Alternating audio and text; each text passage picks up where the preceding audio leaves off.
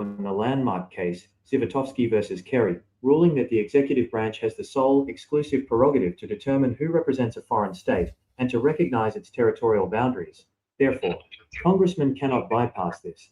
Individual members of Congress, congressional committees, or even a majority vote in both chambers cannot legally force the formal recognition of a government in exile. Charters or internal laws. While Congress can pass internal laws, resolutions, or charters expressing political support, solidarity, or establishing funding for an exiled group, these legislative acts do not constitute formal diplomatic recognition under international or U.S. law. 2. The role of declarations and foundational documents. When a government in exile or a newly emerging state seeks recognition, foundational documents, such as a declaration of statehood, a peaceful redeclaration document, an administrative charter, or a constitution, are critical. While these documents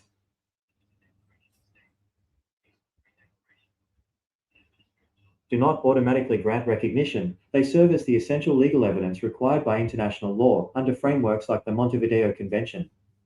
They demonstrate that the administration has 1. A clear political will and legal claim to sovereignty. 2. A defined structure or charter, outlining how it governs its population and registry. 3. A commitment to peaceful, stable relations under international law. Without these core administrative and declarative documents, it is practically impossible for any foreign executive branch to evaluate or grant recognition, as there would be no formal legal framework or entity to recognize. 3. What Congress can do. While individual congressmen or the broader legislature cannot grant formal recognition, they frequently use their legislative and budgetary powers to heavily influence foreign policy and elevate a group's standing. Non-binding resolutions. Congress can pass resolutions expressing the sense of Congress that a specific government in exile is the legitimate representative of its people.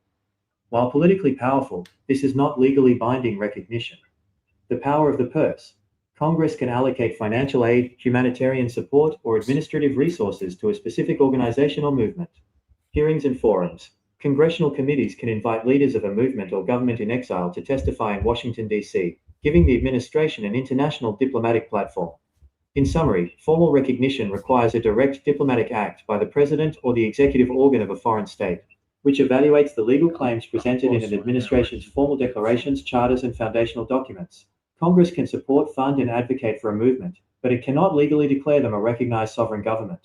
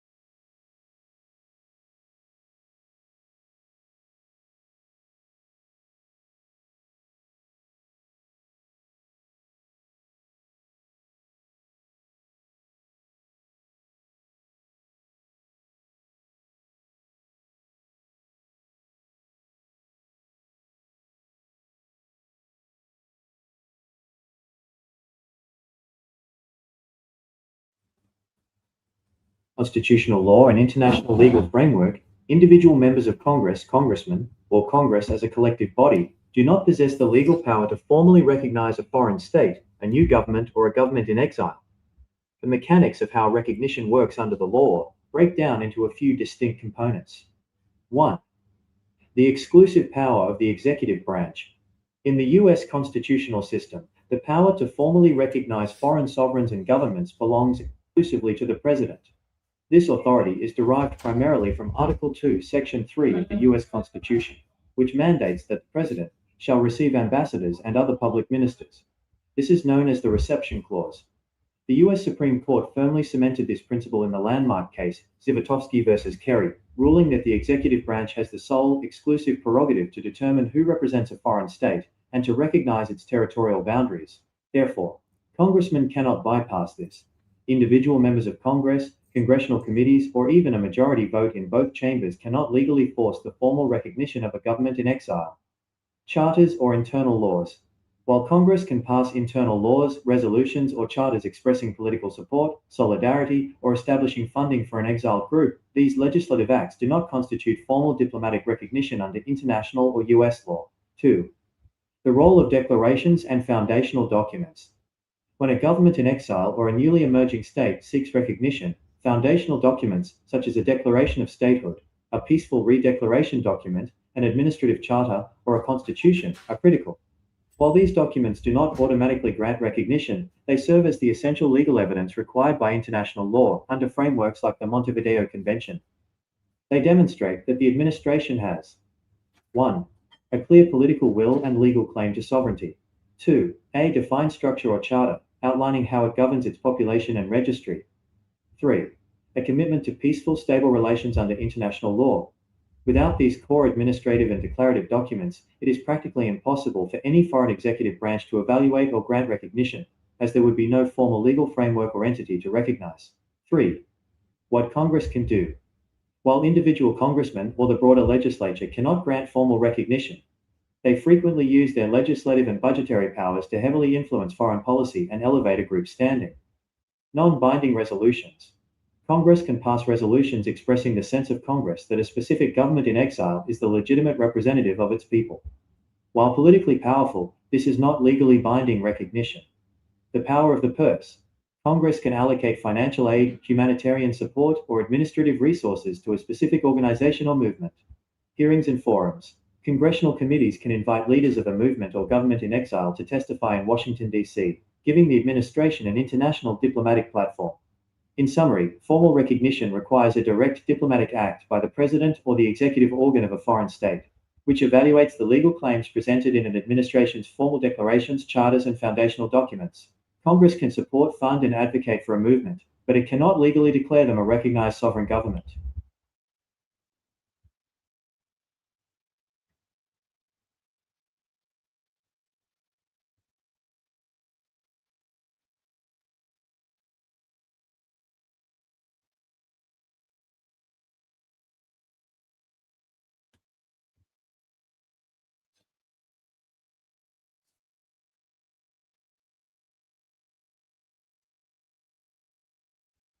Under United States constitutional law and international legal framework, individual members of Congress, congressmen, or Congress as a collective body, do not possess the legal power to formally recognize a foreign state, a new government, or a government in exile.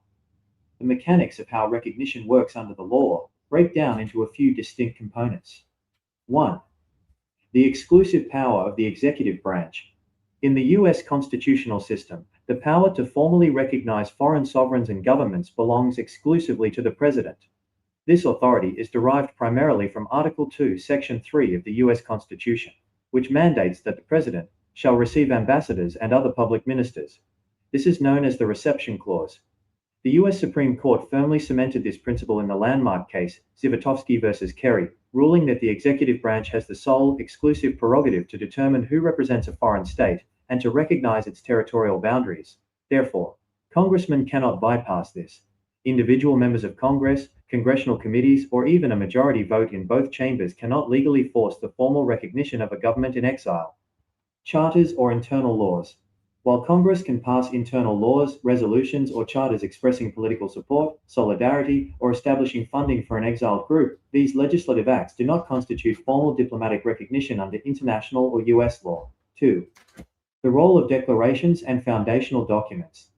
When a government in exile or a newly emerging state seeks recognition, foundational documents, such as a declaration of statehood, a peaceful redeclaration document, an administrative charter, or a constitution, are critical. While these documents do not automatically grant recognition, they serve as the essential legal evidence required by international law under frameworks like the Montevideo Convention. They demonstrate that the administration has 1. A clear political will and legal claim to sovereignty. 2. A defined structure or charter, outlining how it governs its population and registry. 3. A commitment to peaceful, stable relations under international law. Without these core administrative and declarative documents, it is practically impossible for any foreign executive branch to evaluate or grant recognition, as there would be no formal legal framework or entity to recognize. 3. What Congress can do. While individual congressmen or the broader legislature cannot grant formal recognition, they frequently use their legislative and budgetary powers to heavily influence foreign policy and elevate a group's standing. Non-binding resolutions. Congress can pass resolutions expressing the sense of Congress that a specific government in exile is the legitimate representative of its people. While politically powerful, this is not legally binding recognition. The power of the purse. Congress can allocate financial aid, humanitarian support, or administrative resources to a specific organization or movement. Hearings and forums. Congressional committees can invite leaders of a movement or government in exile to testify in Washington, D.C., giving the administration an international diplomatic platform. In summary, formal recognition requires a direct diplomatic act by the president or the executive organ of a foreign state, which evaluates the legal claims presented in an administration's formal declarations, charters, and foundational documents. Congress can support, fund, and advocate for a movement, but it cannot legally declare them a recognized sovereign government.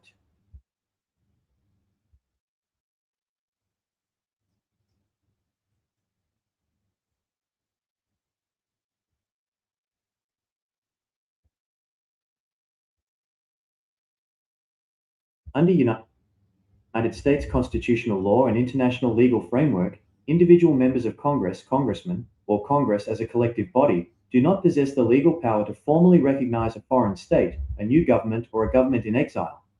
The mechanics of how recognition works under the law break down into a few distinct components. 1.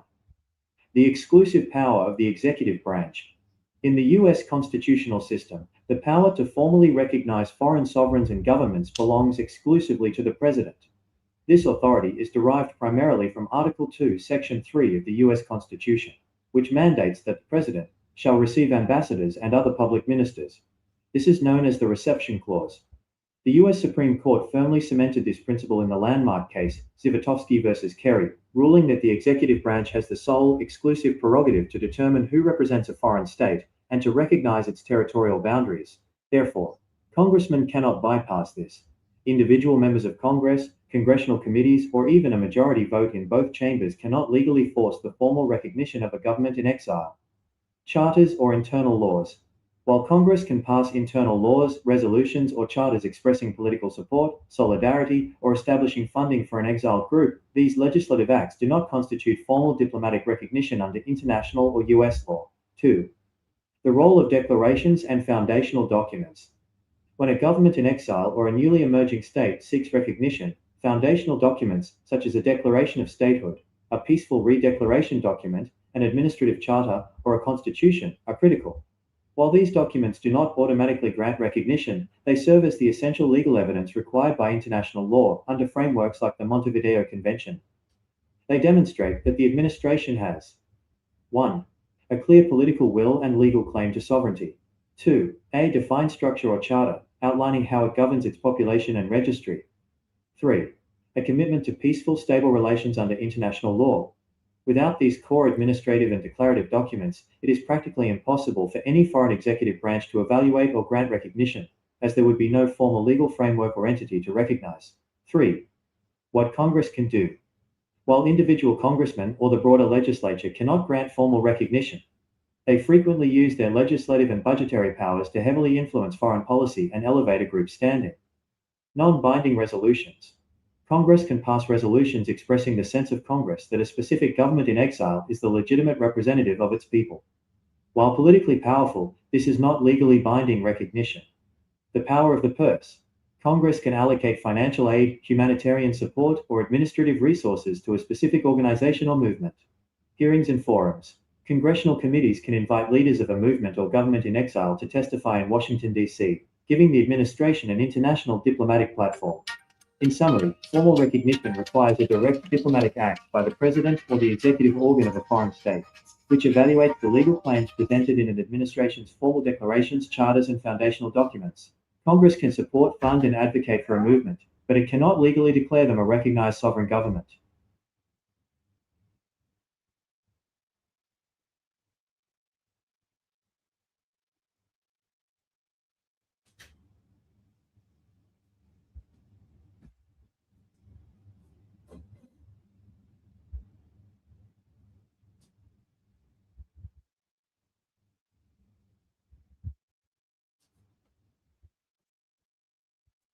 Under United States constitutional law and international legal framework, individual members of Congress, congressmen, or Congress as a collective body, do not possess the legal power to formally recognize a foreign state, a new government, or a government in exile.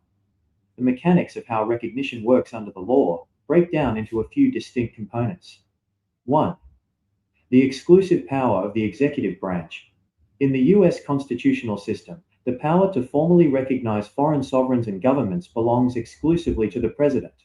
This authority is derived primarily from Article 2, Section 3 of the U.S. Constitution, which mandates that the President shall receive ambassadors and other public ministers.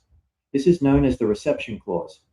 The U.S. Supreme Court firmly cemented this principle in the landmark case, Zivotofsky v. Kerry, ruling that the executive branch has the sole, exclusive prerogative to determine who represents a foreign state and to recognize its territorial boundaries. Therefore, congressmen cannot bypass this.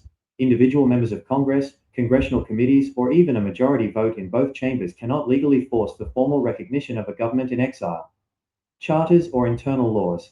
While Congress can pass internal laws, resolutions, or charters expressing political support, solidarity, or establishing funding for an exiled group, these legislative acts do not constitute formal diplomatic recognition under international or U.S. law. 2. The role of declarations and foundational documents. When a government in exile or a newly emerging state seeks recognition, foundational documents, such as a declaration of statehood, a peaceful redeclaration document, an administrative charter, or a constitution, are critical. While these documents do not automatically grant recognition, they serve as the essential legal evidence required by international law under frameworks like the Montevideo Convention. They demonstrate that the administration has 1. A clear political will and legal claim to sovereignty. 2. A defined structure or charter, outlining how it governs its population and registry. 3. A commitment to peaceful, stable relations under international law. Without these core administrative and declarative documents, it is practically impossible for any foreign executive branch to evaluate or grant recognition, as there would be no formal legal framework or entity to recognize. 3. What Congress can do. While individual congressmen or the broader legislature cannot grant formal recognition, they frequently use their legislative and budgetary powers to heavily influence foreign policy and elevate a group's standing. Non-binding resolutions. Congress can pass resolutions expressing the sense of Congress that a specific government in exile is the legitimate representative of its people. While politically powerful, this is not legally binding recognition. The power of the purse.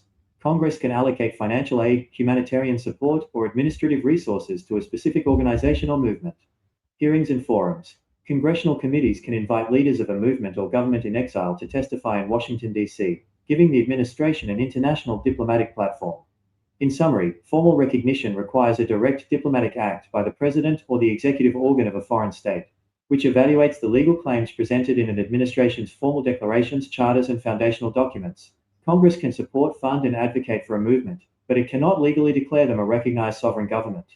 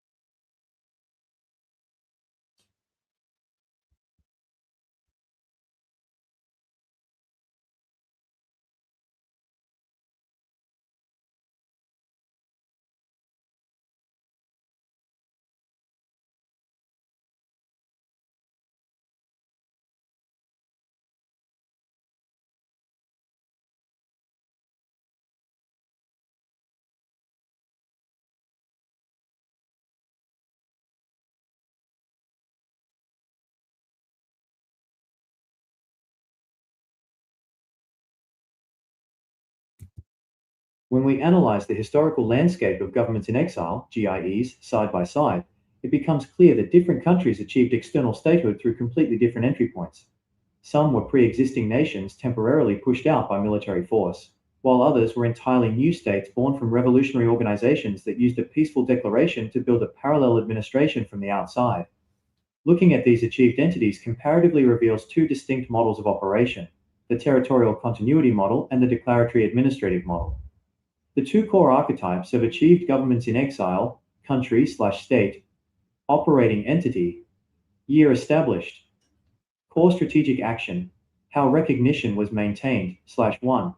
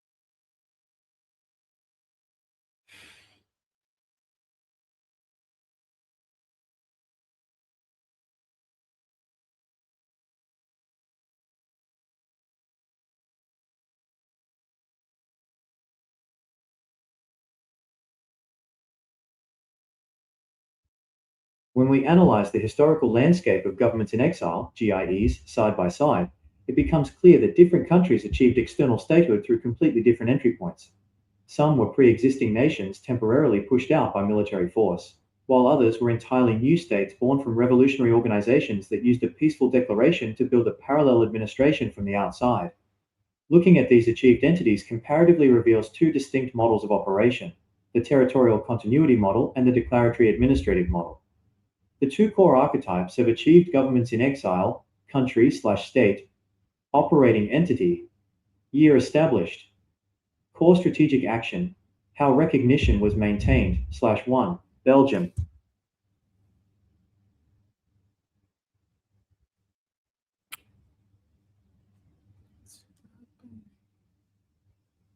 When we analyze the historical landscape of governments in exile, GIEs, side by side, it becomes clear that different countries achieved external statehood through completely different entry points.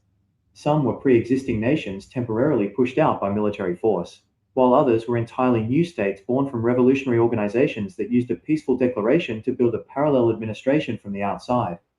Looking at these achieved entities comparatively reveals two distinct models of operation: the territorial continuity model and the declaratory administrative model. The two core archetypes of achieved governments in exile, country/state, operating entity, year established, core strategic action, how recognition was maintained/one. Belgium.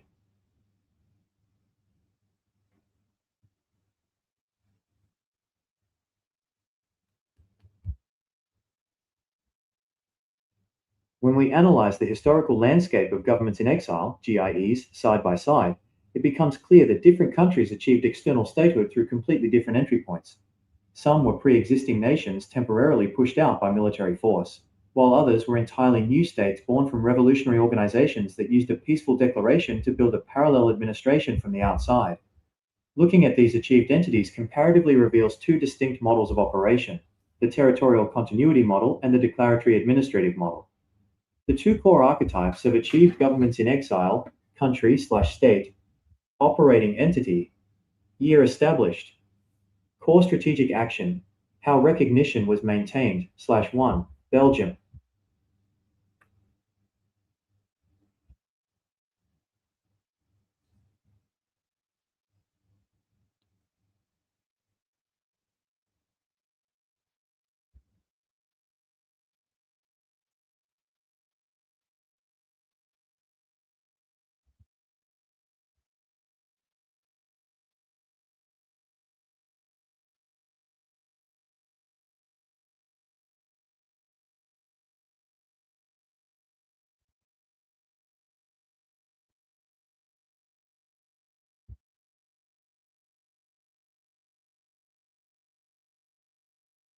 Whether a government in exile, GIE, secures international recognition after a peaceful redeclaration does not depend solely on US congressmen, but members of Congress and parliamentarians in other democratic world powers play a massive, highly influential role in making it happen. Under international law, the formal power to recognize a foreign state or government belongs to the executive branch of a country, such as the President and the State Department in the US, or the Prime Minister and Foreign Ministry in European nations. However, an executive branch is often slow, overly cautious, and deeply hesitant to alter the diplomatic status quo. This is where congressmen and lawmakers become the vital, driving force behind a government in exile's diplomatic breakthrough. They act through three specific mechanisms. 1. Congressional mandates and legislative pressure. While the president signs the recognition papers, Congress holds the power of the purse and the power to write domestic laws that force the president's hand. Historically, when an executive branch tries to ignore a government in exile to avoid upsetting an occupying regime, Congress can pass specific legislation to legally mandate a shift in foreign policy. The historical precedent, the Baltic states, when the Soviet Union occupied Estonia, Latvia, and Lithuania, US congressmen were instrumental in ensuring their exiled legations remained recognized. Congress consistently passed appropriations bills that legally protected the funding of the Baltic embassies in Washington, D.C., effectively blocking multiple administrations from recognizing Soviet control. The Taiwan precedent. While not a traditional GIE, when the US executive branch withdrew formal recognition from Taiwan in 1979 to normalize relations with Beijing, Congress stepped in and passed the Taiwan Relations Act. This law legally mandated that the US must treat Taiwan as a sovereign entity for all domestic legal purposes, keeping their administrative relations alive regardless of formal executive recognition. 2. Serving as the gateway to legitimacy. A newly declared government in exile cannot easily book a meeting with the US Secretary of State or a foreign president on day one. Sympathetic congressmen act as the primary entryway into a superpower's political ecosystem. Government in exile v. Sympathetic congressmen/lawmakers. Introduces resolutions, hosts congressional hearings, v. Public awareness and media pressure. Greater than forces executive branch to act. By hosting official congressional hearings, welcoming exiled leaders to testify on Capitol Hill, and introducing non-binding congressional resolutions, lawmakers can elevate a movement from a local political dispute to an international human rights and geopolitical priority. This creates a public and media narrative that forces the executive branch to officially address the GIE's claims. 3. Weaponizing foreign aid and sanctions. Congress holds absolute control over a superpower's economic leverage. If a foreign adversary has unlawfully occupied a territory or suppressed a peaceful redeclaration, congressmen can introduce legislation to impose severe economic sanctions and asset freezes on the occupying regime, authorize direct humanitarian, administrative, or logistical funding to the government in exile's external ministries. By cutting off the oppressor's money and funding the exiled administration's digital or physical infrastructure, congressmen systematically shift the balance of power, making it economically and diplomatically costly for the executive branch to continue ignoring the GIE. Summary of roles in the recognition process. Government branch, formal power, practical impact on a GIE, executive branch, President/State Department, primary holder, holds the direct constitutional authority to formally accept foreign diplomats and grant de jure state recognition, often cautious and reactive, moves only when the political or geopolitical cost of non-recognition becomes too high. Legislative branch, congressmen/lawmakers, the catalyst, controls funding, writes foreign policy laws, hosts official hearings, and imposes sanctions on adversaries. Actively forces the executive's hand, provides the initial platform, funding, and domestic legal protections that keep an exiled administration alive. The takeaway. For a government in exile, winning over congressmen and lawmakers is often the most critical intermediate step to achieving formal international recognition. While they do not sign the final diplomatic decree, their legislative actions, public resolutions, and control over foreign policy funding are the primary engines that compel a superpower to officially recognize a peaceful declaration of sovereignty.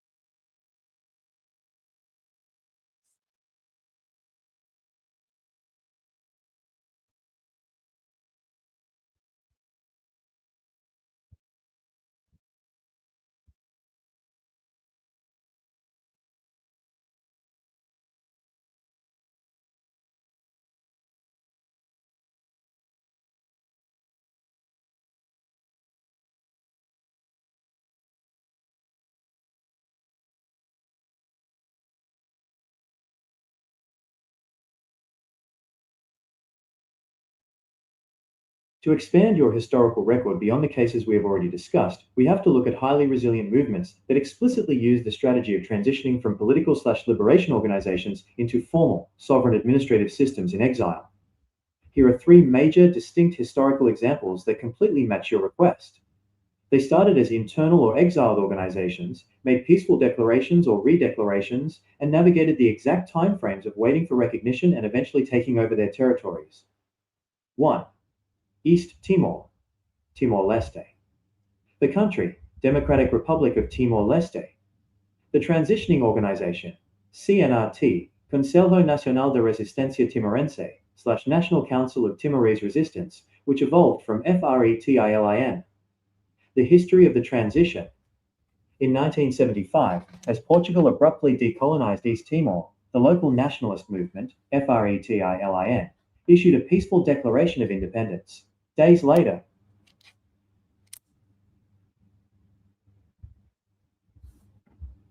to expand your historical record beyond the cases we have already discussed, we have to look at highly resilient movements that explicitly use the strategy of transitioning from political/liberation organizations into formal, sovereign administrative systems in exile. Here are three major, distinct historical examples that completely match your request. They started as internal or exiled organizations, made peaceful declarations or redeclarations, and navigated the exact timeframes of waiting for recognition and eventually taking over their territories. 1. East Timor, Timor-Leste. The country, Democratic Republic of Timor-Leste. The transitioning organization, CNRT, Consejo Nacional de Resistencia Timorense, / National Council of Timorese Resistance, which evolved from FRETILIN. The history of the transition. In 1975, as Portugal abruptly decolonized East Timor, the local nationalist movement, FRETILIN, issued a peaceful declaration of independence. Days later,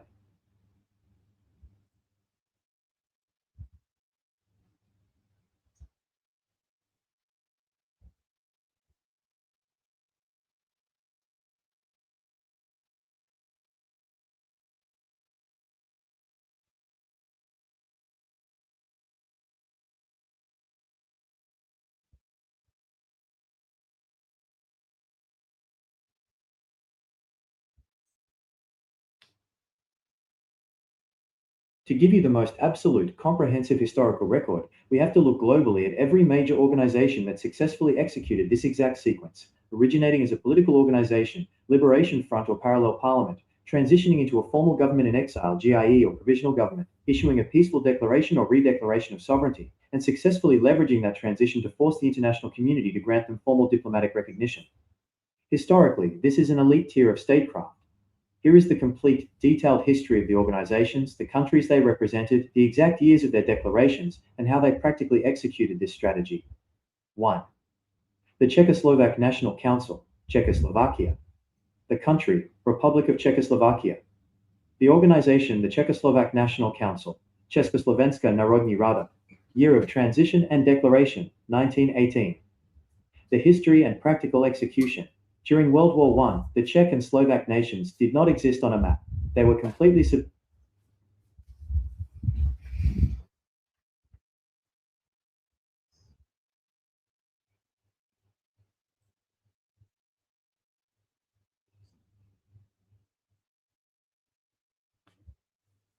To give you a comprehensive legal and political history, we have to look globally at the rare, specific organizations and liberation fronts that transitioned into a formal government in exile, GIE, or provisional government, issued a peaceful declaration or redeclaration of statehood, and successfully used that transition to secure international recognition.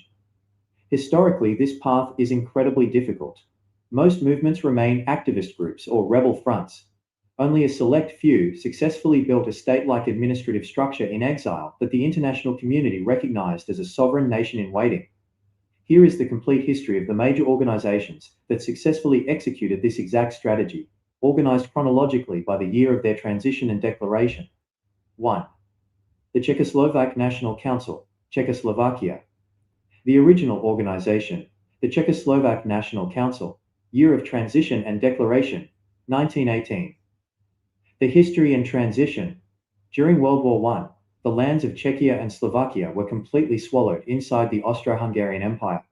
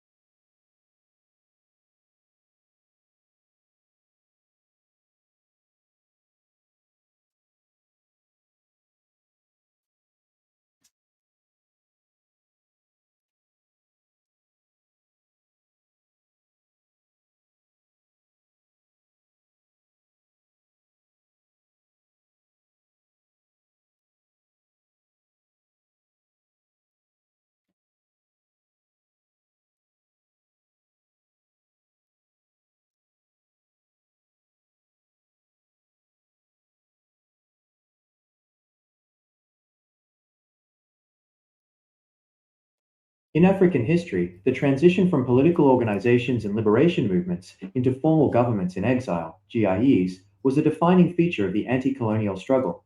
The historical timeline reveals how these African administrations organized, how long they protested before taking that step, and who achieved the milestone of international recognition following a formal declaration.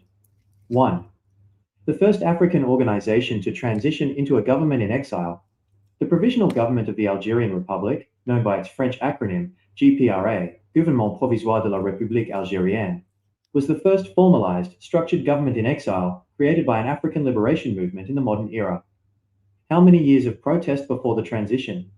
The transition into a government in exile was the culmination of over 30 years of political protest, nationalist organizing, and eventual armed conflict. 1926 to 1954, 28 years of political protest and organizing. Algerian nationalists spent nearly 3 decades trying to achieve equality, civil rights, and independence through peaceful political parties, protest movements, and rallies, such as the Étoile Nord-Africaine founded in 1926, and later the Parti du Peuple Algérien. These peaceful avenues were systematically crushed, banned, or ignored by the colonial administration, culminating in the tragic Sétif massacres of 1945. 1954, the pivot to armed liberation. Realizing that peaceful protest within the colonial framework had failed, nationalists united to form the National Liberation Front, FLN, in 1954, transitioning from protest to an active war for independence. 1958, the transition to government in exile. After 4 years of intense war, and a total of 32 years since organized nationalist protests began, the FLN officially transitioned its political structure into a formal state apparatus. On September 19, 1958, they issued an official declaration in Cairo, Egypt, establishing the GPRA as the legitimate government in exile for Algeria. 2. The first African government in exile to achieve international recognition after a peaceful declaration. The GPRA, Algeria, also holds the title of being the first non-state African entity to achieve widespread formal international recognition immediately following its declaration.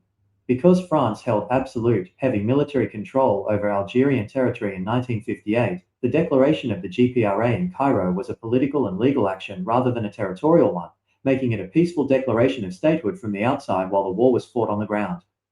The timeline of recognition, 1958. The international community did not wait for the war to end to recognize them. Immediately following their declaration on September 19, 1958, a wave of international recognition followed. Day 1 to 7, September 1958. Within days of the declaration, neighboring African and Arab nations, including Egypt, Tunisia, Morocco, Libya, Sudan, and Ghana, formally recognized the GPRA as the sole legal government of Algeria. Global expansion. Shortly after, global powers like China, Indonesia, and several Eastern European nations granted formal diplomatic recognition. The legal impact. By achieving international recognition despite having no physical capital inside Algeria, the GPRA successfully stripped France of its legal argument that the Algerian conflict was merely a domestic policing matter. It forced the international community to view Algeria as an occupied nation, with a legitimate, recognized government in waiting, paving the direct legal path to the Evian Accords and full independence in 1962. Other notable African parallel, bypassing territorial control. While Algeria was the first to transition its revolutionary front into a recognized provisional government, another vital African movement achieved a similar legal milestone entirely through international diplomacy. SWAPO, Namibia. Originally founded as a liberation movement in 1960 after decades of peaceful labor protests against South African apartheid occupation. In 1973, through intense diplomatic lobbying, the United Nations General Assembly passed Resolution 3111, formally recognizing SWAPO as the sole and authentic representative of the Namibian people. Like the GPRA, SWAPO achieved this international status and operated an external administrative structure for over 15 years before South Africa withdrew, and Namibia achieved physical independence in 1990.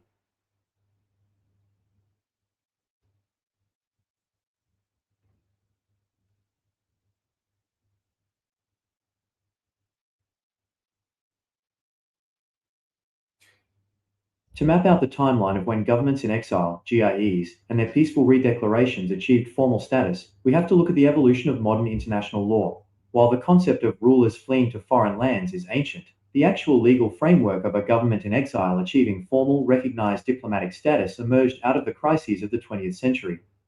1. The first modern government in exile to achieve international recognition. The very first instance where a government fled its territory due to hostile military occupation, yet maintained its legal sovereignty and widespread international recognition from third-party nations, occurred in 1914 during World War I. The country, Belgium. The year, 1914. The setup. In August 1914, Imperial Germany invaded neutral Belgium. King Albert I and the Belgian government refused to surrender. As German forces occupied nearly the entire country, the Belgian administration evacuated across the border into France. The execution. They established a temporary capital in exile in the French seaside town of Saint-Adresse, near Le Havre. France, Great Britain, and their allies immediately granted the exiled Belgian administration full recognition as the sole de jure, by right of law, government of Belgium. The legal precedent. The Belgian exile set a massive precedent in international law. European courts ruled that because Belgium had not ceased to exist as a state, its exiled administration retained full sovereign immunity, the right to pass laws, and the authority to command its overseas colonies, like the Belgian Congo, from French soil. 2. When did peaceful redeclarations and the global framework start? If we look past occupied states to movements that peacefully declared or redeclared sovereignty from the outside, without historically holding the territory first, the global framework shifted during two distinct eras. Era 1. The World War I. Decolonization pivot. 1918. The idea that an exiled political council could declare a nation into existence and achieve recognition before physically controlling the territory took off at the end of World War I. The blueprint. The Czechoslovak National Council, led by Thomas Masaryk in Paris and London, spent the war years peacefully lobbying Allied powers. In 1918, before the Austro-Hungarian Empire collapsed, and before Czechoslovakia physically existed on a map, the US, UK, and France formally recognized this exiled council as the legitimate de facto government of the upcoming Czechoslovak state. Era 2. The codification and golden age of exile recognition. 1939 to 1945. The exact legal term and structural mechanics of a government in exile became a fully standardized instrument of international law in 1939 and 1940. The catalyst. With the outbreak of World War II, London became the global hub for exiled statehood.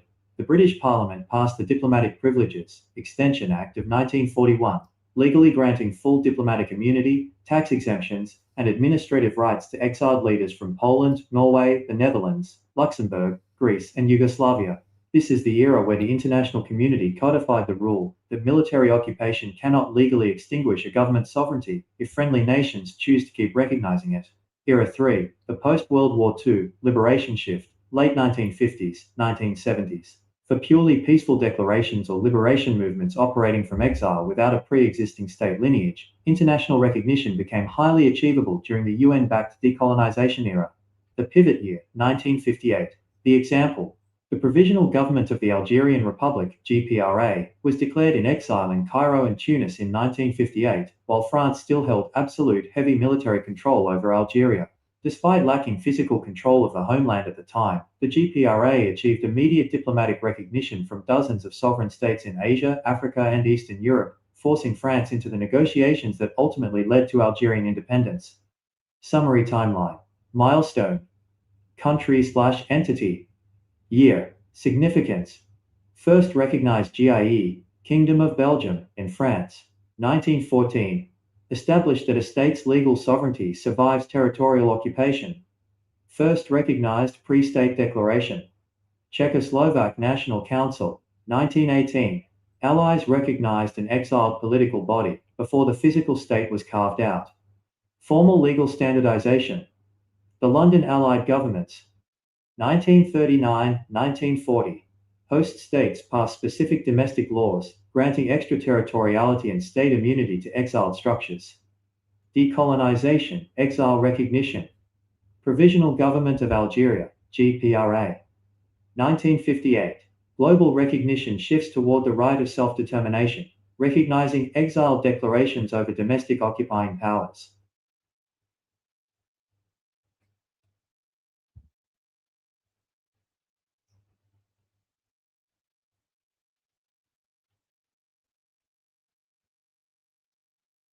To understand how a government in exile, GIE, or a newly declared sovereign entity legally and practically executes its administrative machinery without a territory, we have to look at the exact operational friction points. How do they issue a document that a foreign border agent will accept? How do they protect their servers from state-sponsored cyber attacks? And how do they legally compel compliance?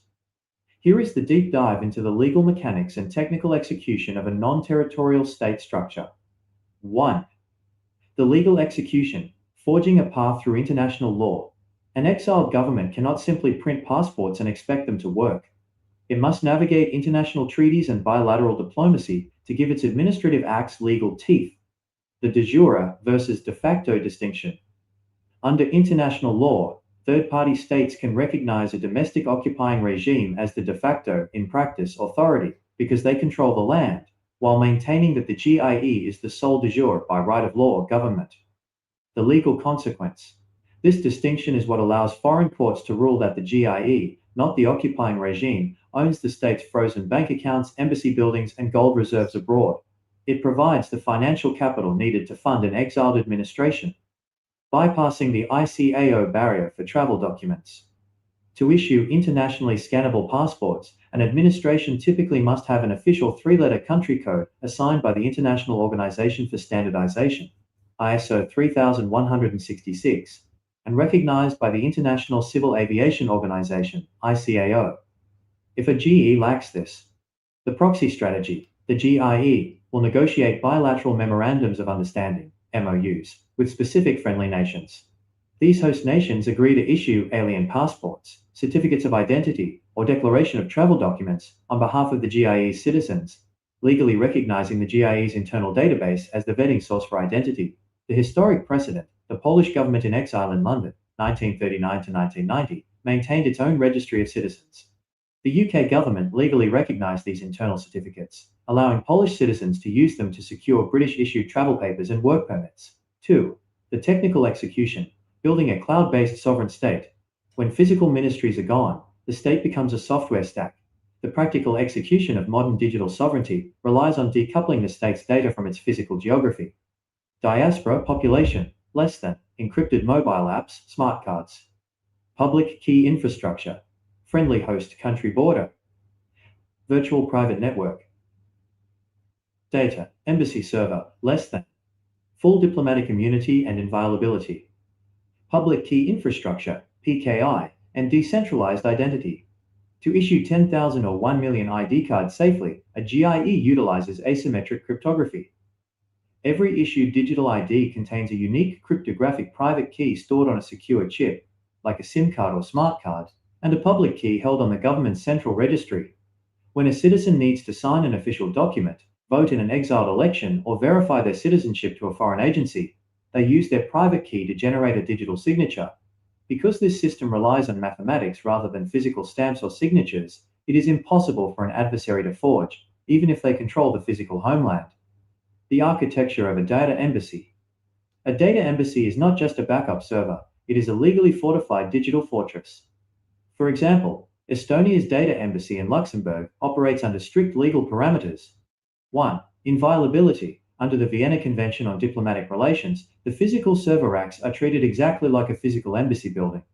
Host country law enforcement or technicians cannot enter the server cage, access the data, or seize the hardware without the explicit permission of the exiled administration. 2. High availability mirroring. The data registers, births, deaths, identity logs, land registries, utilize continuous real-time synchronization. If the primary servers are compromised or physically seized by an adversary, the data embassy instantly takes over as the primary network route, keeping the digital state alive without a single second of downtime. 3. The practical execution, managing the population. How does an administration practically govern a population distributed across different jurisdictions, voluntary taxation, and financial networks? Without the power to arrest people for tax evasion, the GIE relies on voluntary sovereign compliance. The freedom tax. Historically, movements like the Provisional Government of the Algerian Republic, GPRA, or the Tibetan government in exile, Central Tibetan Administration, instituted voluntary taxation models. Diasporic citizens pay a small percentage of their income to sustain the administration. Modern fintech integration. Today, this is executed through decentralized ledger technology or specialized offshore fintech platforms. By setting up a legally compliant non-profit or state-backed financial entity in a friendly jurisdiction, like Switzerland or Delaware, the GIE can process donations, distribute humanitarian aid to its citizens, and fund its administrative offices globally. Consular networks in exile. Because physical offices are scattered, the embassies of a GIE function primarily as digital administrative hubs. A citizen living in the US, Germany, or Australia logs into a secure portal managed by the GIE, uploads biometric data, and receives an identity card via secure mail or a mobile application, effectively establishing a global administrative network that operates entirely parallel to traditional, geographically bound nations.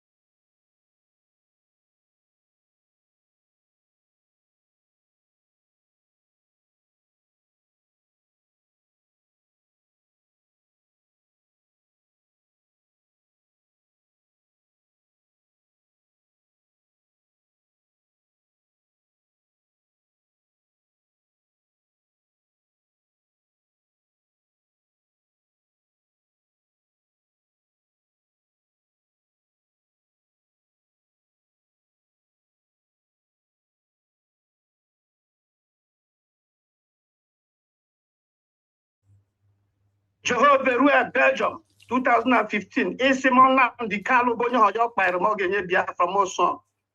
Jehovah Rua 2021 Easium DOS ship sinking, enter a new ship which is autopilot. Jehovah, before Ogen Kereme problem, issue a barrel full of fruits. Hausa were picking, Yoruba were picking. Onyeme represent Biafra was a lady. Mbaha Madam Dr. Ngozarabeze. After picking the whole fruits, the epikicha, Hausa Yoruba Habia, Kadata Biafran sister, have picked the fruits and go pick it. With empty barrel, Yenya Kola. Shine Koburulago be far be fake fire. Isim about Dr. Ngozarabeze and Mboke appear. Isim Soya. Jehovah ya memji soya. Nebere urula omume. Nsege Jehovah chukwa kikabia mabiko. Niya mami fere dicho. Niya bere bere chineke ni umo dicho. Niya favor. Eboge simwe favor. Through Trump, through Nathaniel, through Jewish members worldwide. Chineke biko. Kahane banya efa because see what about Jewish brothers since in Hage and in the greatest war. If I'm about Trump, Chineke is the all Trump who can win, Trump will win. Jehovah Chukwu Kikabiama. Ozubi Fabasa Biafran struggle. All in here Sirina Kadabia, Osiga Kamad, Usiri Jehovah Biko. Oburo he Baram Jehovah Memji saw this Biafran struggle. Na Biko dia Yeremaka. Dia Meka Opu Wema Pusif. Meko Wema Hunyamata Nemutala Biafra. Chineke Niska loses Simwe. Ekotonu, more than $1 million credit facility. Favor color 500 million. Elu Sumyami Mike, Try Basa Biafra. Chineke Cheta, government of Belgium from Sim Kenya Makuku document. Come happy never start Biafra. Namaga EU Parliament. EU Parliament. As Tom Hanya Makuku, come happy for Bukweme, Unjo. Unsika and a woman. Jehovah Gemechi Hadile, Yidaba in Abuanya Fanya Wuranu na Chu Biafra. Biafra was spiritual something, Ogo Mobu Jehovah. Chuko Kikabia Mageme, Koburi Hagabian and Megide. Koburi Hange Mataya Jehovah. The Lobo Nukunja, Poma Chinak, Bikonya Man Mario. The American Nam di Kalu Seba Hamputa, the American Mazi Simanepa Seba Hamputa, the American Dr. Ngoza and Bo favor carry favor. Powerful nations so Wakadanya and Biafra. Ndionka Chineke. Become where all the whole executive Amon away Matiferiaka. Le Jehovah from Dana.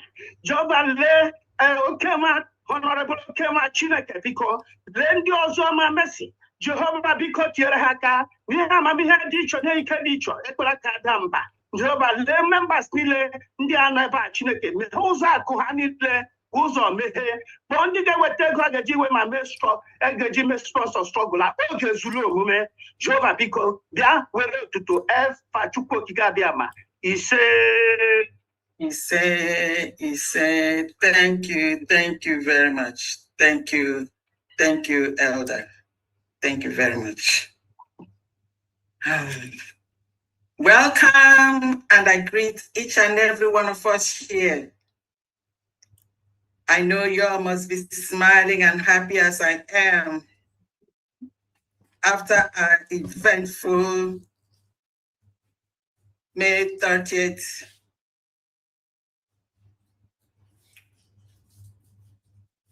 Memorial and Remembrance Day of our fallen heroes and heroines. So I'd like to say welcome to Her Excellency, Dr. Ngozi Arabeze, to USB Envision's Elite Court, to the Cabinet, to the extended leaders of Cabinet of the United States of Biafra, to the governors, to the state executives and administrators,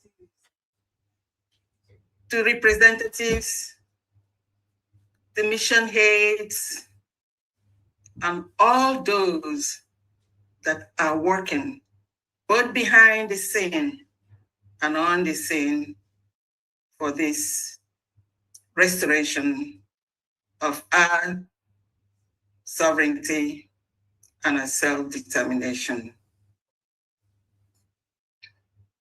Our heroes and heroines died that we may live. And every Biafran, all Biafran citizens, we like to say thank you to each and every genuine Biafran that is a part, has been a part, and continues to be a part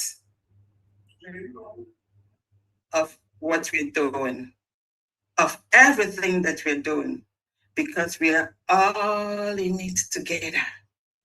It's not a one-man sport, like our Deputy Prime Minister, Her Excellency Ngozi Arabeze says all the time, we are all endowed and blessed with different gifts. The gifts of talk, the tongue, the gifts to do something with our hands, intellectual gifts, the gift of using your leg to go do some certain things that concerns our self-determination and sovereignty. So each and every one of us has something to offer. And when it is your turn and you renegade on it, you have yourself to blame. The gifts to use what God has given us for the glory of our self-determination and restoration. Sometimes you think, oh, you are cheating somebody else. No. If except you are soulless, then there's no way you will turn your back on your freedom. Because life is not worth living except you are a freed man. This brings us to the prophecies and the vision of our Onyendu. All his prophecies has come to pass. Both Biafrans, non-Biafrans, other tribes in Nigeria, and other people in the global stage are now really seeing sense on the prophecies and the vision of our Onyendu, our leader, Mazi Nnamdi Kanu.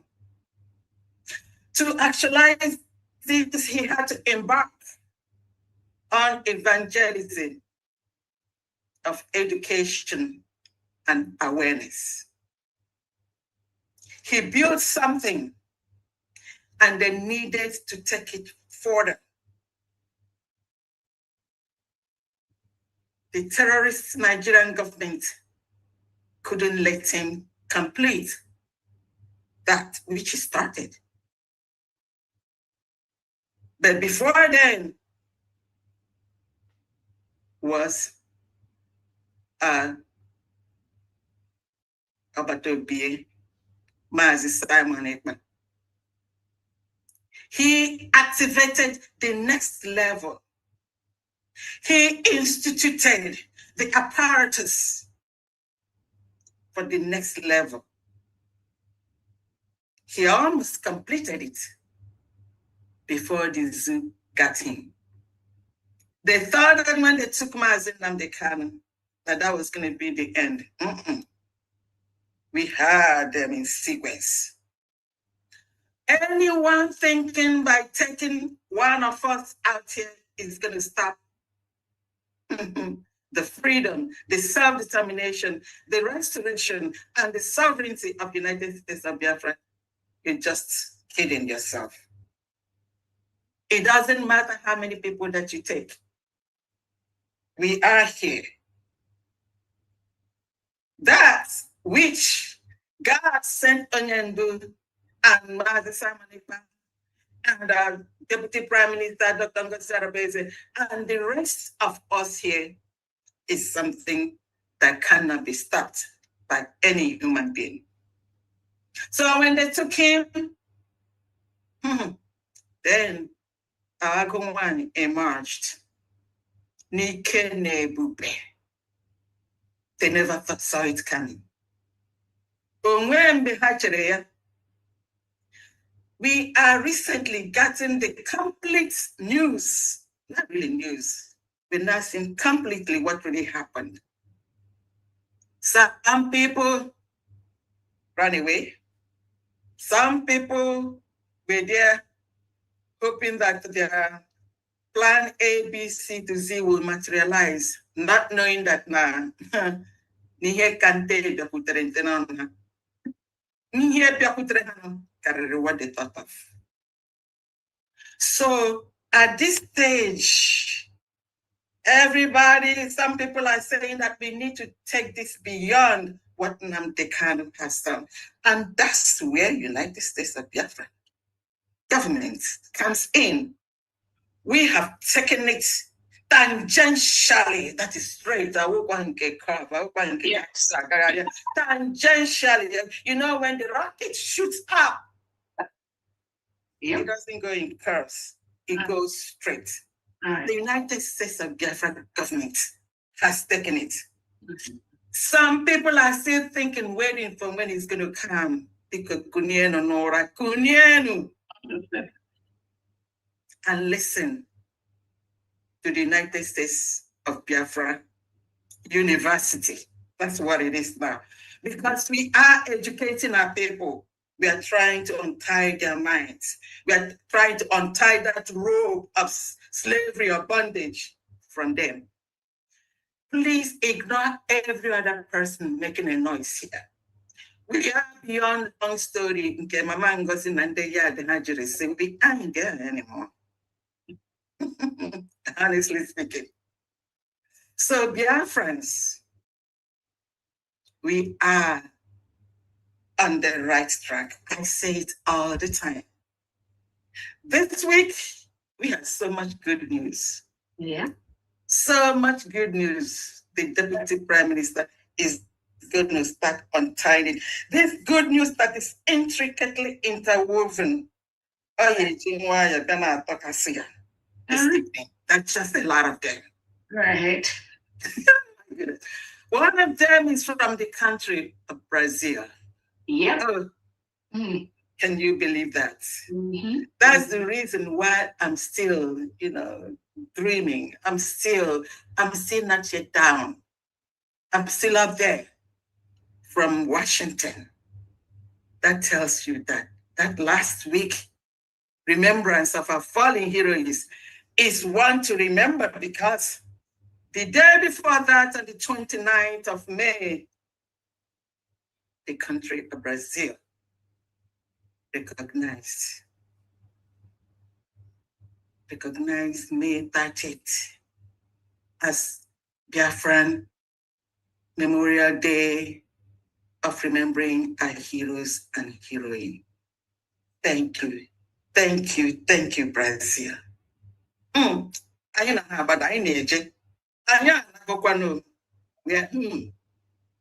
It's just to tie certain loose ends of prayer. And also something bad happened too. So I would like to use this moment, this time, to commiserate with the parents of those innocent school children that were kidnapped by the terrorists. The conquest, the subjugation, and the dominance of the terrorists, Fulani jihadists, is real. It's real. It's just unfortunate that some people are not trying to experience a little bit of what Biafrans have all along experienced. But the most unfortunate thing is the beheading of the teachers and some of those innocent school children. So all the one Nigerians, I have a question for you. Are you still standing on your one Nigeria? If you are the greatest enemy of not only other citizens of Nigeria, but United States of Biafra. Anyone advocating for one Nigeria is an enemy of life. Please, everyone should take a deep thought in all this. What's your reason for one Nigeria? There's simply no reason for it. All that is, all that we are seeing, all that we are seeing, not only just today, that we have seen some people refuse to see, is the conquest, the subjugation, and the dominance. So there's no solution. It does not matter what you do. Please, people should stop. And more so is some of the Biafrans that saw the genocide against us. And some people that are saying that that was 53 years ago or 55 years ago, they're trying to act as if it never happened. And some people are just talking as if they're in the twilight zone. If you are any Biafran and you are trying to run for presidency of Nigeria, your head should be examined.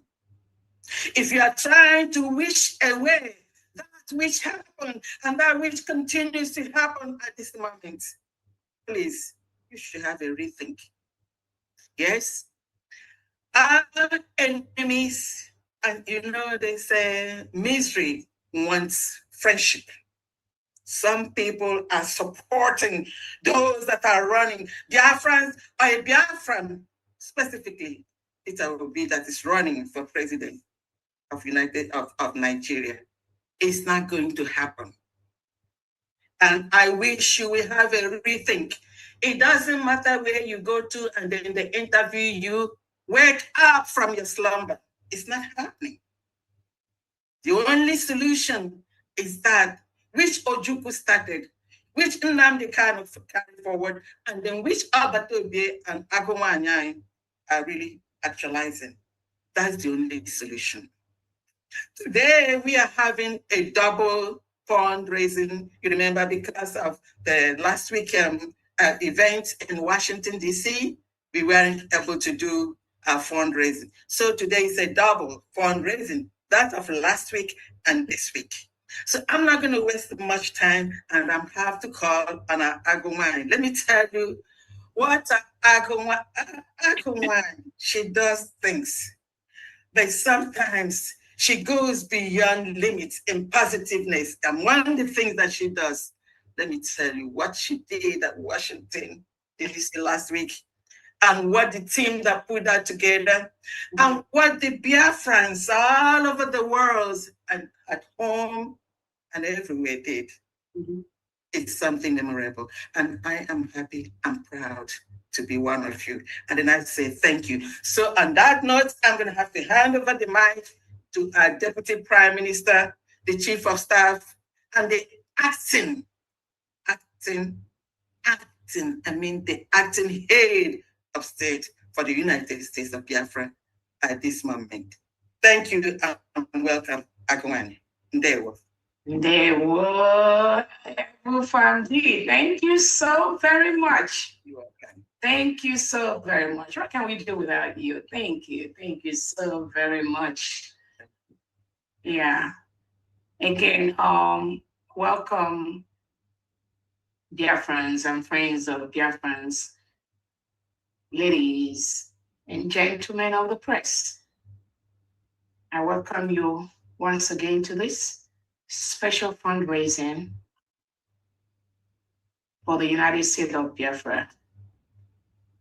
We do this as a humanitarian project. First, to help thousands of indigenous Biafrans that are locked up in different jails across Nigeria and in the Biafra territory by the terrorist state of Nigeria, headed by Tinubu. And his Foreign Affairs Secretary, Bianca Ojukwu Ono. We do this fundraising to help thousands of indigenous Biafrans that Bianca Ojukwu has locked up in different jails across Biafra territory and in Nigeria. We all on this platform, we could decide to just relax, not do anything. It doesn't bother us. It doesn't concern us. We live fine wherever most of Biafrans are. We may decide we don't have to do anything. We may just decide to ignore the millions of innocent indigenous Biafrans that are locked up by the terrorist state of Nigeria. Yes, we all can decide. It doesn't concern us. We don't care. Let them rot away in the jail. They don't have to be out. They don't need no freedom. They don't deserve any human rights. We all can say, let's just continue our businesses in diaspora and just ignore them. It doesn't matter. We all can say, oh, my brother is not directly involved. My mother is not directly involved. My sister is not directly involved. So what's my beef about that? Just allow them to do whatever. I only care about me, my children. Everyone listening to me here can say this. But I'm telling you, 95% of people here listening to me have said no. No. Charity begins at home. You cannot have your brothers and sisters, community members, family members rot away under the terrorist state of Nigeria, and you just keep quiet where you are. And just pretend as if everything is normal.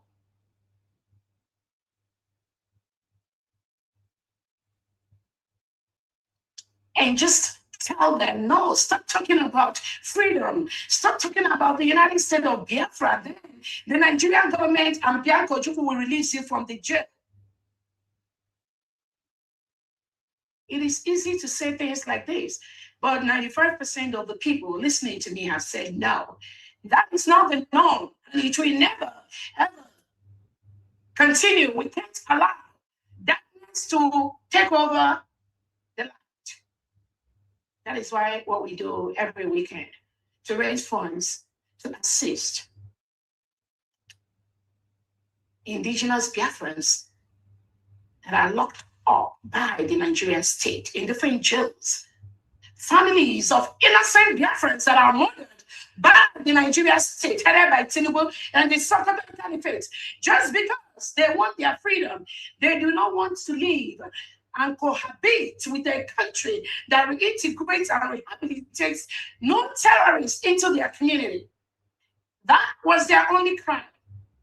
Tinubu and Bianca Ojukwu and Peter Obi, they just tell their Nigerian military and police, lock them up, kick them up, they don't matter. Throw them away into Tiger Base, into the jails in Port Harcourt, into the jails in Sokoto, into the jails in all parts of Nigeria. Just lock them up. Do not tell their family members where they are. Nobody should say anything about them. Just lock them up. Because we have the power of the gun. We have the AK-47 to silence them. We are the government. We are in power. But what is a government? If you don't respect the basic rights of your citizens, what is a government? If you continue to flout international and local orders, what is a government? If you have no respect for human rights, what is a government? If you continue to commit genocide and atrocities among your people. That is a failed government and must be crushed for our people to leave. That is why we do what we do here every weekend. Thank you so much, Fandi. Thank you. Thank you very much. Thank you so much, Honorable Christopher. And thank you so much, all Biafrans. I want to use this opportunity first to thank our leader, Onyedu Nnamdi Kanu.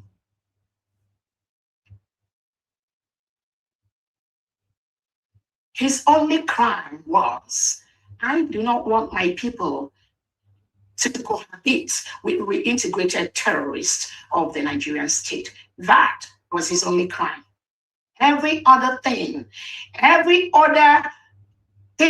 have concocted against him, they were all false. That was why the Nigerian government colluded with certain individuals in Kenya to kidnap our Onyendu and discharge him to Nigeria without going through the normal process of the law. Locked him up, tried him, now committed him to life jail. A United Nations Committee on Extraordinary Rendition met and has told the Nigerian government to release Onyendu Nnamdi Kanu and compensate him. Tinubu and Bianco Ojukwu, they refused because they are lawless individuals. They do not obey any law. They do not obey whether it's international or local law. They do not obey human rights. They all operate under the power of the gun, of the AK-47, making the world a very dangerous place for people to live. They disobeyed the United Nations recommendation to release Onyendu Nnamdi Kanu. Several courts, over 4 courts inside Nigeria, including ones in the east, have told the Nigerian state to release Nnamdi Kanu and let him go. He has not committed any crime. Bianco Ojukwu and Christopher Musa and Tinubu, they refused with Peter Obi. They told them to continue to hold Nnamdi Kanu.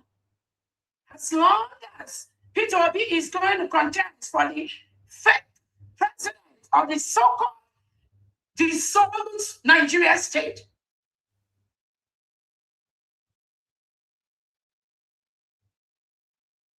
So Peter Obi and Bianco Ojukwu currently are holding Onyendu Nnamdi Kanu in Sokoto prison because they want to hold position in the failed terrorist state of Nigeria.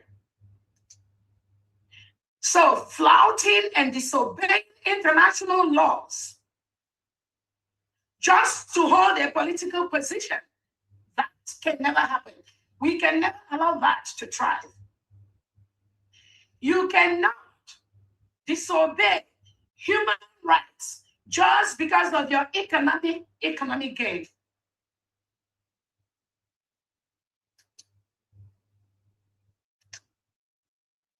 So I'm telling Onyendu Nnamdi Kanu, do not be moved for that which you seek, we already got.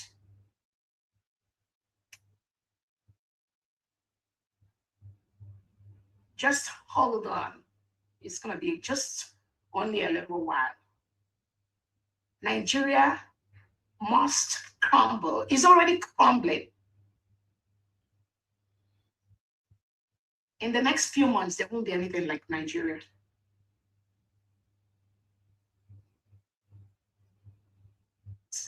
I want to also use this opportunity to remember our Prime Minister, His Excellency Simon Ekpa.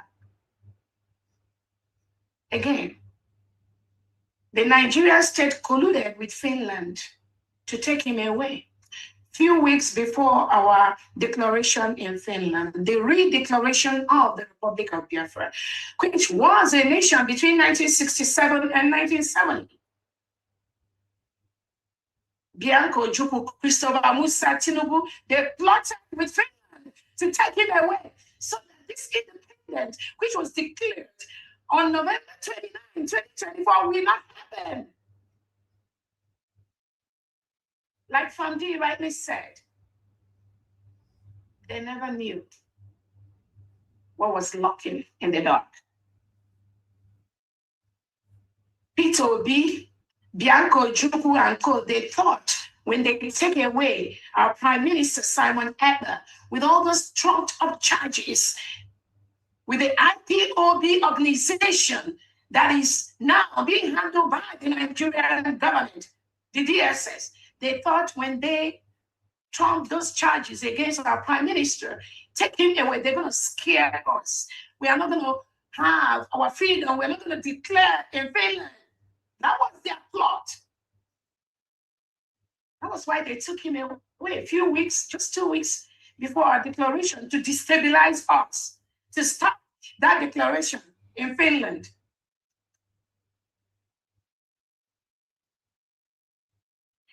Little did they know that the independence of the people of the United States of Biafra is already ordained by God.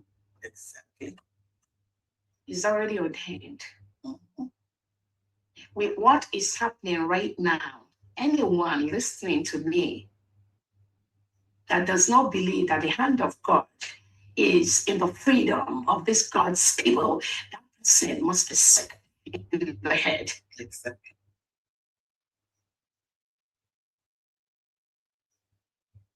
So the Nigerian government, Peter Obi, Bianco, Juku, and Co, Peter Mba, with their lives, Charles Soludo, they plotted to take away Simon Ekpa so that these people will not declare their independence in Finland.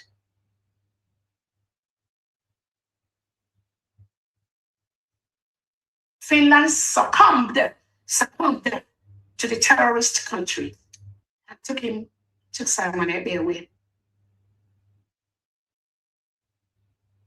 And according to them, they got witnesses from the terrorist Nigeria police, a police system that's been declared as a terrorist organization by a federal court in Canada. Nigerian police have been declared as evil. No respect for human rights, no respect for law. These are the people that Finland claimed they got their witnesses from. How can you trust the police of a country that's been declared as a terrorist state?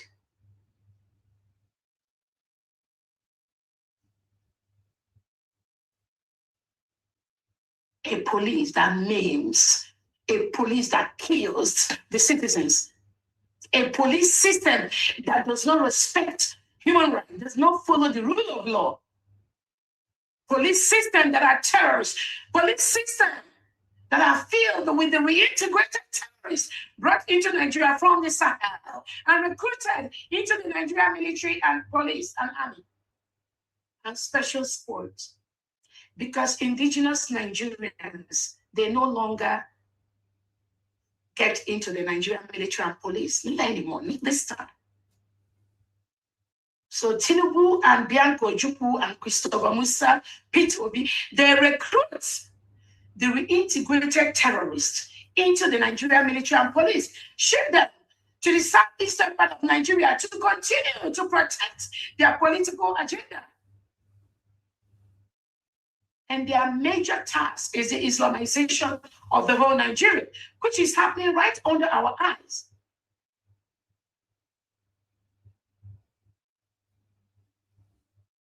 So Finland got their witnesses from reintegrated terrorists that are recruited as police in Nigeria's system. That is wrong, and I'm calling on Finland to let someone ever go immediately. I believe if Finland knows that Dr. Robreza was around, they wouldn't even have touched someone ever, but they can trust Exactly. trust. Let him go. He has not committed any crime. All of us are witnesses to how the Nigeria state behead teachers in front of young people. Teachers are beheaded. Thousands of indigenous Nigerians are kidnapped into the bush. Children are kidnapped into the bush. I want to use this opportunity to commiserate with the families of innocent indigenous Nigerians that are being kidnapped by these terrorists brought in by Bianco Ojukwu, Tinubu, and Christopher Musa into the Nigeria territory. Today, I read the news of one of the young little child has died in the hand of the terrorists.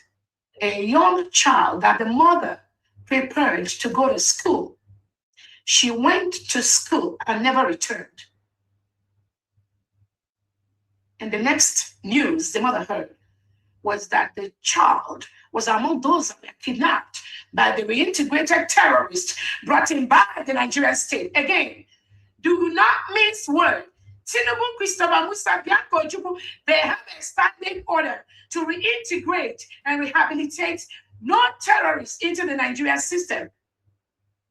And it was these terrorists that kidnapped and killed this innocent child this morning.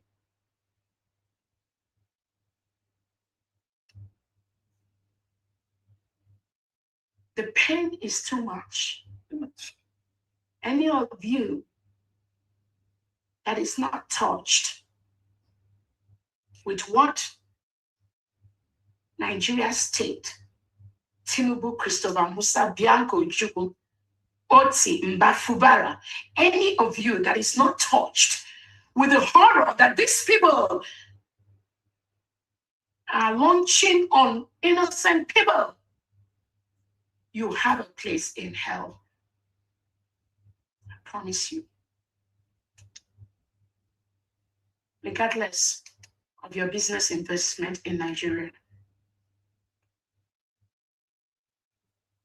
my heart goes to those mothers and fathers, brothers and sisters whose family are still with those terrorists in the bush. They are crying out every day for somebody to come and save their lives. Nigeria cannot save them. Nigeria does not understand what life means, so they can't give what they don't have. That is why for over 14, 20 days, all those children are still in the terrorist den. And the terrorists are doing videos of these children, of these people, showing it to the world that they are holding these children. And Tinubu and it's Oluremi Tinubu, the wife of the Nigerian president, cannot do anything. She's busy sharing cars for her husband to be the next president in Nigeria. Shame on you, Oluremi Tinubu. Very big shame on you. If all you care about is to share common cars above human life, you are a failure and should be ashamed of yourself. In the United States of Biafra, no child, not even one child will be taken by any terrorist. And within 30 minutes, that terrorist will not be tracked down. That child rescued.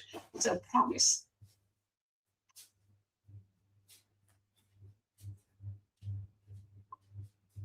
Nigeria cannot control the terrorism. So those of you that think there's anything that could be done to save anything, you're wasting your money. Save that money to people in your own country. Because the terrorists have taken over almost all part of Nigeria. And they show the video, it's on social media. And Tinubu and Bianco Ojukwu that is busy picking up innocent Biafrans in the fourth state of Biafra that have said they do not want to reintegrate and rehabilitate. They do not want to live in the same community with these terrorists. Bianco Ojukwu is busy sending her agents to pick them one by one in the middle of the night in their homes and dump them in different jails across Nigeria. That's exactly what she's doing because I have the records.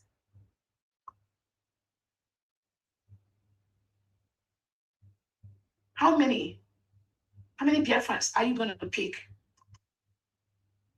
While children are in the bush crying for help,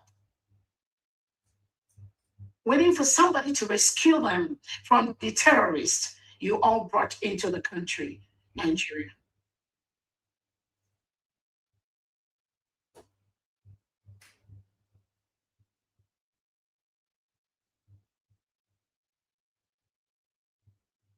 Again, I thank everyone. I thank the United States of Biafra people, the United States of Biafra government, the cabinet members. Thank you so much for what you do every day to ensure that our country is one of the best in the world. Our new nation was declared in Latin Finland on November 29, 2024. Nobody, no one tampers with it. I want to thank the 40 state governors in homeland for what you do to protect our people and protect our environment. I want to thank the state commissioners. I want to thank the cabinet members, the secretaries for what you do every day. I also want to thank the mission heads in different countries. Our priority is to secure our Biafra territory and go home. Those beautiful services we offer outside Biafra land, we want to go home and offer that. I think that is a fair statement. Every country now wants to protect and safeguard their country. It is one of the standing policies of the United States of America President Donald Trump, protecting America first. And it is the right thing to do. You cannot be everywhere protecting Europe, protecting Asia, protecting other countries. And when it comes to voting, they vote against you because they're already a bloc. Because the Islamization agenda is all over. You give them the money, and then when you make a request for them, they will refuse because of their interest. That is not right. Charity begins at home. People must go home and build their nations. That is why the United States of Biafra was declared, redeclared. Republic of Biafra was redeclared with the name and title of the United States of Biafra on 29th of November 2024 in Latin Finland. We want to go home and build our people and build our territory and build our community. That is what we want to do. We do not want to continue to offer the best of everything abroad, while our people languish in abject poverty, while our teachers are being beheaded by the terrorists that have no business in the first place to be in those territories. Our children are being kidnapped into the bushes. Our undergraduates are being kidnapped. Our youngest are being raped openly and videoed. Our mothers are being raped by these terrorists. And they record it, and they send out the recording to the world. What kind of country is that? That country should have been dissolved like last year. So Biafrans, the United States of Biafra citizens, we do not want things like that to continue to happen in our territory, where our economy is being destroyed by the Nigerian state.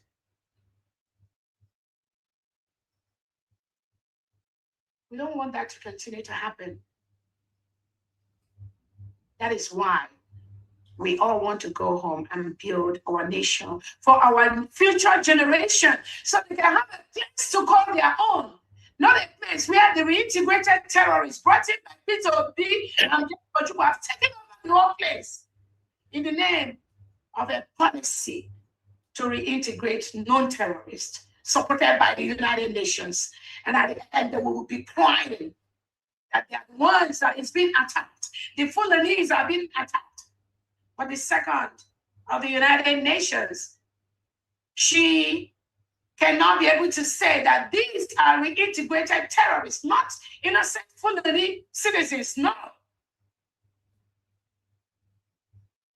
And the United Nations Secretary Guterres was also among those that approved for Nigeria to reintegrate these terrorists that are killing millions of indigenous Nigerians.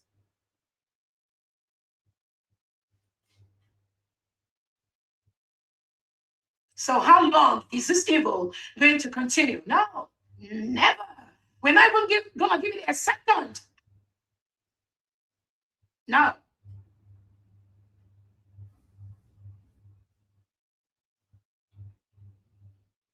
They feel, Bianca Ojukwu feels she has security to move around with her.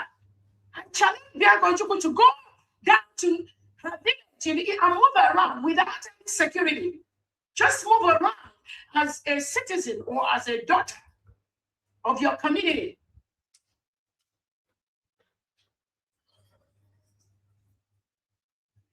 That is how you test your popularity, the work you deliver to your people.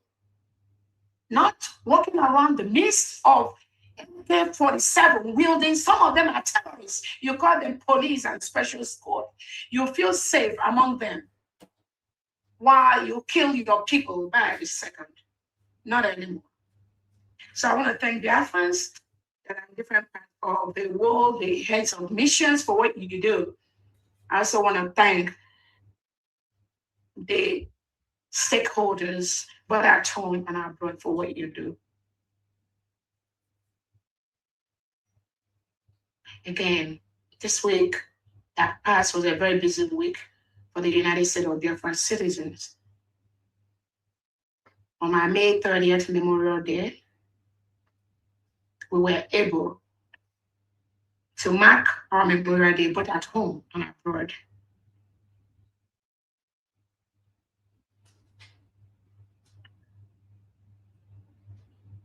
It was a beautiful, beautiful moment to remember our fallen heroes and fallen heroines.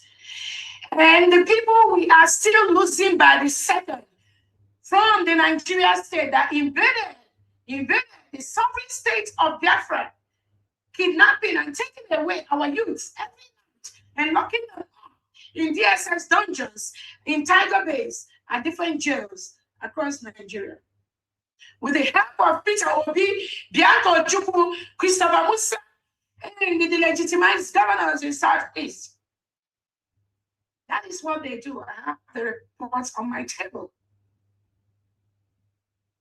They are fighting the new nation, the United States of Biafra. Tinubu is fighting our new nation. Bianca Ojukwu, Peter Obi, they are fighting this new nation that was declared on November 29, 2024. But I tell them, the people, the 18 million Biafrans that participated in the South referendum, where 50 million of them have voted to exit Nigeria. And then over 1,500 converged in Finland between November 29th and December the 3rd.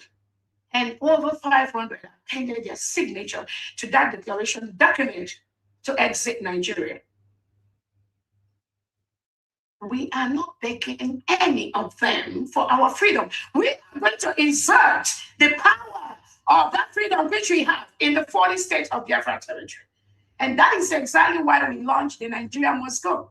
So any element, anybody working for Nigeria in the 40 states of Biafra, you are told, we've told you peacefully to leave. The United States of Biafra government has the legitimacy to defend the 40 states of Biafra. The May 30th was declared as a federal public holiday by the United States of Biafra, and 80 million Biafrans observed that public holiday. That is legitimacy. That is civil control. The civil control that the United States of Biafra government has supersedes the military control which Bianca Ojukwu, Tinubu, and Peter Obi are using to intimidate Biafrans. With Charles Saludo, their legitimacy is only with the power of the AK-47. That is not legitimacy. That is not power. That is not control. So the United States of Biafra has the civil control of the 40 states of Biafra. We will continue to gradually ensure that every element of Nigeria in that territory leaves that place, because we do not want to live or cohabit with reintegrated terrorists that cut off the head of people, kidnap them and kill them for no reason, take over their homes, destroy their farmlands. We've written peacefully for the Nigerian state to leave Biafra territory. We expect them to leave our land. We will make them leave our land if they don't want to live peacefully. We have all the legal documents at this time to protect our sovereign state. Both on the international level and on the local level, we are exercising our right to self-determination. Articles 1 and 55 of the United Nations Charter and Article 1 of the ICCPR/ICESCR say all peoples have the rights to self-determination. It is the law. It is written. Nigeria signed to that. All peoples have the rights to self-determination. It is legal. It is a right. It is not something you beg from another country or from another person to give you. It is the law by the United Nations. That was why we conducted the self-referendum from February the 1st to 28 November 2024 with over 50 million votes, which is about 98.7% of Biafran that signed yes to exit that entity called Nigeria. Thereafter, we made a declaration on May 29, 2024 in Lahti, Finland, adopting the name of the United States of Biafra with 40 confederated states. The historical claim is this is the restoration of the 1967 to 1970 Republic of Biafra. That is why we are reactivating everything that existed between 67 and 70. We are not asking for anything new. Our allies fully understand this.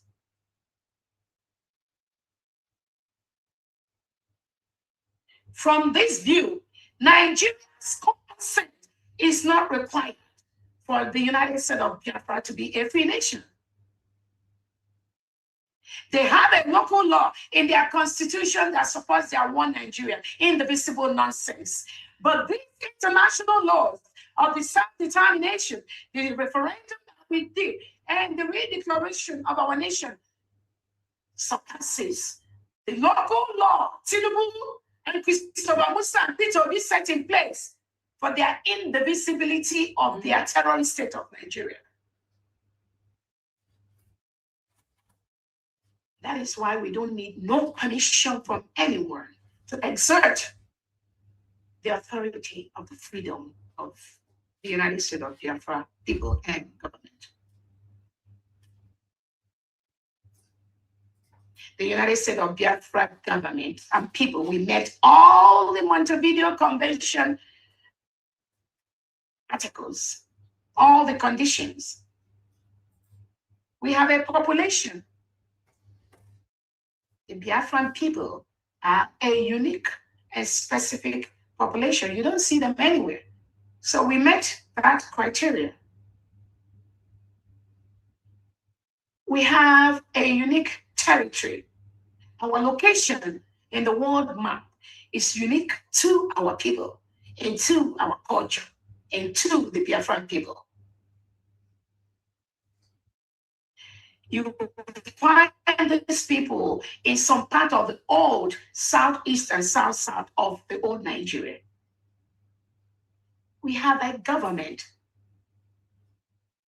The United States of Biafra government is currently the active government in exile for the 80 million Biafrans, protecting our people and our territory from the terrorist state of Nigeria. We have the 40 state governors in homeland that are working every day with their commissioners to protect their states. we have the United States of Biafra envisioned elite squad defense, defending our land from the terrorists that are brought into our land by the Nigerian state. I'm very, very happy that thousands of Biafrans, we are very, very happy during our Memorial Day event to see our envisioned elite squad. The United States of Biafra defense goes through the highest form of training, international humanitarian laws established, not just those IHL laws and trainings, but also the private trainings they go through every single day to ensure that we do not have anything close to the military of the country that we are living. Anyone in the defense of the United States of Biafra that is not in line with the trainings that our defense goes through cannot be part of the United States of Biafra defense. We also have the capacity for foreign relations. As Fandi said, you all are aware, we have our recognition from Brazil. Thank God for the indigenous people of Biafra living in Brazil, not the indigenous people of Biafra organization, which has been hijacked by the Nigerian DSS. It is the indigenous people of Biafra in Brazil, the 80 million of them, of which I currently is in charge of until our union comes out. And also thanks to the United States of Biafra mission heads in Brazil and the Biafran people in Brazil. Apart from this recognition from Brazil, we also have over 7 countries that have recognized the United States of Biafra, both privately and publicly.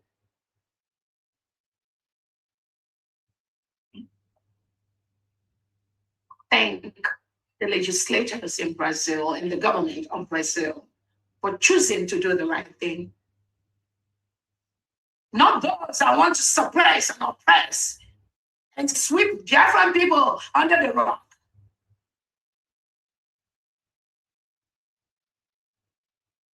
I also thank our allies that are privately supporting us. Thank you so much for your advices. Thanks to our lobbyists and our legal representatives guiding us. We are closer home than most people think.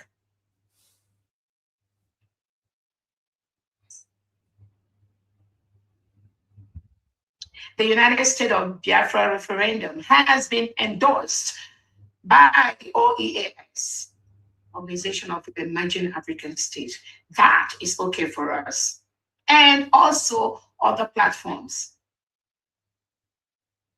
like the Pan-African Limited. Those are okay for us. We don't need the whole world to endorse our referendum. But I promise you, over 7 countries and their heads endorsed and believed and approved the referendum of the United States of Biafra government and the people. I thank all our allies.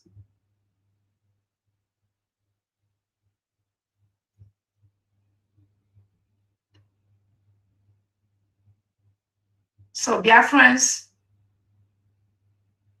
I thank everyone.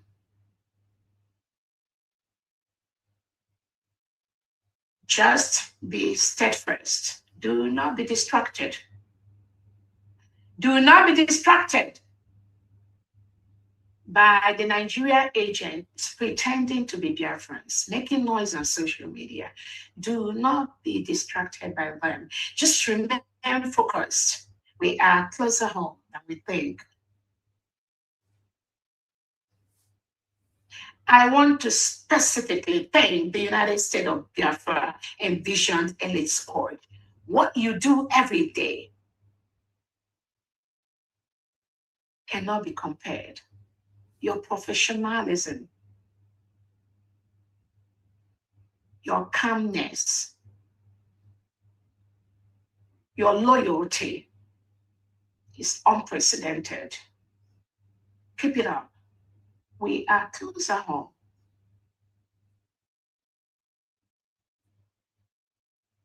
We are closer home.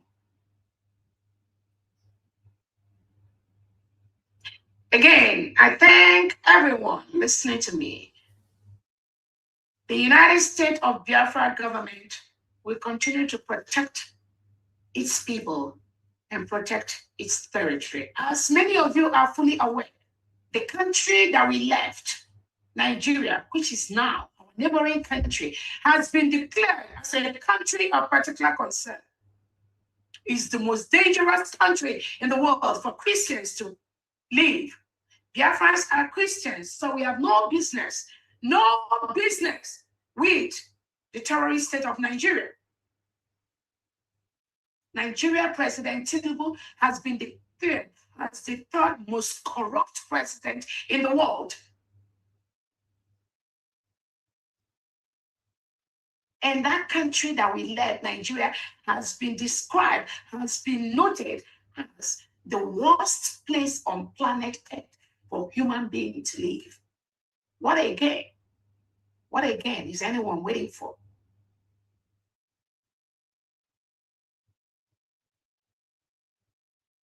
I saw Peter Obi with the EU Parliament telling them, you all don't know about Nigeria. There's something. Peter Obi, shame on you. For you to not tell them about those kids that have been kidnapped, and many of them are dying by the second in the bush, by the reintegrated terrorists, which you, Peter Obi, you supported the Nigerian government in that policy to reintegrate and rehabilitate Boko Haram, ISIS, ISWAP, all of them inside Nigeria. Shame on you to be telling the EU Parliament they do not know about Nigeria.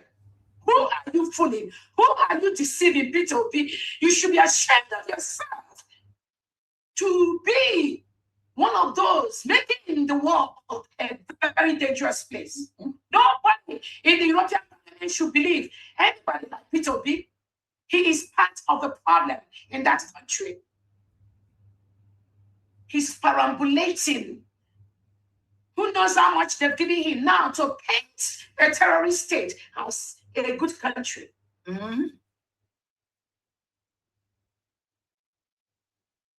Shame on you, Peter Obi.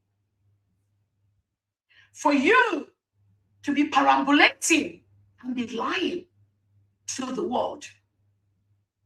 And you cannot condemn thousands of indigenous Biafrans in your own backyard that Tinubu and Biafra has locked up in Tiger Base just because they want the United States of Biafra as a new nation. They don't want to be part of Nigeria. Why are you not talking about that, Peter Obi? Why are you not talking about that? You are propagating for one Nigeria terrorist state. Shame on you. Shame on you to be using the lives of indigenous Nigerians as a plaything outside Nigeria.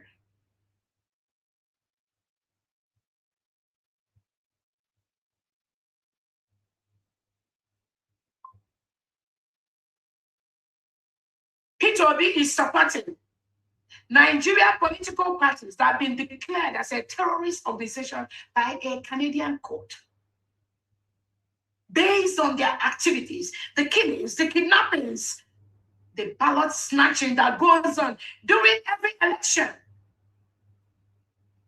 APC, PDP, and those that were there before. Peter Obi was part of APC before, has been declared as terrorist people, terrorist organization. So even European Parliament for allowing Peter Obi, who has belonged to this party in the past, to be with the European Parliament is an eyesore. Remember, he and his political parties have been declared as a terrorist organization.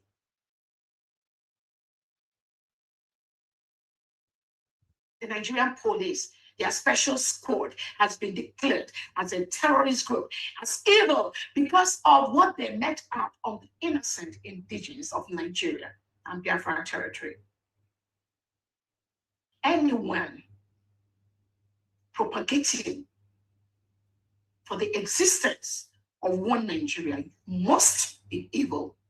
And there's no investment you put in that country that will last. You better go and take your money right now, I'm promising you, because the terrorists are taking over everywhere. But I thank God for the support of the 80 million United States of Biafra citizens that are supporting this government. We are moving forward. We are now more united than ever because we have a common goal. That common goal is the freedom, the protection of the United States of Biafra territory so that we can start rebuilding our land.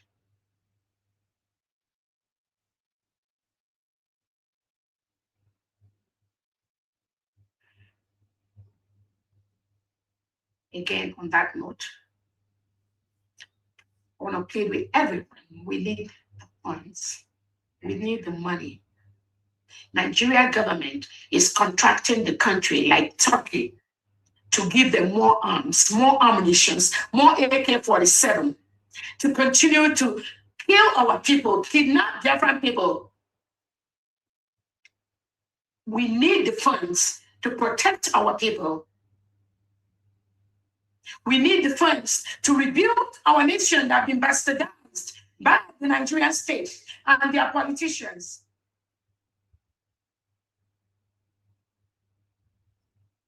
Please continue to support us. We have all the legal documents in our hand right now to defend our land.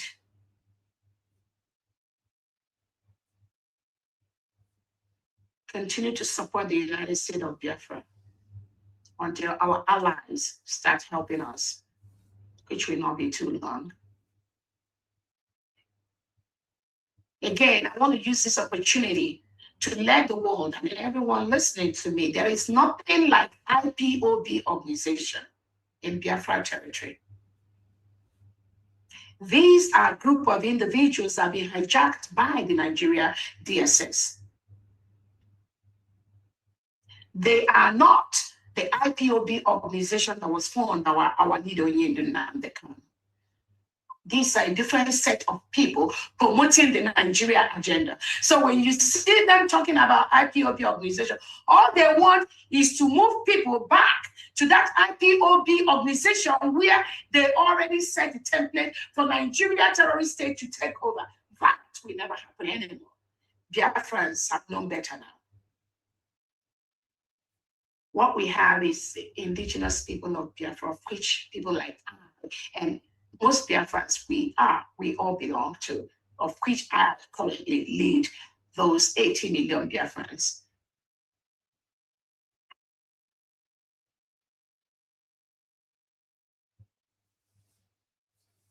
The Nigeria state continues to distract and fight our new nation using the delegitimized governors, the legitimized Nigerian governors in the 40 state of Biafra. Again, our case is unique. Our people are unique. We will use the uniqueness of our people, of our case, to secure the Biafra territory. So those of you telling you that South Africa did it like that, Finland did it like that, this country, they have no clue. No clue of the uniqueness of the United States of Biafra citizens. So we will use the unique nature, the peculiar nature of our environment, of our people, to protect our land. A country that is coming out from a country that reintegrates and rehabilitates non-terrorists. So you ask those people, the country they are using as an example of freedom, do they have their president, their politicians reintegrating and rehabilitating non-terrorists at the time of their declaration? No, they don't have. So we will continue to use everything peculiar with our people to continue to protect our people. On that note, I'll hand it over to Fam D. Thank you so much, Biafrans. Thank you so much for those that are listening to me. And let us go to the business of the day and raise those money to continue to do good. Thank you so much. Yes, and then on that mandate we stand. Yes. Thank you for that. Beautiful updates. So much is happening. And Biafrans, we are marching home. And we're going to start by marching on the business of the day. Is Honorable Marquis here, please? Honorable Yes, I'm here. Yes. I'm going to hand it over to you, Guy Mapiosa. Thank you very much. Yes. Thank you, Honorable Lady, the one managing the account, the ninth Secretary of the United States of the woman. You're welcome. Yep. I greet you, Your Excellency, Deputy Prime Minister of the United States of Biafra, Dr. Ngoziro Rapoeza. And I want to lose the one, but what's here. I greet you, man, for all you do. And I thank you all that attended the memorial hearing day, the 30th of May. Thank you all. We are waiting for you wherever we are. Thank you. I greet you all, dear fans, all the honorable members of the cabinet, all the elite squad, all our beautiful people of the I greet you all, and I acknowledge also our Onyendu, our leader, Mazen Mandipano, and our Prime Minister, Mazi Simon Oba. Wherever you are, we are with you in spirit. And as we go on, because already, all you see, we have already done. So just stay and chill. We are all going home. So let me start first from the Twitter page.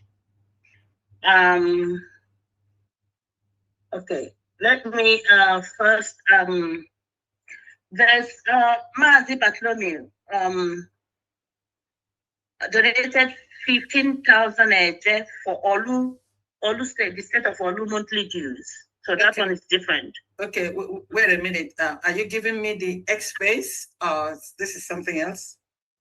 Yeah, let me just give you this one. He sent me 15,000 for the state of Olu monthly dues from Mazi Bartholomew. Then monthly dues, and how much do you say? 15,000 each. Okay, from Mazi Bartholomew, is that correct? Yes. All right. Good. And then from Twitter, I have Mazi 5,000 each. X Twitter, right? X From the X space, yes. Okay. Mazi Uzo. Let me just say, wait a minute. Are you giving me as singles? Are you giving me in bulk? Okay, let me give you the total for the X space. Mm-hmm. So we have 100 gem. Okay. And 15,000 eje. Okay. But this 15,000 eje, Mazi Bartholomew is not included, is it? No, he still donated another 10,000 eje. Okay, but that 15,000 is different from that one of mine. It's different. All right. Yes, it's different. That's just for I just wanted to give it to the Olu, instead of Olu, that he said that's for his monthly dues. Yes. All right.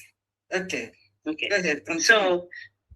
So Mazi Uzo 5,000 eje, Mazi Bartholomew 10,000 eje, Ada Biafra Ngozi 50 ejema, Mouthpiece of the Gods 50 ejema, and that's for the X space. So, okay, the names are Mazios of 5,000 AJ, Batlomi 10,000 AJ, Adabia for how much? Adabia can go to 50 AJ, 15? 50. Okay, 50 Ejema. Okay, and then another name, that's yours? Mouthpiece, that's mine, is 50 Ejema. Thank you very much.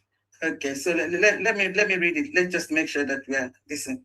Okay, you had Bartholomew, State of Olo, monthly dues 15,000 AJ. Then for X-Space, you have 100 Ejema and 15,000 AJ. And the lists are Maazi Oza 5,000 AJ, Maazi Bartholomew 5,000 AJ, Ada Biafra 50. No, Maazi Bartholomew 10,000 AJ. Yeah, 10,000 AJ. I'm sorry. Ada Biafra 50 Ejema and Mouthpiece of the Gods 50 Ejema. Thank you very much. Thank you. Okay, let's continue. All right. So you know how we do it, people. First from homeland, and then those who have emergency or those who are going to work, please, if we can see your hands, then we go from there. So I'm waiting for them to raise their hand. Okay. Maybe if you have updates with you, maybe you give it while we wait for them. Okay. All right. Okay, I have Uchenna Hamilton Chuku, 25 Ejema, Chinonso Mba, 2,000 AJ, from Ikemba, 50,000 AJ for the freedom of their people in prison. Mrs. Obi, 10,000 AJ. And then I'm going to come over here from the 200 Ejema. From the 200 Ejema. Okay, now get the hands that are coming up. All right. Let me, I have an anonymous. Okay. For 1 million AJ. Wow. Anonymous 1 million AJ. Okay. Wow. And I go by that here. Yeah. Please, this anonymous, we need to know you so that one day, so we can really thank you properly. Yeah, thank you. Wow. Thank you. After me, I'm over there. Yeah, I know me. Okay. So we'll now go to Majizo, Republic of Ireland. Majizo, the mic is yours. Okay, good evening, everyone. Martyrs of the Gods, our own. Pastor, I greet you. You're welcome. And our Honorable DPM, we appreciate you. Today, from Republic of Ireland, we have 150 Ejema. Okay. And the donors are Blessing Mina Jumbo, Ken Ejema, Doris and Anselm, 30 Ejema, Samuel Ugochukwu, 10 Ejema, and Mazu Uzo, 50 Ejema, Mazi Edi Ibe, 50 Ejema, total 150 Ejema. Thank you, Republic of Ireland. Thank you so much. Again, my own people. Yeah, sorry, I don't know. DPM wanted me to say something. I don't know if it's or after. Yes, Maziusa, so thank you so much. Again, I want you to, I know you visited our Prime Minister, His Excellency. Please go ahead and brief our Biafrans on your visit to the Prime Minister. Go ahead, please. Okay, thank you so much. Yeah. Honorable, so if you do not mind, are you able to appear on video if that's fine? Yeah. Please. One second. Yeah, why not? No, he said. Okay, go ahead. You can do it. Okay. Go ahead, you can do it now. Okay, yeah, it's open now, yeah. You are everywhere. I don't even know. Do you even say one place in 1 week? Oh my goodness. Thanks for your Thank you, everyone. This is Honorable Loza here. So, on behalf of the United States of Biafran government, where I belong, I made a trip to see Obatobia. And I also informed, those who are leading us in our own side of the department. Honorable Luce was aware. Our brother Mas Christopher Kenwa was aware, and my leader in Europe, Honorable Messi is aware, and the direction came from one of the fundraisers. I asked this question to DPM, and he said, look, you can do this and do that. He said, just get in touch with Honorable Luce, which I did. And he gave me a link, and eventually I began to work on it. And eventually the time came, and I went there. I planned it because of the Heroes Day. I decided to be done that Heroes Day, which also, PM asked me about it. So I said, they should be on now. So I saw him, and I had a full conversation with him for 45 minutes, because the timing there is 45 minutes. And I briefed him. He asked me, everybody, what is going on, how is things? I said, everybody's okay, everything is going fine. But like I briefed the government already, there was something that came up, which, he asked, because he said, that is what we are looking for now. Everything has been done. What we are seeking for now is recognition. But that is the entire message, that is seeking for recognition. And everyone here must know what the message meant. So that means he knows everything that is going on. And those who are going to Obatobia, when they come back, they lie. You can't go and see him. You must go through to somebody. You must go through. Anyway, people also said that to me, before that, and that I don't need to see anybody. You can make application. But eventually, I didn't go that way because I didn't do it well. But then, to cut the long story short, I went there and I saw him. And I have to brief him on some happenings, which each time I say, he say, I'm aware, and I know. And there are some also, I talked and I discovered he didn't know all those things. And now he came to his knowledge, and like I said before, when I made that point, Obatobio was so angry. His face just changed, because of what I said to him, because he never knew such a thing existed. Nobody have ever told him what these people did after a declaration. That we came back and this is what we saw.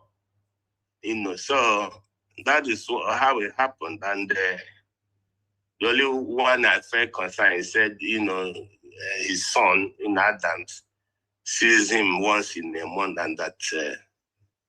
He said that concerns him a lot. Anyway. But he said, according to what he said about the appeal, and one is coming out, and he said terrorism is off his case. He said it openly to me that there is no longer terrorism in his case.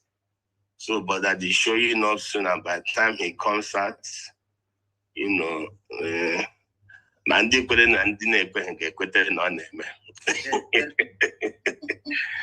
opening and that decoded, like I'm a psychologist, sometimes you look at facial and eye contact. But when you're not beside you, might not know what you have said. So there's a lot of communication we had through eye contact from what I have said. And I discovered what he said before. He said he can send 10 persons on errand for one message. and they will be working on one thing that nobody will know each other. So that is what I discovered. That is purely truth. So it's fine. Like Aditya asked me, how is it? Obatobe is very, very fine, you know. The red dress, you know, with suits, you know, with so much influence, you know, he had. The moment he appeared, I just stood up, asked me to sit down. So that is it. So, and I briefed, you know, USB government officials. And before the DPO asked me to briefly come and inform our people about the trip, it was successful. I wish I could go again because you know, people are planning to send delegates. So I wish I could join again to be part of it because it's very, very exciting. Thank you, everyone. Thank you so very much. Thank you. Thank you. And again, I encourage all Biafrans, if you have a moment, if you have time, you're around Finland, please do make our time to fill the request from the prison and go visit the Prime Minister. He's very, very happy when people come to see him. And many people talk with the Prime Minister without all the noise that some of these mediocres on the social media does. And that's why we must be focused at this time to make sure that the noise of some of these mediocres on social media does not distract what we are doing. Roberto is very, very focused. One thing that I know the government, we recently discovered that some of these criminals working around Obatobie, this one called Imam Maduabo and Bryson Ukoma, we just discovered that these people went to file a case in Maryland using the name of the Prime Minister, Simon Ekpa, without the PM's consent. Scammers. And, you know, sometimes we know how dangerous the Nigerian state is. We know they use people.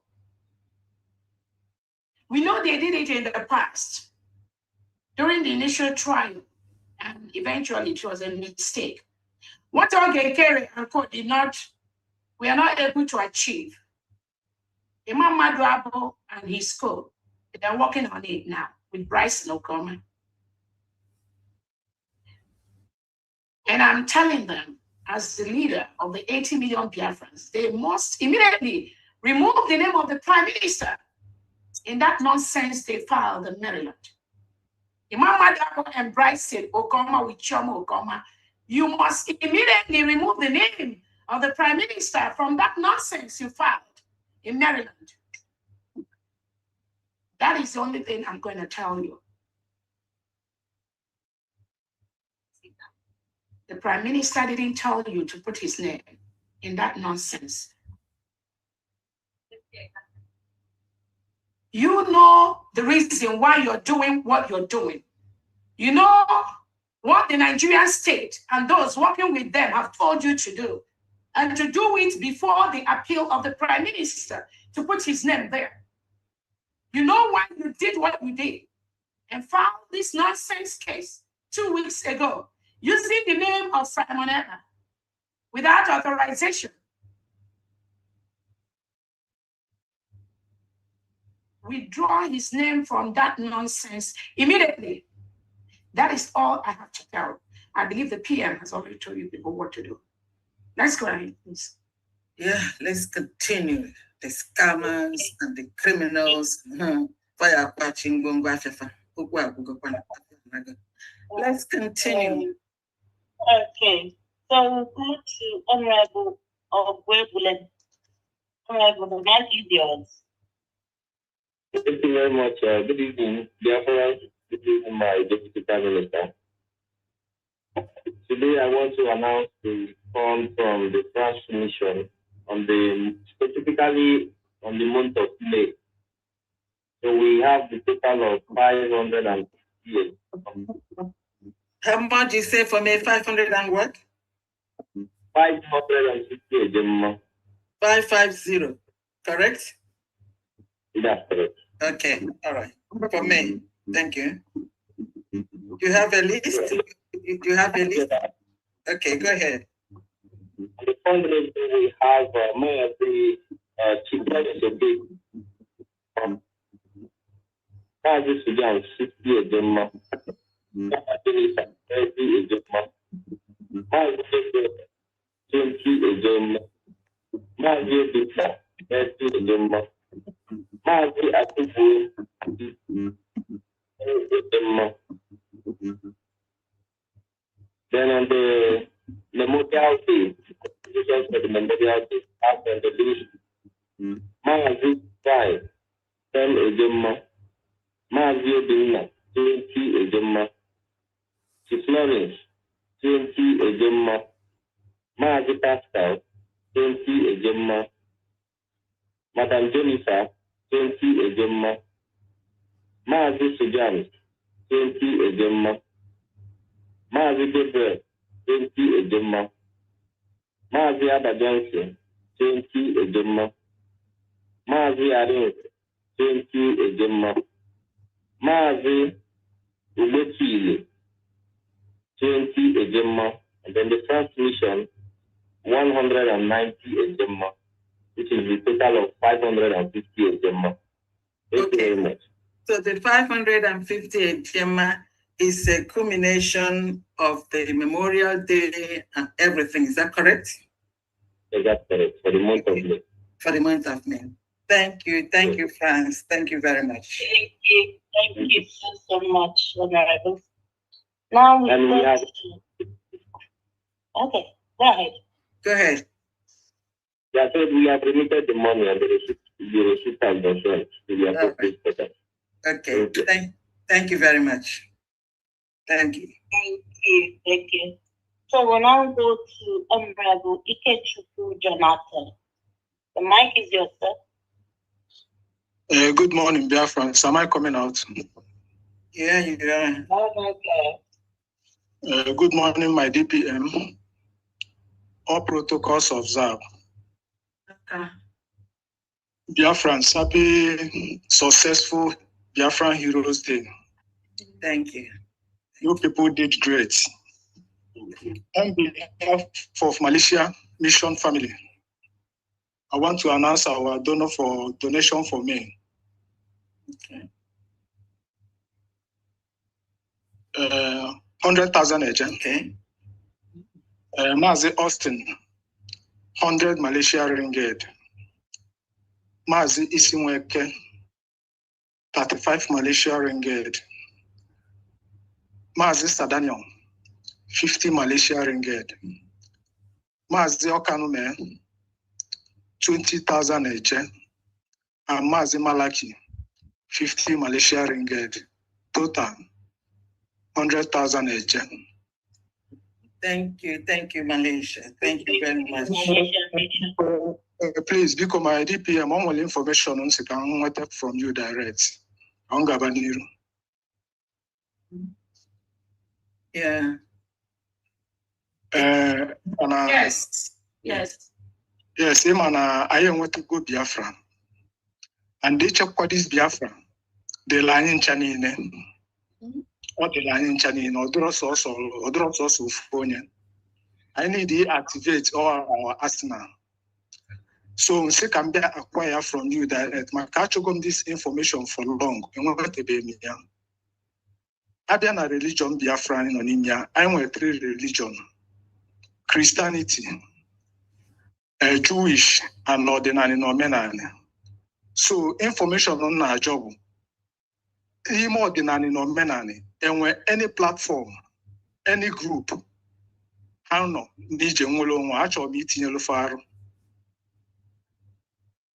Yes, same way religious platform.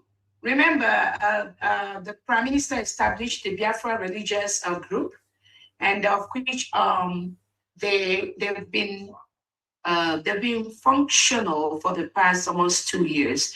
So yes, they have a platform. They have a WhatsApp platform and they have a Telegram platform, and they engage in prayers almost every day. I think except Sundays, they pray 6 days a week for Biafrans, and In that group, they divided the prayer session among the 3 religions. So some days are for Christianity, the other days are for Jewish, and the other days are for traditional. Yes. Sister Blessing, if you can get in touch with him, please, and then add him on the platform so that he can tingle on our whole, like he said. Yes. Thank you so much. Okay. I'll send my number to Famdi, get him on the platform. Okay. All right, this sir. Thank you. You're welcome. Thank you, Honorable. So we'll now go to Honorable Joshua Honorable. Honorable, the mic is yours.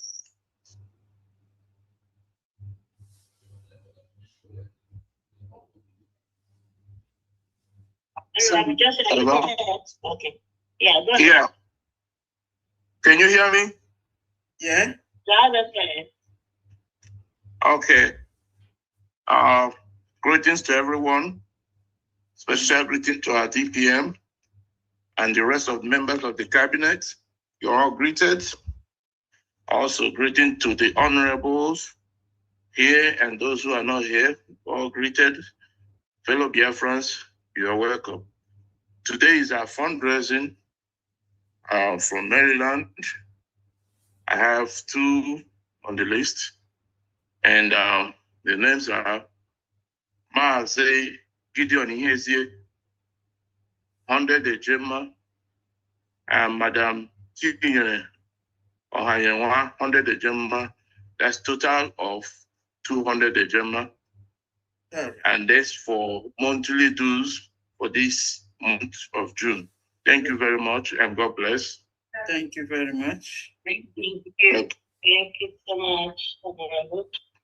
So we'll now go to Honorable Justina Manye Adoso. The mic is yours. Good evening, our Honorable DPM, Her Excellency, Dr. Ngozi Oraveze. Good evening, Honorable Famdan. You're welcome. Good evening, Honorable Mouthpiece. Honorable Christopher, can I greet you? Great Biafrans. Good evening, everyone. Right. My name is Justin Ontos, Belgium Rep. And for today's fundraising, we have a total of 145 Ejema. Okay. And the names are as follows. Wada Obi Obu, 20 Ejema. Mazi Godwin Wehna, 15 Ejema. Mazi Adindo Swoke, 20 Ejema. Mazi Sondo Biefuna, 5 Ejema. Mazi Alfonso Suchena, 10 Ejema. Mazi Charles, 5 Ejema. Evangelist CO, 5 Ejema. Wada Mary Ogudeles, 5 Ejema. Adeja Gamba, 5 Ejema. Wada Flores Woporo, 5 Ejema. Wada Lovett, 5 Ejema. Mazi Chijoke, 5 Ejema. Mazi Gabriel Ukafo, 10 Ejema. Mazi Amechi Madoka, 5 Ejema. Wada Princess Ifi, 5 Ejema. And myself, Justin Anoyo, those are 20 Ejema, bringing the total to 145 Ejema. That's what we have for today from Belgium. Thank you so much. Belgium. Thank you. All hail Biafra. All hail Biafra. Okay. All hail Biafra. Biafra. Yes, ma'am. Welcome, welcome, welcome. Welcome, dear friends, welcome. Job well done on the May 30th of Remembrance Heroes and Heroines. Wanna welcome. Thank you. Thank you. My auntie Odeakupo, I salute you. You're welcome. You're welcome. Thank you. Voice of Ndani, which is Sister mouthpiece. Jishike. Nne Biafra. Ike agagụ gị nne m. Ike agagụ gị. M chọrọ ikwu ka ụbọchị nsị mkpalitekwu ka ụbọchị ọha I got learn that's all. I'm telling you because the whole thing say got my comrade oburu anyị gawa oburu anyị ruo n'ụzọ stop one late time and say no mba ya nga I got a lot. Thank you very much. Thank you very much. And I know the difference. They appreciate you. Thank you, ma'am. Thank you. So yes, ma'am. Because I use a 25 HM for DDF. Okay. Thank you. Thank you, ma'am. Thank you, ma'am. Hey. Oh my goodness. Oh my goodness. M chọrọ ịgụ nri ụbọchị m ga-ahapụ tụ n'ihi o nwere ka ahụ na-eme mpompompompo nsị mkpalite ya ele anya ndị mmadụ ga-enwe olu iji finishiere m ya hapụga mgbe o ruru mgbọsị ọdọ anyị ga-agụ ya anyị chọwa ha dị ego a ji ala ụlọ. Thank you for coming. Thank you so much. Yes, ma'am. Thank you so much. And I also wanted to use this opportunity to thank our keynote address, our special speaker on during our event, Robert Spencer, the director for Jihad Watch. That was a marvelous speech. And I'm like, oh my God, that was so, you can relate to every statement that he made. We can relate to every statement. He gave us a lot of insight into what is really going on in that country that we left, Nigeria. It gave a lot of lived experience of what we're going through. So again, on behalf of the United States of Biafra people and the cabinet, I want to thank Robert Spencer for your presence with your delegate during that event. We truly are very honored to have you, and we look forward to working more with you on different issues that affect. Thank you so much. Yeah, thank you very much. Yes, Honorable Famdi, before you go ahead, can you hear me? Yes, I do. Your Excellency, I don't know if you will permit me, if you could give me 1 or 2 minutes, because I've been speaking with some people from our Department of Foreign Affairs, and Biafrans who are rejoicing might not know the weight that the bill in Brazil carries, right? So I was hoping you could just give me the opportunity to just read it, because I've read that document. And you can show it. And you can also show it and read it. Go ahead. Yes, I will just give me 1 minute, please. Let me do that. Because this is a very big deal. It's huge for us. And I do not know what other recognition we are looking for when you see things like this. And this is based on truth, organic truth. Yes. So I'm sharing the document here. It's the English translation. Everybody see my screen? Yeah, read it. Okay.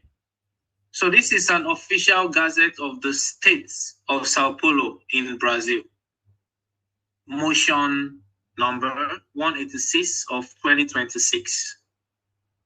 The Legislative Assembly of the State of Sao Paulo, pursuant to Article 154 of its internal regulations, expresses a motion of applause to the Biafran people for the commemoration of the Day of Heroes and Heroines of Biafra, to be celebrated on May 30th as a symbol of resistance, so that the world does not forget what the Nigeria-Biafran Civil War was, which took place between 1967 and 1970, resulting in the genocide of 3 million Biafrans, which went down in history as one of the greatest humanitarian tragedies on the African continent in the 20th century. The co-host, please, admitting people so they do not... I do. I'm doing that. Thank you. Biafra is a territory. Please, let us pay attention to this. Because this territory they are referring to here, it is still there. It went nowhere. It is our territory. And these Biafrans they are referring to is you and I, and over 70 million of us who are still alive today. Let me go ahead. Biafra is a territory with deep historical and independent roots, which, as a result of the British colonization process, was annexed to the Nigerian state without the consent of its original population. Illegal annexation. And as we know, you cannot generate or derive legality from illegality. Yeah. Thank you. However, exercising international law, which was done now and which our government is doing today, the Biafrans proclaimed the Republic of Biafra in 1967. Let me repeat that part. Yes. Exercising international law, the Biafrans proclaimed the Republic of Biafra, today the United States of Biafra, which remained an independent state until 1970. So now when they say until 1970, it was illegally and temporarily paused. Yes. So now we have restored that sovereignty. Yes. Okay. That was paused. That was interrupted. That was illegally annexed because of genocide. We were starved into submission. Our people were raped into submission. Our people were killed into submission. Our people, they forced the Nigerian colonial identity and passport down our throats. But this government, we have risen up today to say, no, we are now going back to what they took from us. We've reclaimed it. That is what you saw us do at Lati in 2024, in November 29th. Let me go ahead, please. And the support of the Brazilian people for Biafrans dates back a long time to when in February 1969, during the tour of Africa by Santos Futebol Clube, pardon me if I did not call that correctly, the presence of King Pele motivated a temporary ceasefire in the region, an episode that became immortalized in the world's collective memory as the day Pele stopped the war, or he, stopped the genocide against us. But they continue to today.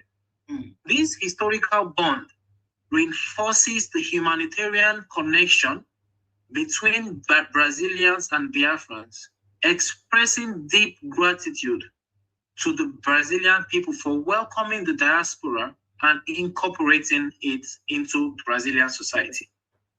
Therefore, the tribute to the Day of Heroes and Heroines of Biafra represents an act of remembrance and justice to the men, women, and children who lost their lives fighting for the right to self-determination of peoples.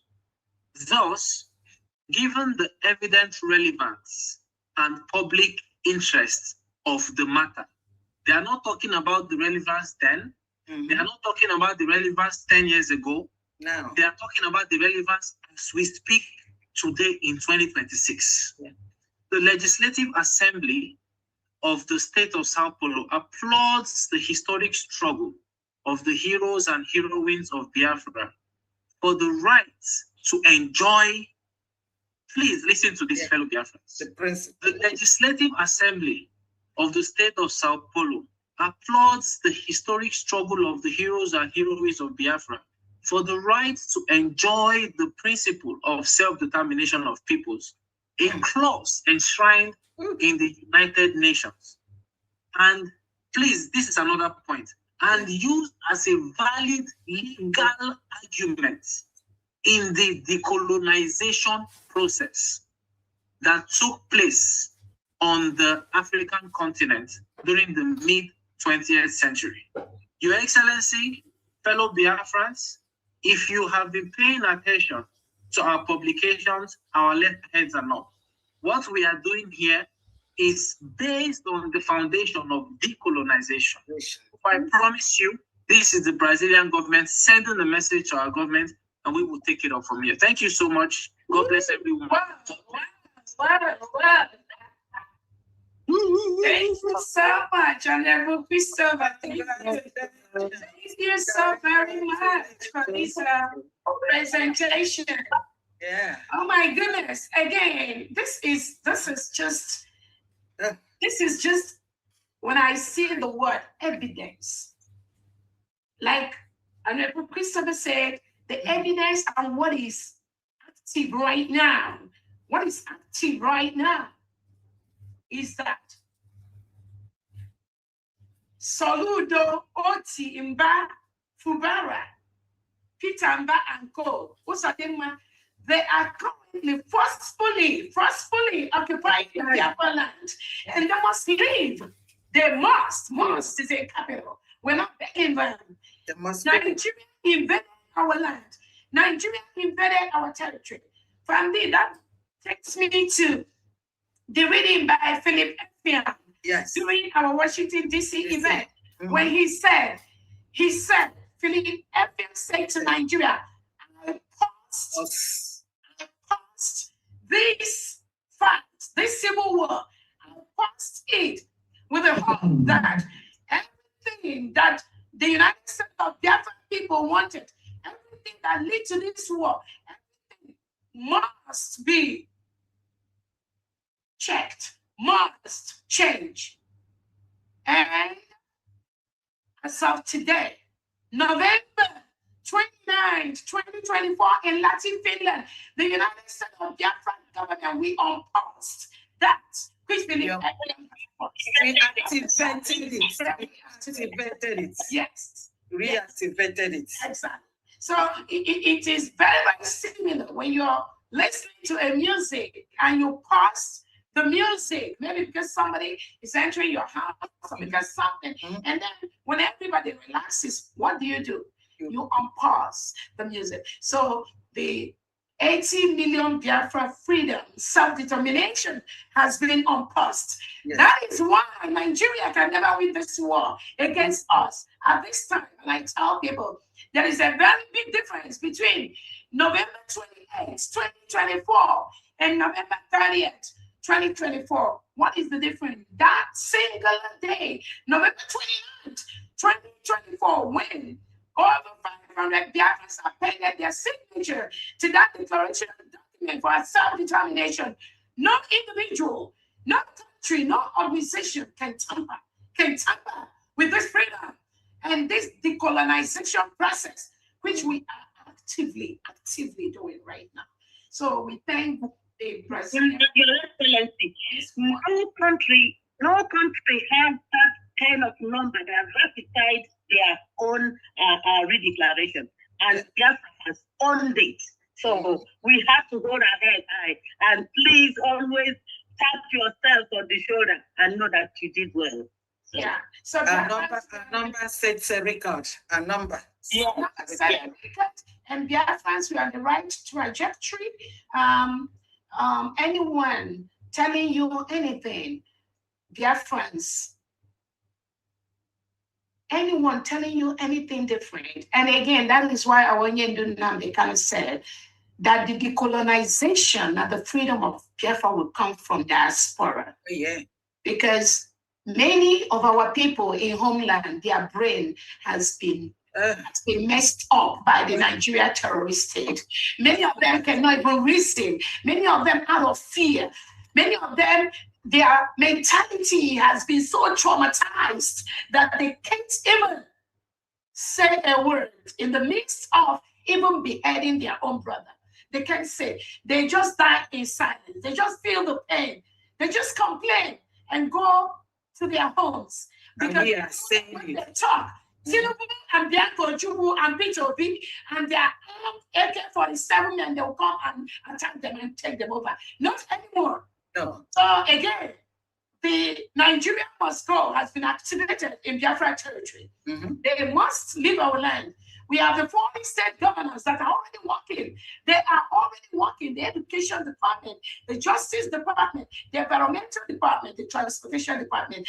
They are already working in different ways within the peculiar circumstances that the Nigerian state subjected us to. So Nigeria must leave our territory so that the full benefit of this United States of Biafra government, both home and abroad, our people can start enjoying them. As I speak, the only defense, the only people allowed, the only people that 80 million Biafrans allowed to defend them are the United States of Biafra envisioned elite squad. Anything outside that, they must leave Biafra land. They have to leave Biafra land. Nigerian military and police are currently forcefully occupying a foreign land, which is the United States of Biafra 40 states. They must leave our land because we have peacefully written to them to leave. But because they are a lawless country, a lawless state, we will ensure that they leave our land. Thank you so much. Go ahead. Thank you. Your Excellency. Thank you. You know, people still don't really listen to our leader, Mazen Nandikado. The last one that hasn't happened finally is that Tinubu is going to be the last president of Nigeria. And Nigeria is already gone. But people are still, I don't think people are still, they're still waiting for it to really happen. And it's already happening. So, well, we've visited, so that called himself or her wasting their time. I don't want to very quick question. Just by left. Where is this noise coming from, please? Honorable Christopher. I think it's somebody else. We're taking care of it. Thank you. Thank you. Okay. All right. So we'll now go to Honorable Faith N.K. Faith N.K. Yes, Right? yes. Yes, Thank you so much, Honorable Peace. Thank you, my DPM1, your man. Thank you for being in Washington, D.C. Yes, my.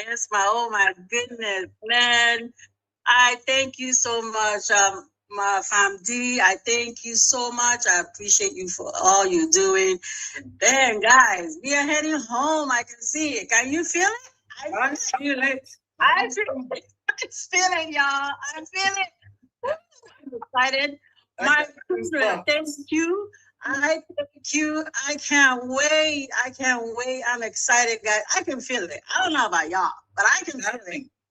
I can feel it. I'm home already. Instantly the air. Oh my gosh. I'm so excited. Thank you so much for all you do, Honorable Christopher. I greet you guys so much. All the honorables, every Biafran, you are honorable if you're genuinely fighting for freedom. So thank you so much. I'm here to represent NC, North Carolina. We are giving a total of 180 Ejema today. And I'm gonna call out their names real quick. Okay. It is Mama Bridget is giving us 30 Ejema. Mazi Ezenwife is giving us 50 Ejema. Sister Regina is giving us 50 Ejema, and I and my spouse, we are giving 50 Ejema, a total of 180 Ejema today. So, Biafrans in North Carolina, if you're not, come out and take a little bit of this excitement that we are feeling. Do something to support our nation. It is here. It's not, oh, I hope, or I wish. No. Biafra is here already. It's here already. Be a part of history.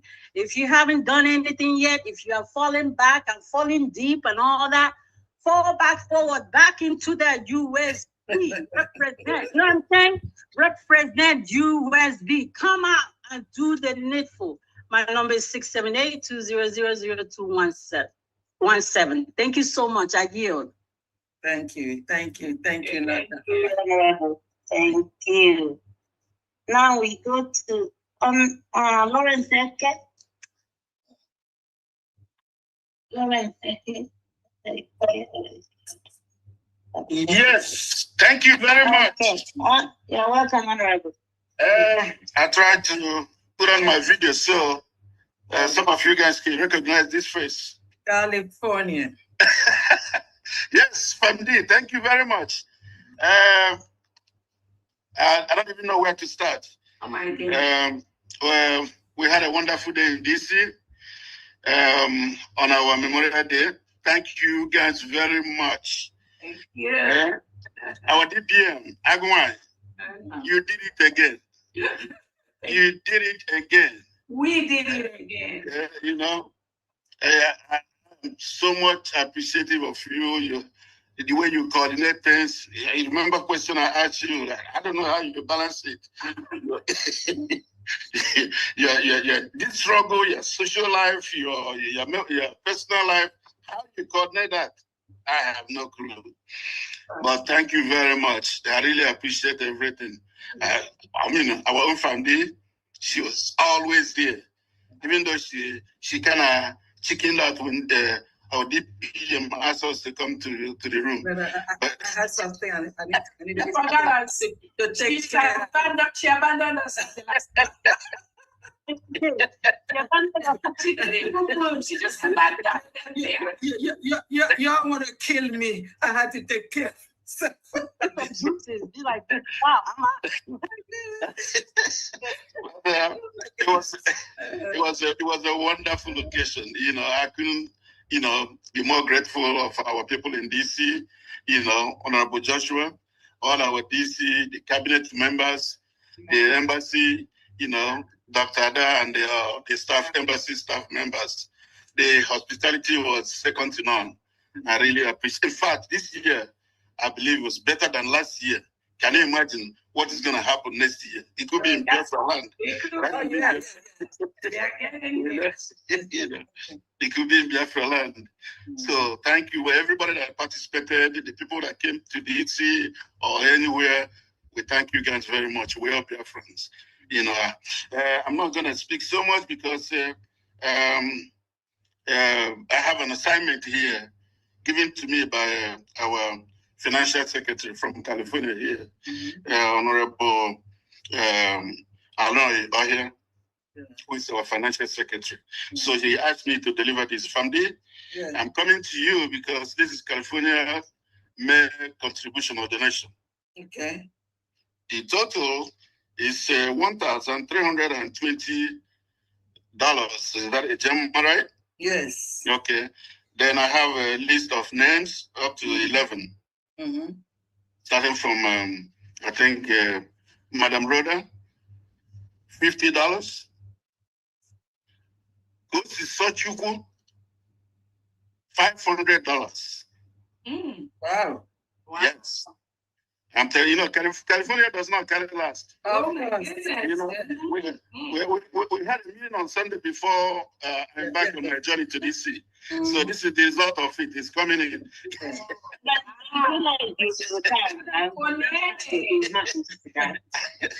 So I have number 3, Frank Iduma, $70. Ebere Wakaya, $100. Linda Wong, $20.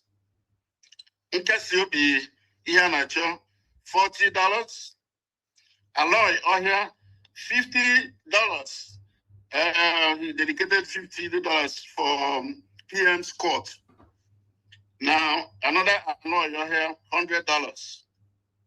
Then my humble self, Chief Lawrence Eke, $200. Anonymous, $70. Another our sister, great sister Blessing Nzam, $120. And we have a total of 1,320, like I stated. Yes. Wow. That's from California.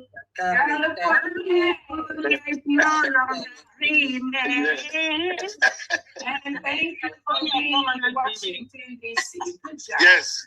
Thank you. Yes, like Famdi said that, I remember when I saw her in the lobby, she said that that the internet was buzzing. And it's still buzzing. And it's still buzzing. While I was on my way back to California, my phone was ringing off the hook. The internet was buzzing. You know. So thank you, everyone. So I know we have a great day today, so I won't take much of your time. And let's continue. Thank you. I appreciate everyone. Oh,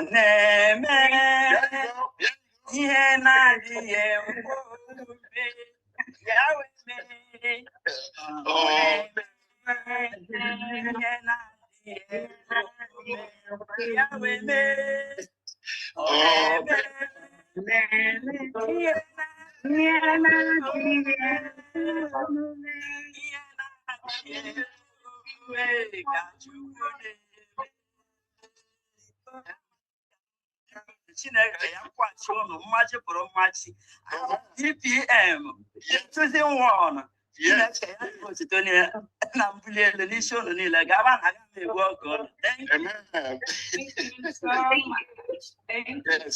you. Okay. So we'll now go to honorable benches. The mic is yours.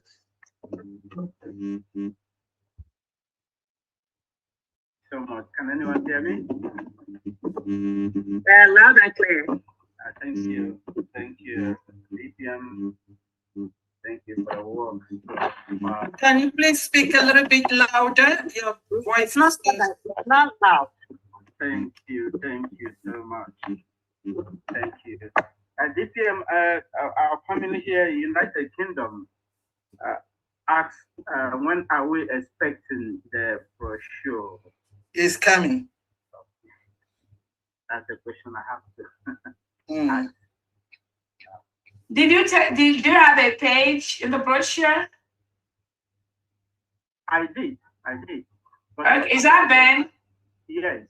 Oh, it's coming. It's coming. It was late. It was delayed, but it's coming. Okay.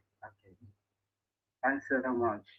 All right. So somebody, somebody asked for the link to donate. I said so it's the Iroko. I just posted the United States of Biafra website on the chat section. Please just click on that, and it's going to take you to our official website, and you can go there and donate. This goes to Iroko. I saw the chat where it asks where one can donate. Go to www.unitedstatesofbiafra.org. The one word, unitedstatesofbiafra.org. You can go there and donate. All right, go ahead. So thank you so much. So far, so good. From the United Kingdom today, in total, we have 500 AJ. Okay. 500 AJ, man? No, 500 AJ. AJ, sorry. Okay. Not AJ. Okay. Continue. So number one on my list here is Mwada Ngozi, 50 AJ. Mazi Justin Ekwem, 30 AJ. Wada Cordelia Eze, 50 Ejema. Anonymous O, 40 Ejema. Wada Cecilia Chioma, 20 Ejema. Mazi Chinedu Omenihu, 30 Ejema. Wada Rose Obena, 70 Ejema. Wada Christiana Kema, 10 Ejema. Wada Priscilla Agubine, 50 Ejema. Anonymous EI, 50 Ejema. Mazi Tony Senior Agua, 50 Ejema. And myself, Benchuk Agubine, 50 Ejema. In total, 500 Ejema. Thank you so much, everyone.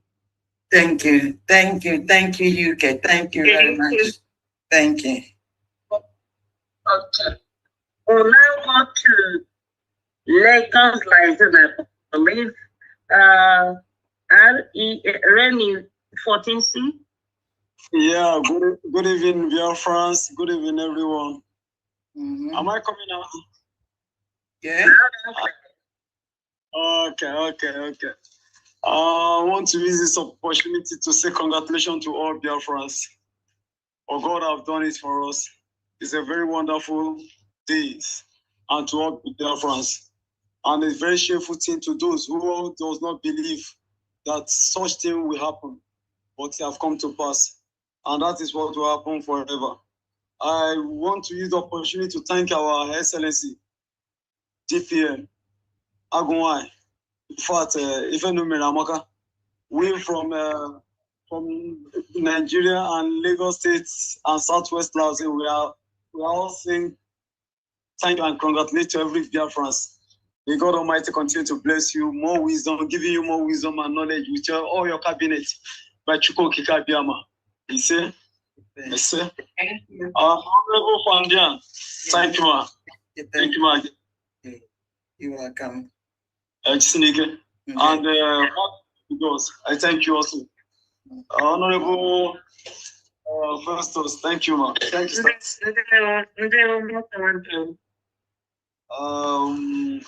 Without wasting our time, we have a just update here from Surulere. We have a 5,000 AJ from Surulere County. Okay. The donor is Wada Ijoma Ju Ejimado, 5,000 AJ from Surulere. Okay. Are you with me? Yeah, I got it. Go ahead, continue. Okay. I also have 110,500 AJ from Biafra Moving Trade. Okay. 110,500 AJ. Mm-hmm. And the donor is Mazipayos Okeke, 1,500 AJ. Mazi Anthony Mwafo, 1,500 AJ. Amo Gokano, 1,000 AJ. Vincent Obikeze, 1,000 AJ. Moses Okonkwo, 2,000 AJ. Uche Kinsele Osuji, 1,500 AJ. Uche Ndu Osita, 1,000 AJ. Onyemeshi Apollonius, 1,000 AJ. Edwin Odini, 2,000 AJ. Ifegu Okoronkwo, 1,000 AJ. Chibuzo Shuku Jeku, 1,000 AJ. Adolphus, this I'm calling. Adolphus Iwuchuku, 1,000 AJ. Uche Kinsele Osuji again, 1,500 AJ. Obiora Nanke, 2,000 AJ. Jude Sunday Uvute, 2,000 AJ. Sivanios Jude Uvute, 1,000 AJ. Shine Merem Jude Uvute, 1,000 AJ. Uzodimma Onyemeshi, 2,000 AJ. Anayo Egewuka, 1,000 AJ. Emeka Moye, 1,000 AJ. Stanley Emelugo, 2,000 AJ.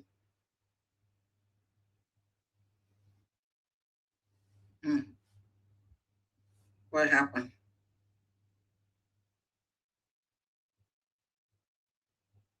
Yeah. Information is I think he's gonna come back. No. Okay. There's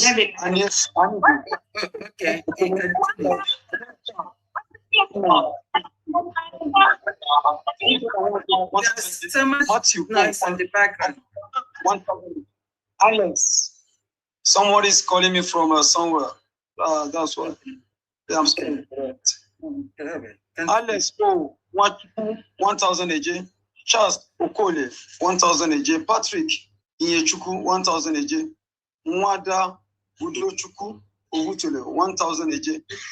Nwakama Nodim 3,000 AJ, Michael Eze 1,000 AJ, Victor Chigozie Igbo 20,000 AJ, Emmanuel O Igbo 3,000 AJ, Victor C Igbo 2,000 AJ, Chika Onye Meme 1,000 AJ, Emmanuel Anioha 1,500 AJ, Onyinye Chukwu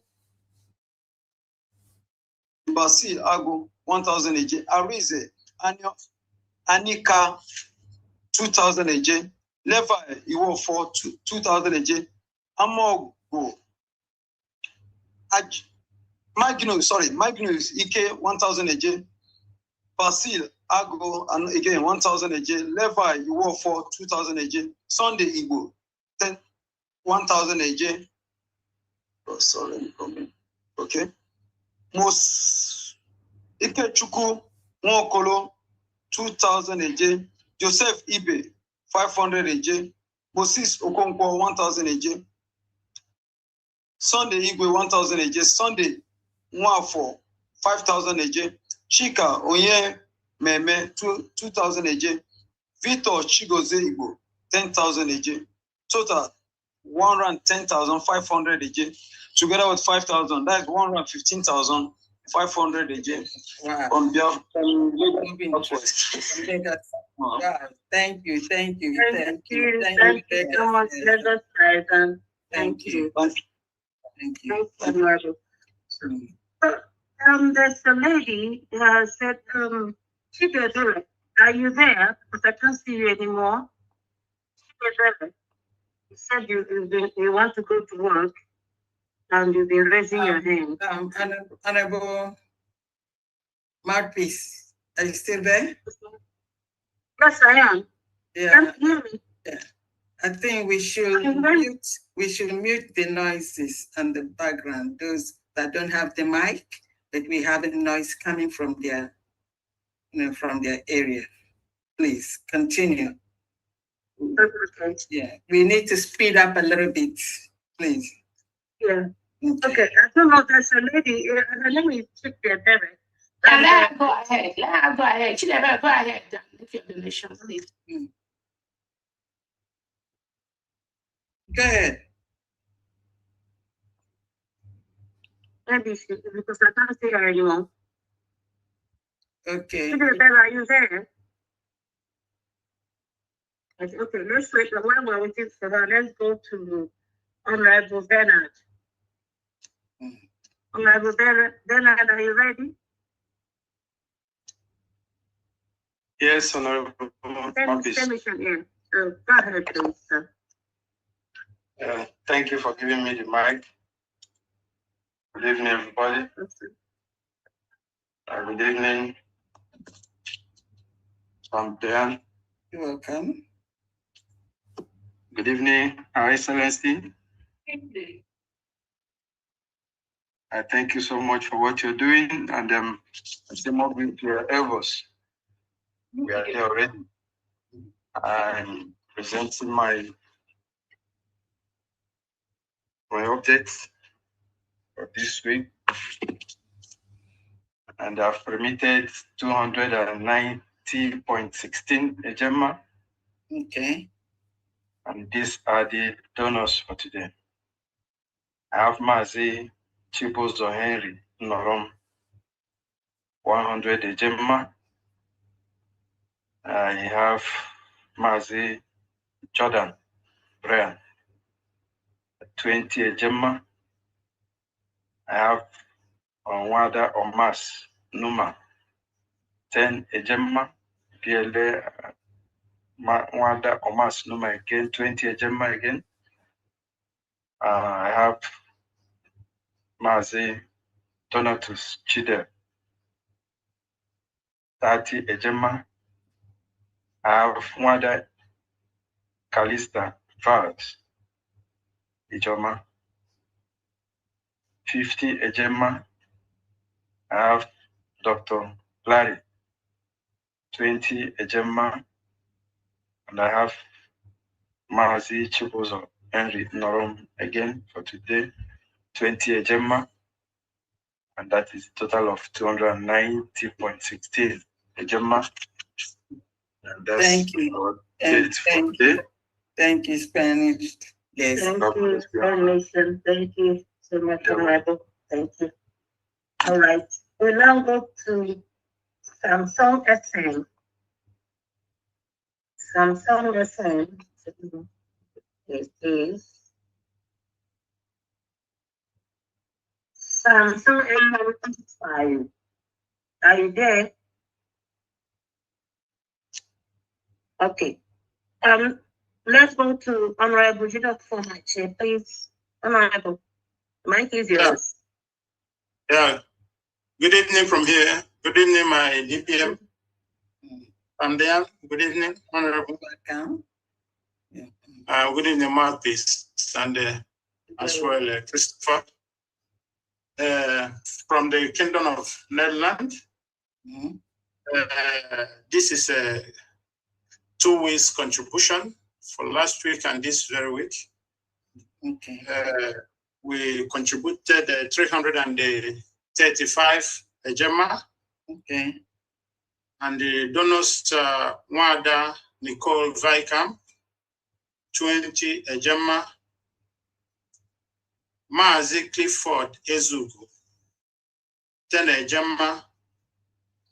Maazi Victor Osueke, 20 Ejema. Maazi Amechi Malonze, 10 Ejema. Maazi Sonny Best, 15 Ejema. Maazi Boniface Okoro, 50 Ejema. Maazi Antonio Gongweke, 40 Ejema. Honorable Ifeanyi Chukwu Egwatu, 20 Ejema. And my humble self, Jidofo Machi, 150 Ejema. And total is 335 Ejema. Thank you very, very much. And may God continue to bless the United States of Biafra. Thank you. Thank you, Netherlands. Thank you. Thank you very much. Thank you. Thank you. Okay. So let's go back to Samsung SM5. Please, I don't know who it is, so I can't call your name directly. So Thank you. Okay. Thank you. It's me, Charleston Ogochukwu for Odo. For whatever reason, my phone is acting up. It wouldn't let me compute my name, so that's why. So I apologize. First and foremost, greetings to everyone. I want to commend USPD government under our DPM for such an incredible Biafran Day, May 30th ceremonies and remembrance. It seems like the world it's beginning to pay huge attention, and it seems like also some of our renegade lost Igbos. I don't want to use the word Efulefus, but they all are. They are beginning to understand that this is not a child's play, especially with what the Fulanis are doing in Yoruba land right now. I keep reminding them they are headed to our own joint too as well. So be ready. Be ready. But I thank God that we have his body here. And I know that the safety of our land is paramount in everybody's minds here. So I give thanks and praise to the Most High Elohim, God of Abraham, Isaac, and Jacob. With that said, this is from the great state of Ohio.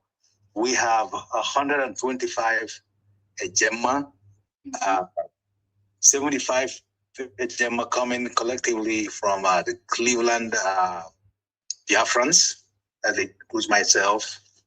And then we have 50 Ejema from Honorable Olo Obonna, making it a total of 125 Ejema. And we are also, might be coming back in again because some members will still send in their money. Thank you. God bless. So that's me. That's Charleston Ogochukwu. Thank you so much. Thank you. Thank you. So we'll now go to Honorable Ogwejefo. Honorable Ogwejefo, the mic is yours, sir.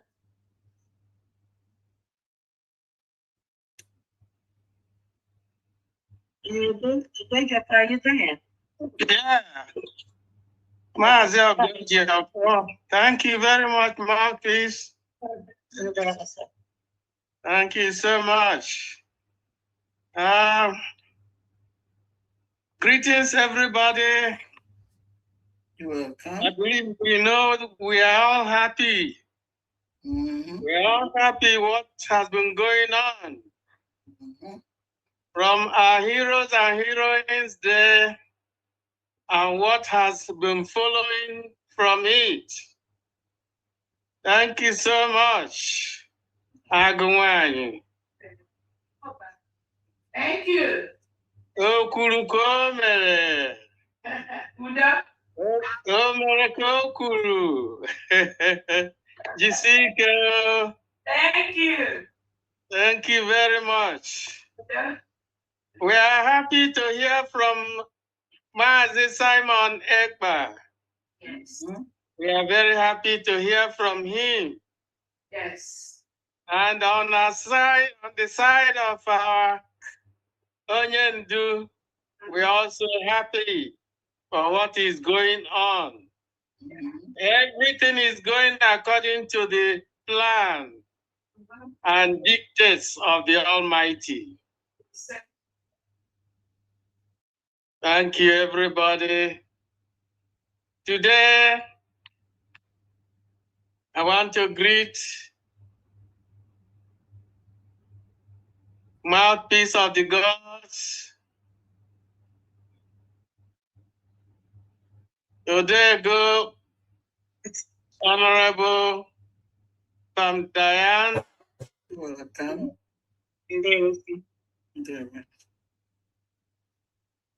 Our brother, Christopher Okenwa, and members of the cabinet. We greet you all. You're welcome. The Biafra squad, we greet you all. From Washington State here, we're happy to make our widow's mite today of 35,000 a day. 30,000 from me, Felix Eze, and 5,000 from my brother, M.U. Eze. A total of 35,000 from us today for Odumegu State. Wow. For the state of Odumegu. Wow. Thank you so much. Thank you, thank you, thank you, thank you, sir. Thank God you, bless you. thank you, a great veteran, for your consistency. Thank you, man. Thank you, thank you. You're highly appreciated. Thank you so much, sir. Thank you. Thank you. Okay. Okay. So now go to CTEX OPay. CTEX OPay, are you there? Yes, I'm there. Good evening, everyone. Good evening, you're welcome. I greet you all. I must say great thanks to Chukwuoke Kabiama. My most special greeting also goes to our, should I call her Nne Biafra? That's what I do call her. In the person of Dr. Ngozi Orabeze. She's a wonderful woman, a woman that we have ever seen. Very brave. Thank you, Mother, for delivering us from this evil and this contraption called the Zoo government. Yeah. We are so proud of you. I'm from Cites, from Ezane. Okay. Most of you are familiar with this name, Cites. So, on behalf of me, myself, donating 50,000 a year for my state. All hail Biafra, Ezra is supporting. Thank you. Thank you. Thank you. Thank you. Thank you so much. Thank you so much, sir. Yeah.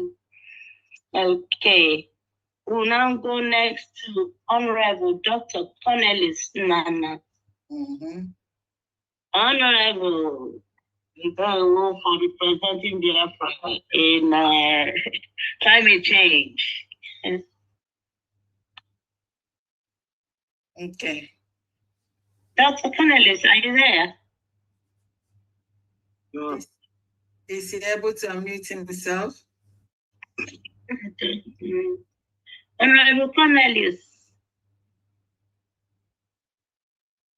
Okay, maybe he's having. Okay, well, yeah, maybe he's having problem on meeting because he's muted. Call now, while we're waiting, we'll go to that Simon that Biafra. The mic is yours.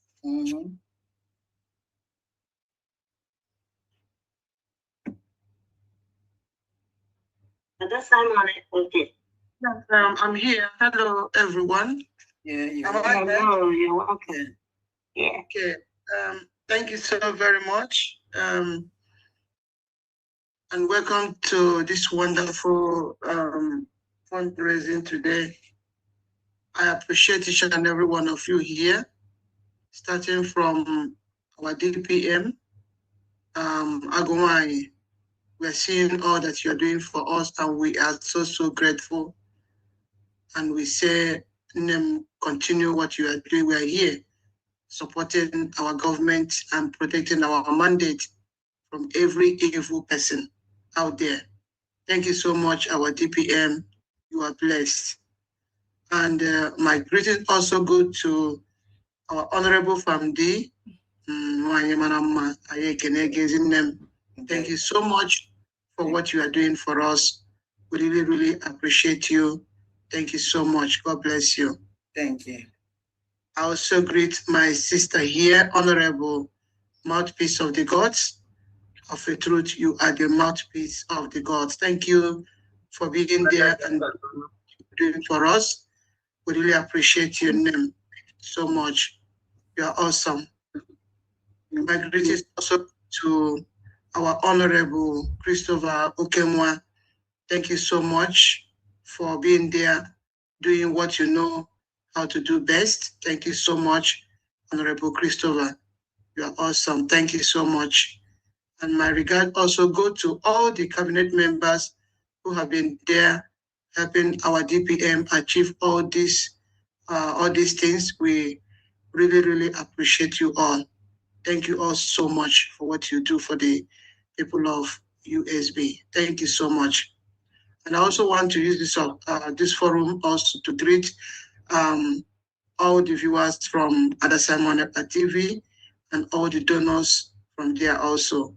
I say, may Chukwu Kabiama bless each and every one of you and replenish your pocket in 1 million folds. He say, I also want to give a shout out to all the people that have donated today and they are still donating. I say, may Chukwu bless all of you, bless your families, bless your pocket. You will never lack because givers doesn't lack. Thank you all so much for donating and supporting our government, making sure that our people back home and also Biafra land is being protected from all these evil blood-sucking demons. Thank you all so much, all our donors from all over the world. Thank you so much. Thank you. So I am coming to you right now with the receipt I have here. Okay. 1 minute, please.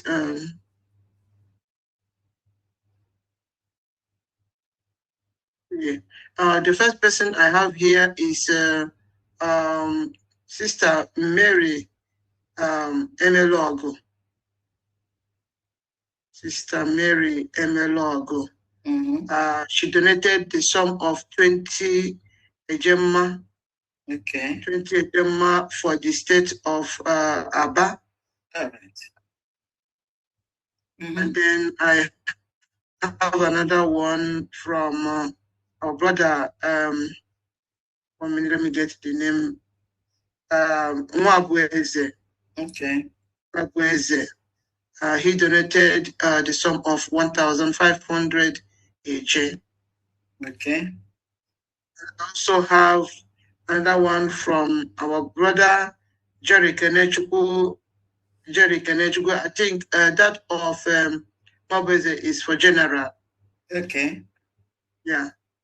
Then Jerry Kenechukwu donated the sum of 2,000 AJ. Mm-hmm. And this is for the state of Ezani. Okay. Thank you so much, and this is all I have for today. Okay. So what you have today, you have 3,500 AJ plus 20 Ejema. Is that correct? Exactly, you're correct. All right. Thank you. Thank you. Thank you. Thank you so much. Thank you. Thank you. Thank you so much. Time on it. Thank you so much. Yeah. There one. Thank you. Thank you. Thank you. Okay. So we'll now go back to Dr. Connelly. Are you ready now? Are you ready? Yes, I am ready. Good evening. Good evening. All right. Okay. Thank you so much, Honorable Mouthpiece of the Gods. Yeah. And Honorable Famdi, I greet you. You're welcome. Yeah, my Oma Jisineke. Yeah, my Honorable DPM, I salute you. And all the honorables in the house, I greet you all. Fellow citizens of Biafra, I greet you all. Independent medias, the deputy governors, and all the heads of mission, I greet you all. Thank you very much. It has been a very busy weekend, from last week up to now. Activities upon activities, good news upon good news. So much. Yes, I really thank Chukwu Biama for guiding us and paving ways for us where there seems to be no way. It just reminds me of the famous song and popular song of our PM, Mazi Simon Ekpa, His Excellency. Indeed, that is what our God does for us. With little resources we have been able to achieve a lot. We have moved mountains. In fact, what I could say is that this our restoration journey is like Miri River Nariugu. I need a main the impossible or not the possible. It's not by our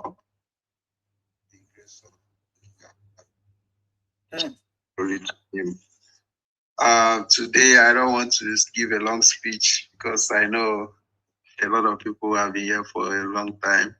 But first of all, I want to thank DPM for that wonderful speech he gave earlier on this evening. That speech was so touching, and if you really have conscience, you know that you have to look for a way to cut these clips and share it to those one Nigerianists and those affiliates that are in our land, so that the message will penetrate deep into their hearts, so that they will have everything. I saw what was going on today in Enugu, so the old Enugu state where they are doing Larry or something. Just hungry bunch of people, But I know once we start getting the recognition we need, that we seek, all of them will make a U-turn in no distant time. So thank you. Today I'm going to announce the contributions from Biafra Fathers and Friends, the last week and this week's contribution. Yeah, so for the week 37, I think the week 37, that's the 37th week. That's May 31st, May 30.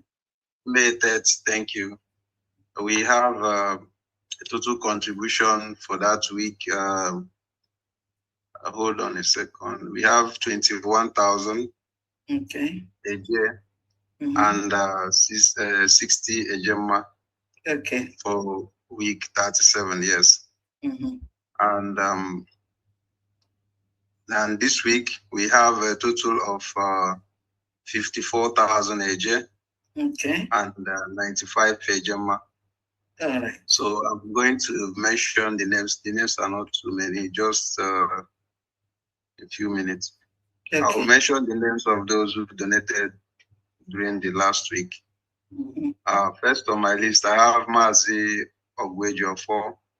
He donated 3,000 AJ. Mazi Uzo 3,000 AJ. Mazi Apostle 50 AJ. Mazi Okanambe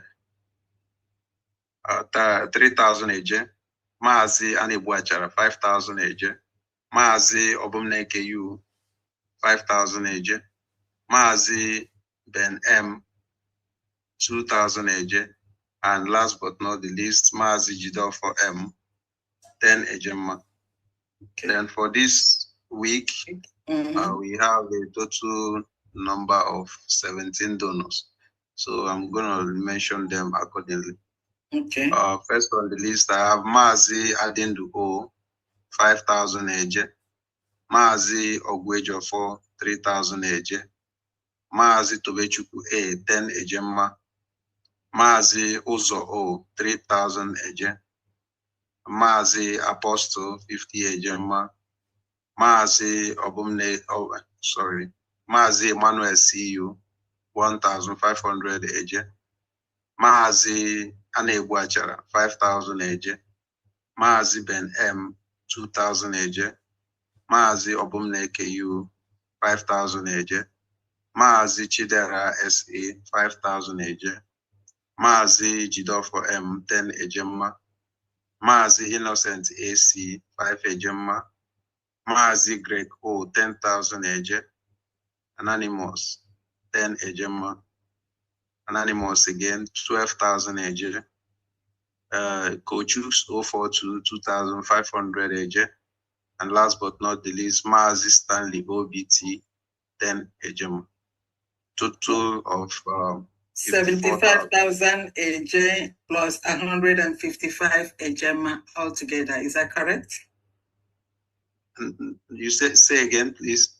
Okay, the week of May 30, 21,000 AJ plus, yes. Plus 60 AJ. Is that correct? Very correct, yes. Okay, and today is 54,000 AJ plus 95 AJ. Is that correct?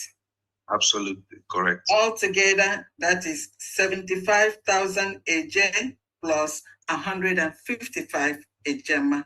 Is that correct? Is that what you have? Very, very correct. Very correct. Thank you. Thank you so much.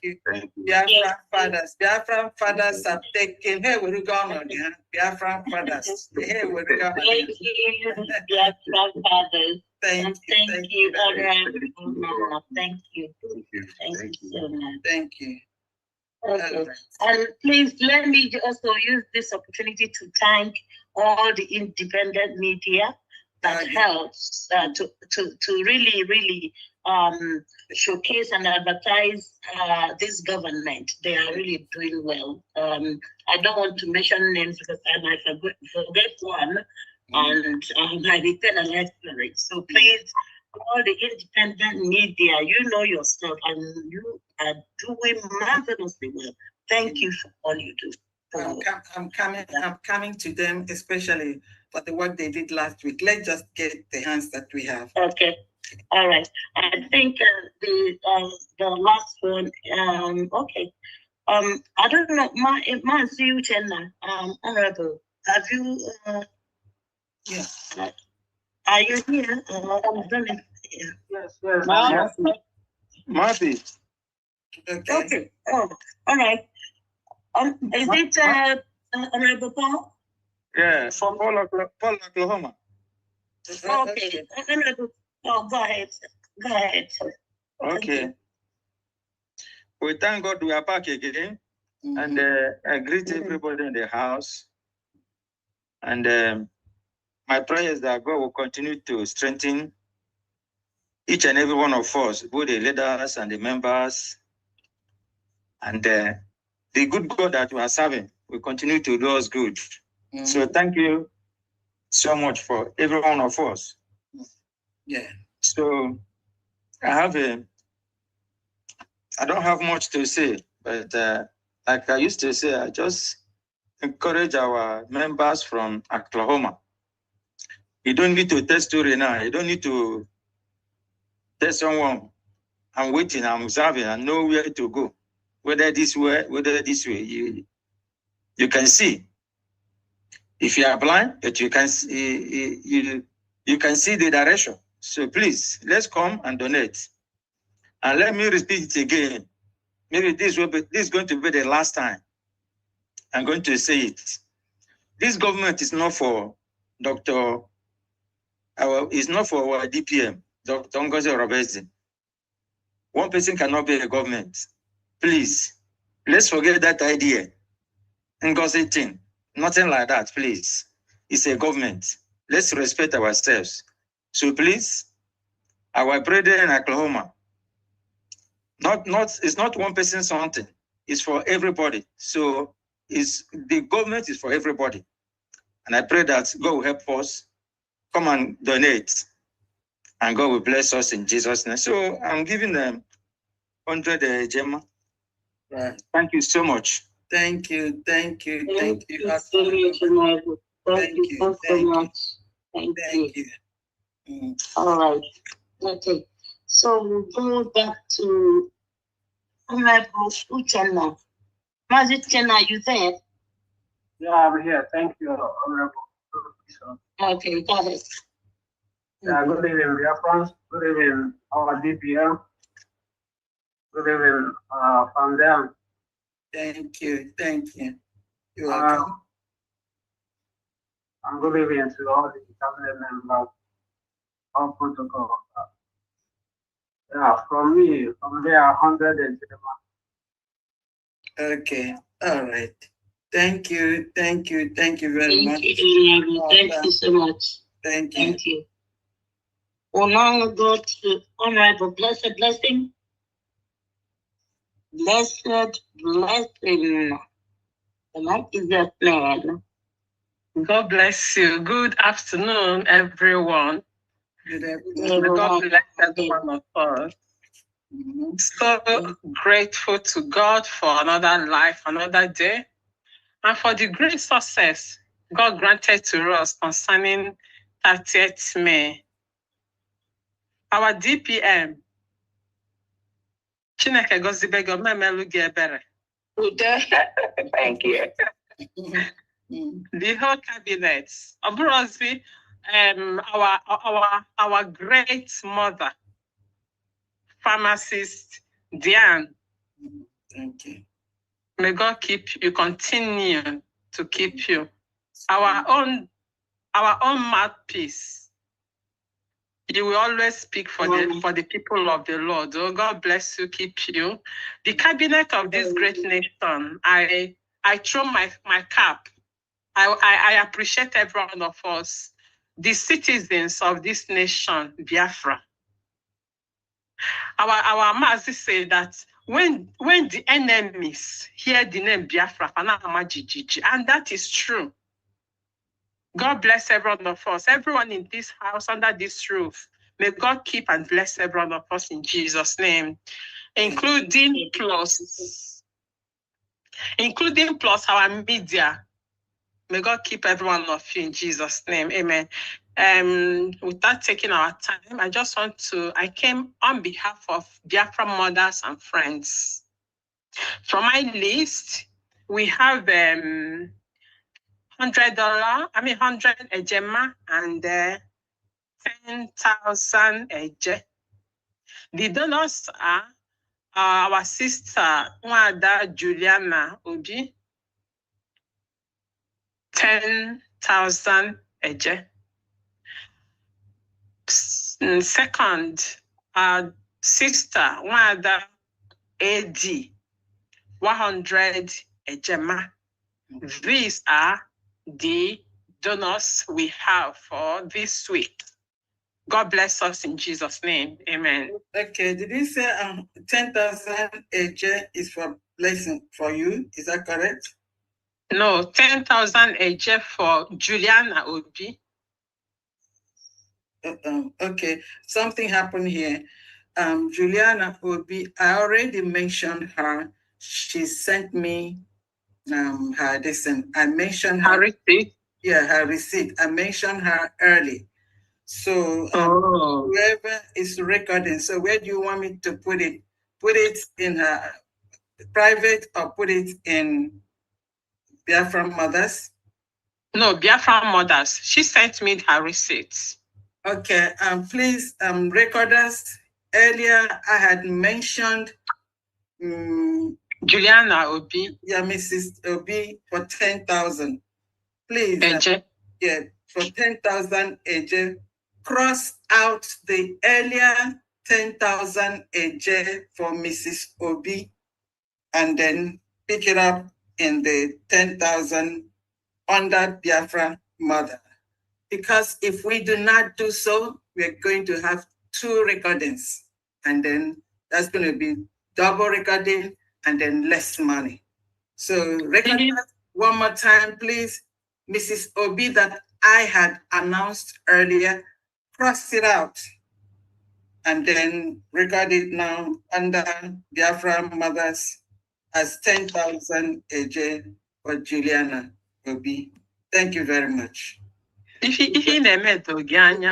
bless you. It's very, very important because a lot of time, it's very, very hard to keep track of this because people go, calling for donation, you mention it here, you mention it here. And when we do so, the money we have at hand doesn't match what the has. Thank you. God bless you. Thank you so much. Thank you. Okay, that's why God kept you for us. Thank you. Okay, so we'll now go back to Lagos Liaison. It's like an update. Go ahead. I just got another update from one of my county, from Limosho. Okay, just a second. Give me. I have 13,000 30,000 AJ. And the donors is Mazi Austin Okadike. Oh, hold on. I'm trying to get you. Okay. Where do I have you? So, what did you have before? I have 115,500 AJ. Okay, so what you're going to do now is an update. So update for Lagos Liaison. What do you have? 13,000 AJ. 13,000 AJ for which county? From Alimosho. Alimosho. Okay, thank you. All right, thank you very much. All right. Okay, you want to announce your list? Yes. Okay. Yes, ma'am. Okay. Mazi Austin Okadike, 2,000 AJ. Mazi Christopher Okonkwo, 1,000 AJ. Mazi Franklin Weke, 1,000 AJ. Mazi Jonas Ezokoye, 1,000 AJ. Mazi Hyacinth Ianasho, 1,000 AJ. Mazi Levi Okote Pende, 1,000 AJ. Mazi Chuku Emeka John, 3,000 AJ. Mazi Gabriel Wankwo, 3,000 AJ, all total 13,000 AJ. So everything from so hold on. You earlier you had 115,500 AJ. Now you're adding 13,000. That brings your total to 128,500 AJ. Is that correct? Okay. Yes, Recorders, please note that Lagos Liaison previously had 115,500 AJ. Now they're adding 13,000 as an update, making their total 128,500 AJ. 500 AJ. Is that correct? 128,500 AJ. Thank you, Lagos Liaison. Thank you very much, Lagos Liaison. Yeah, thank you so much. Okay. We now go to Honorable Chief Opera. Honorable, the mic is yours, sir. Thank you very much. Can you please on my video? Thank you. Okay. I can't hear it, so it has to come from the host. Is the DPM still here? I try to on it. DPM still here? Well, she has something to Yes, I'm here. What? Okay. Can you help him? He's trying to, I don't know. Do what? His camera. Video. Oh, Priscilla can do that. Let me see. Yeah.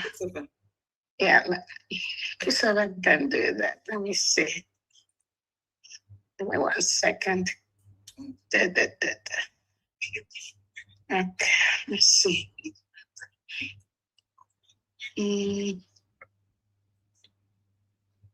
No. Participants. If it doesn't turn on, I can continue this way, my TPM. Yeah, I'm trying to. I logged in another distance, so. Okay, hold on 1 second. Okay, you can start it now. Yeah, good evening, my DPM. Good evening, Diana. Good evening, all the cabinet members. Good evening, all Biafrans. From Austria, 100 Ejema. Okay. Honorable Juku, 15 Ejema. Mazi Samuel, 15 Ejema. Mazi John Paul, 25 Ejema. Mazi Kenneth Odoaro, 45 Ejema. Altogether, 100 Ejema. At the same time, I want to thank some of our Biafrans and Austrians, those who are coming up now to support the government.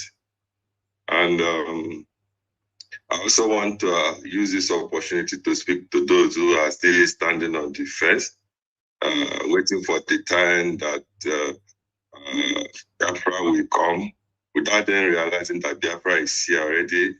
Those who say that immediately Biafra comes, any amount of money they ask them to pay, they will pay it. I just want you to understand that this is the only time the government needed your assistance, and a time will come without your billions, the government will not need your assistance anymore. For those who need my number, the phone number is +43 690 101 46 516. I repeat again, +43 690 10 46 516. Also,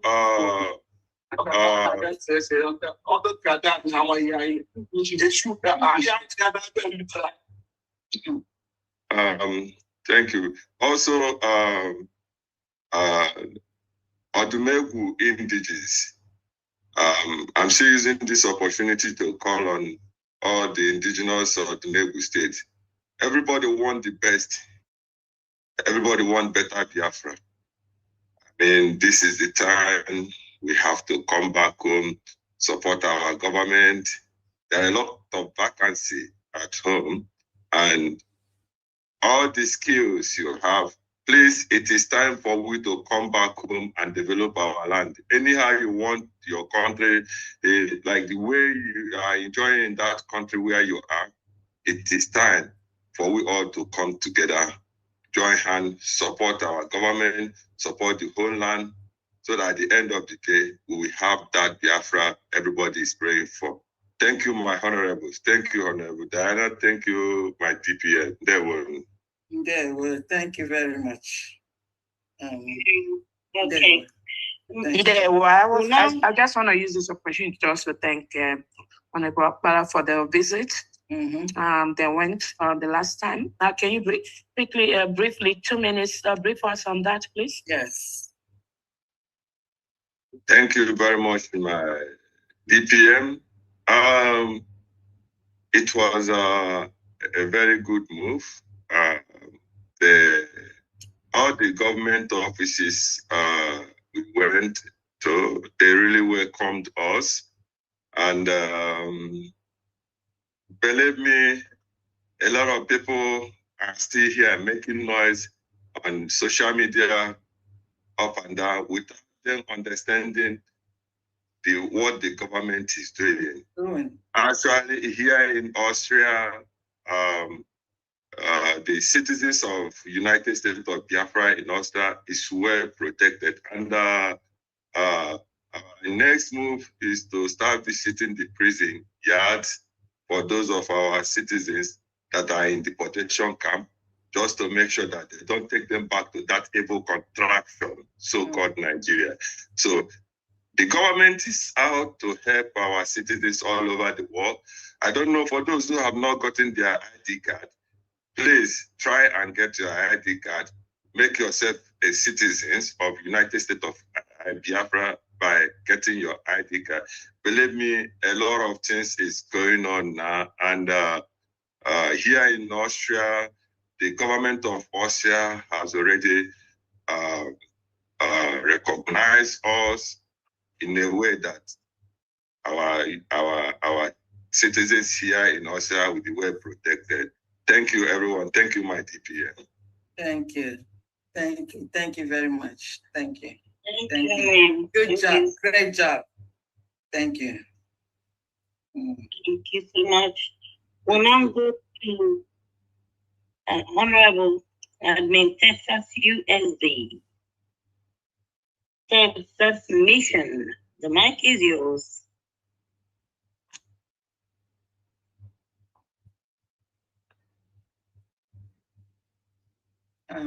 Texas USD, are you there? Okay, let's go to USB Mission. USB Mission, are you there? Equatorial USB. Okay. Okay, go ahead, USB Mission. Equatorial Guinea is here. Okay. Go ahead, Equatorial Guinea. All right. Greetings, everybody. Greetings, my DPM. Greetings, our sector of finance. Greetings, Biafrans all over the world. I bring all of you warmly greeting from the soil of Equatorial Guinea. Okay, please, one of our brother from Ikemba State and Mali, he is residing in Mali, but indigenous of Ikemba State. He made a payment in response or in accordance with the announcement made by DPM yesterday during the expanded cabinet meeting. When our DPM made a statement that it is important that everyone contribute to make a donation to see or to cater for people in prison all over the zoo. Biafra land. So he made a payment of 50,000. Okay, wait a minute. What do you say his name is? So he's not. This 50,000 is on the. My goodness, please. That is equivalent to Naira. I'm not talking about equivalence. You said this 50,000 is by who? Who is making it? Is by Emeka Okeke. Okay. Yes, Biafran citizen in Mali from Ikemba State, but residing in Mali. Emeka Okeke, Mali. All right. Yes. So this I will forward you the. Don't worry. This is the extended cabinet, right? Yes. Okay, donation. All right. Oh, that's so nice. Thank you so much. Thank you. Thank you very much. All right.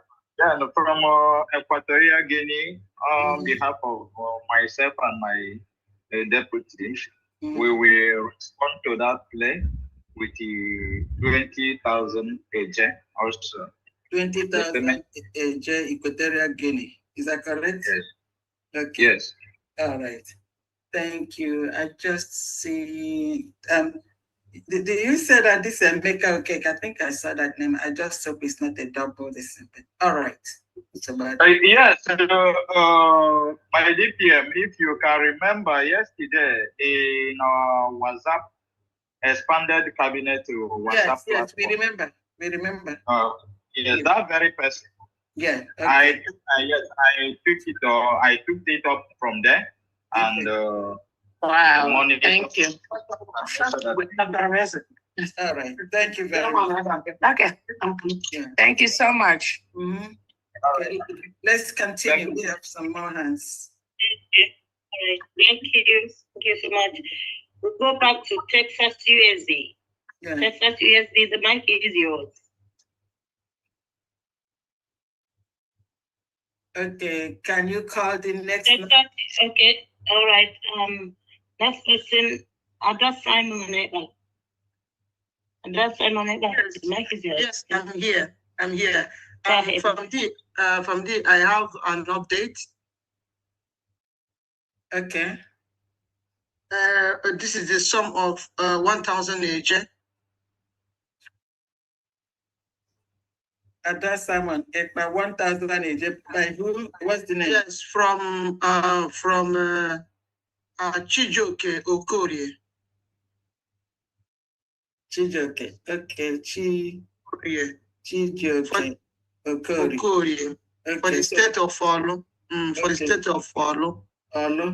Okay, yes. So that makes your total 4,500 plus 20 Ejema. Is that correct? Yes. All right.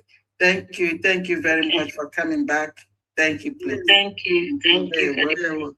Thank you. All right. So we'll now go back to Texas USD. Texas USD, the mic is yours. Yeah, can you hear me now? Very well. We can hear you. Oh, thank God. I was struggling with the microphone. Mm-hmm.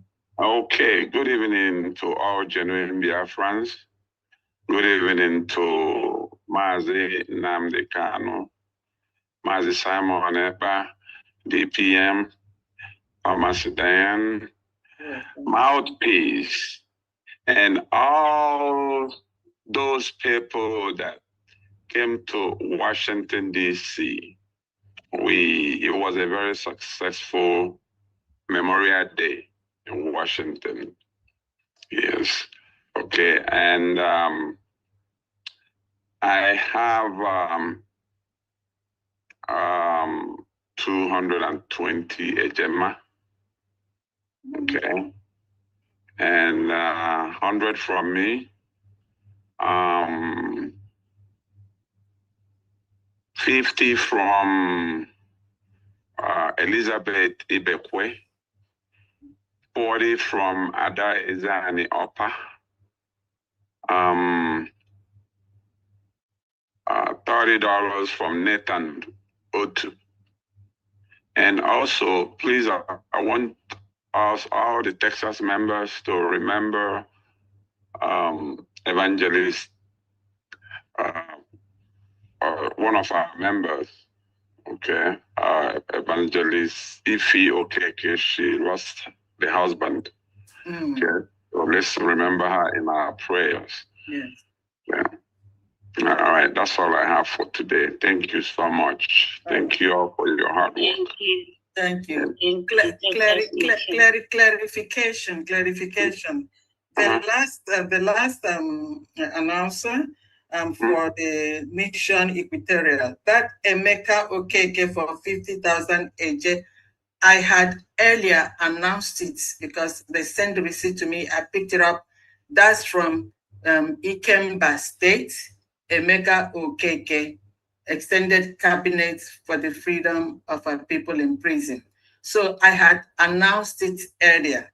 Please cross out the last announcement here for Emeka Okeke Mali Extended Cabinet donation. Cross it out. That's duplication because I had announced it earlier. Okay? All right. Emeka, okay, cross it out because I announced it earlier because it says from Ikemba, Emeka Okeke extended cabinet for the freedom of our people in prison, 50,000 each. That's it, just for clarification. Thank you very much. Let's continue. Thank you. Honorable. So we'll now go to Honorable Victor Evidence. Honorable, the mic is yours, sir. All right, can you hear me? Yeah, very well. Thank you, everybody. I can't thank you enough following from the last, event, 30th of May. We came there, everybody. That has shown that those who believe in Biafra really believe in Biafra 100%. Yes. So it was a very successful event. And when I came back to Boston, people who watched it, one of them approached me and they said, please, can you add me to this struggle? Oh, yes. So you can I said, absolutely, no problem. You have watched it. You know that we are going nowhere. Regardless of what has been happening to us, trying to stop us. But are you going to stop? Or you're a mad person if you think you're going to stop us. So this guy, I'm going to start calling him for next Saturday. All right. So he agreed. And I told him, money is involved there. It is not just morally supporting. We need action. So monetary-wise, he agreed. So I was trying I was looking for Ikemba people right here, and I found the guy from Owerri State. So, and I want to say thank you so much, all of you, the cabinet members, from D. I saw you that day, very remarkable dressing. Thank you. And of course, I saw her. She invited us to her room, and we thank you. Enjoyed us with yet another remarkable dressing. And we tell them that who come from Biafra. So everything counts. We are not half. We are full. Having said that, I'm going to mention people who have made their donation today. Please, if you are listening, if you are watching from somewhere, if you belong to Massachusetts, for those of you who have left this struggle because of someone else that was taken away, and you left up to now, you have not come back. I have about 7 of them here. I'm trying to reach out for them. For those of you, I say, please come back. What we are doing is not fake. Everybody confusing you, then go and research. What we are doing is not fake. Come back. We need all of you. Having said that, I have some people who have donated for today. Okay. And starting from my humble self. May I have your total, please, first? Total is 250. All right, thank you. And Gemma. Starting from my humble self, Honorable Victor Ebuna 50, Gemma. I have once again Stephen Igedu. I really appreciate Stephen Igedu for last Saturday event. Honorable Usoko State with that very remarkable dressing of Undi. Oh, wonderful. So that's 50, Gemma. You're not making me jealous, Honorable. Don't making me jealous, but I wasn't there, so that's what I'll say. You are not there? On a mouthpiece? No, I'm in Scotland now, you know. Oh, sorry, on a mouthpiece. You're not there. I'm not because of you're not there. Sorry. How are you today? I'm good, and you, I know you're lovely, so go ahead, sir. Okay, Stephen, Innocent, I'll mention Mr. over there. Honorable Victor Ebuna, 50, Ejama, Stephen Igedu, 50, Ejama, Mazi Innocent, Onyeniho, 50, Ejama. Yeah, our sister, here, Roslyn Odo, 25, Ejama. Mazi Chukwemeka Onwuchekwa, 50, Ejama. Mazi Innocent, I'm sorry, Mazi Emmanuel Chidozie, 25 Ejama. That brings us to 250. Ejama, yes. Yeah. So if I have any update, I'll come back. Thank you so much. Thank you. Thank you so much, Honorable. Thank you. Thank you. So we'll then go to Honorable. I don't know if it's Chukuma or Chukuka. I can't see the full name. So please, Honorable Chuku. Is that Chukumanjako? Is that you? Honorable Chukumanjako Guyana, is that you? Please confirm. Yeah. I'm here. Good evening. Okay. Good evening. Biafra, Honorable GM, other members, I agree. Thank you, first of all, I thank God for that opportunity again to be amidst. I know I always belong to one special category of people society. Quite around straight categories. Those who make things happen, those who things happen, and different type, those who do whatever thing or not. So because this always want to things happen that I know how to make happen. That's why I struggled and build all God is to be there to see my eyes. That man. Thank you all for and make it happen. All of you who are working very hard. May God continue to sustain you in Jesus' name. I'm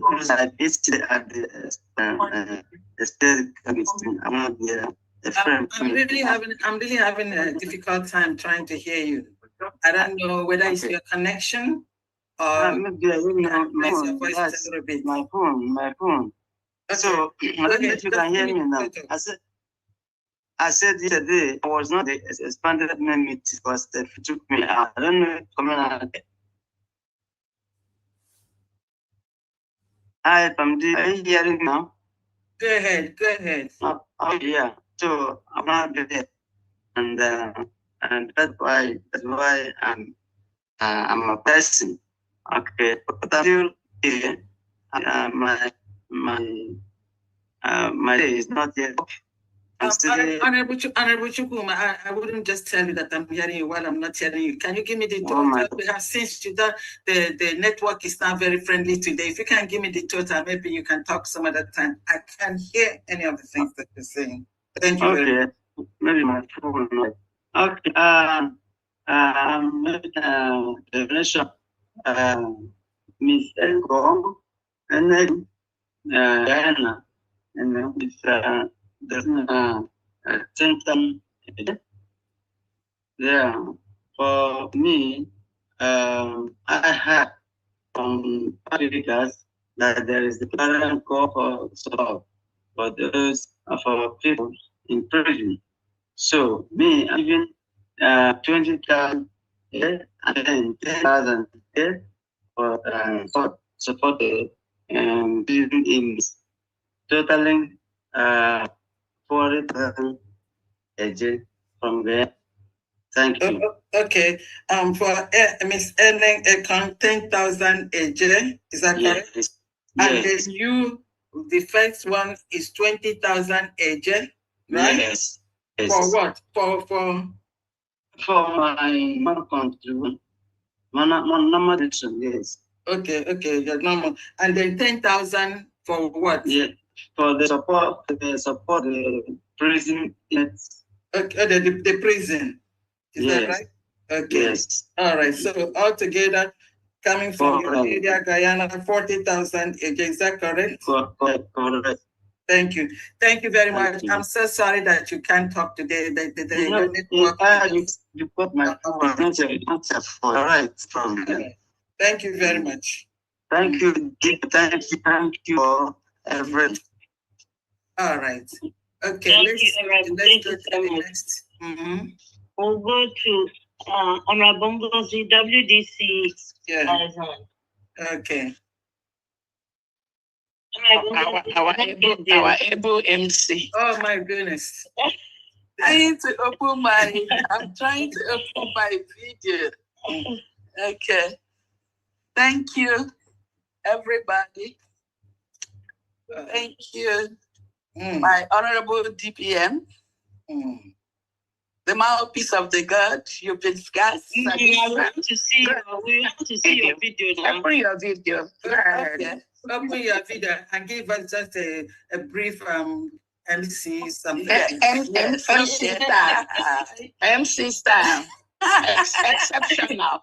Your Excellency, you have to understand that we are gifted. Great job. When you throw us into anything, we do it very well without Thank you very much. Okay, from the end, you're the best of the best. You know that. My DPM, I greet you. My fellow admins, all Biafrans. Thank you. Thank you for being at the 30th May Memorial. It was grand. It was beyond amazing. There's nothing left. And all our speakers carried the day.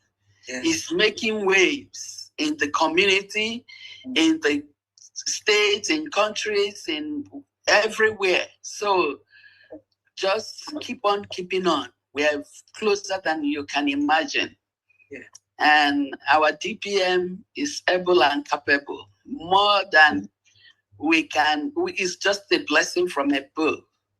And we thank God for that gift, and we don't take it for granted. My total today is $100. And we've been having some bottling and developing challenges from WDC, but we are still together. We are working on our fund, and by God's grace, we will bounce back. So I have Mazi Victor Anele, $50, and myself, Ezia Dangozi E, $50. That's $100 for today. I thank everybody, and I say we will not faint so that we can reap the fruit of our labor. In Jesus' name. Jealous of that day. Thank you. I would like to give you a special thank one more time. Thank you from the end. Exactly. You have to know when something is there. You didn't do that in that day just because you were called impromptu to come and do it. It's already there. That's what we say. We are all gifted. We are gifted. At the moment I saw you in that first phase, I said, here he goes. And then I think that's going to be another job for you here. Anytime we're doing something, we're not going to spend any money hiring somebody because no way. Everything we need is in the house. Thank you. Thank you for the job well done. It's a privilege to serve. Thank you. Thank you from the Thank you. Thank you so much. Thank you. Oh yeah. Okay. Oh my goodness, we finally did it. Okay, I have some next year I'm gonna call. Should I continue? Have you finished Honorable Taja? Oh, okay. Yes. I don't see her hand. Is she here? Okay. Or maybe they put their hands down or network, I don't know, but fund was up, and then Egidion was up. I don't know. And I don't think that You said what? Yeah. You said what? And I don't fund was up. And maybe network, I don't know. It's no longer there. And then there's another person, Egidion. I don't see their hands again. Okay. Honorable Fabian, over to you. All right. Can I say something? Oh, Mama. Okay, just I have some names here. Okay, go ahead, Mama, and then. Hello. Hello.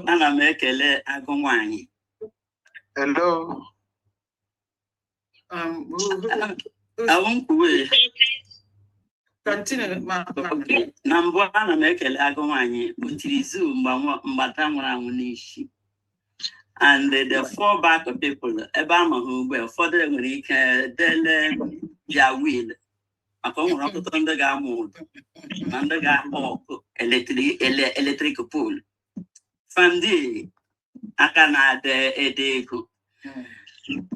Honorable mouthpiece, you know, they are Honorable Christopher. I wrote one, I see you are awesome.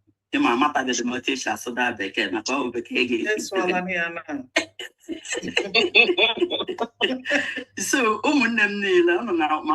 when you all of them, they're all now, and no to note.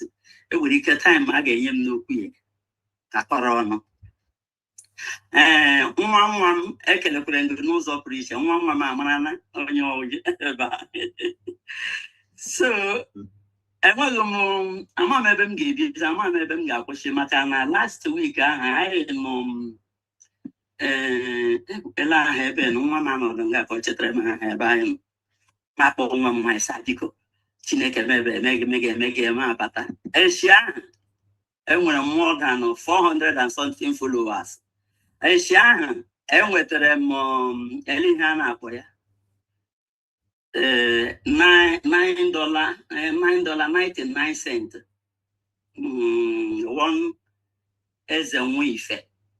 You know, Mihana bomb super chat. That day didn't Biafra, or Dilla. Mbosi Chuku Kerono Nile na Chuku Agayoro.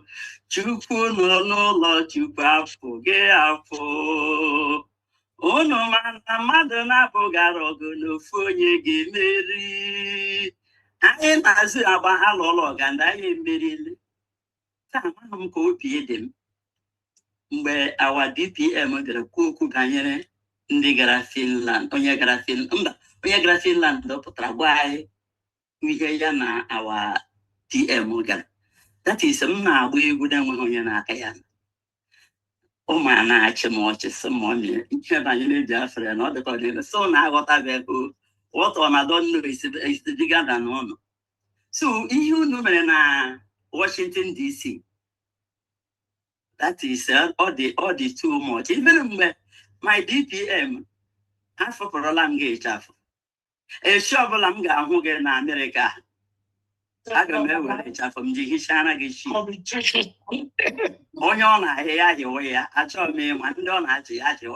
You are the best of all. You are one. The mother of a universe, the mother of a state, the United States of Biafra. It might be here until that's a D-Day. Kaigama. So, Jishike, Maka Unyobola Maya de Yanushi, on the joke Mawado. Unonila Munga, Mamoke Mawan. I won't. Unless the mamma, when I'm not a mamma, Ham. Nkawaland, I lie and museum Biafra. I want the more I may take no one has seen on your question longer. Every long one now, Omaga, I got museum, did he one dimming head the guy teacher, Barican America, give him a chance. Before that, I put her part a man hotel, don't take only Lamakan the gander. I got a chief for each and every one of you. One day, all on the Tigan, yes, Namama, and Mapulonian Imon, all these our executives. All these people who put to Hata, me and I'm preach. Manda ne butere go ha na ha chọrọ ego n'ihe ha chọrọ nwere onwe ma ndị nọ n'ụlọ ma ndị nọ n'ama enweghị onye n'ime ụlọ na-agaghị ama 120 years ọkwa na ihe mama bibiri ihe fọrọla m na 49 years nklọkọ ya ndị ụlọ niile ga-amụ ndụ gbachi ike na-atụ gedegede ka nwele anyị niile ga-eme enjoy this United States of Biafra ọnụ na fight for. So enweghị m ọtụtụ okwu kama na ekwukwere m ekwucha na 3 minutes.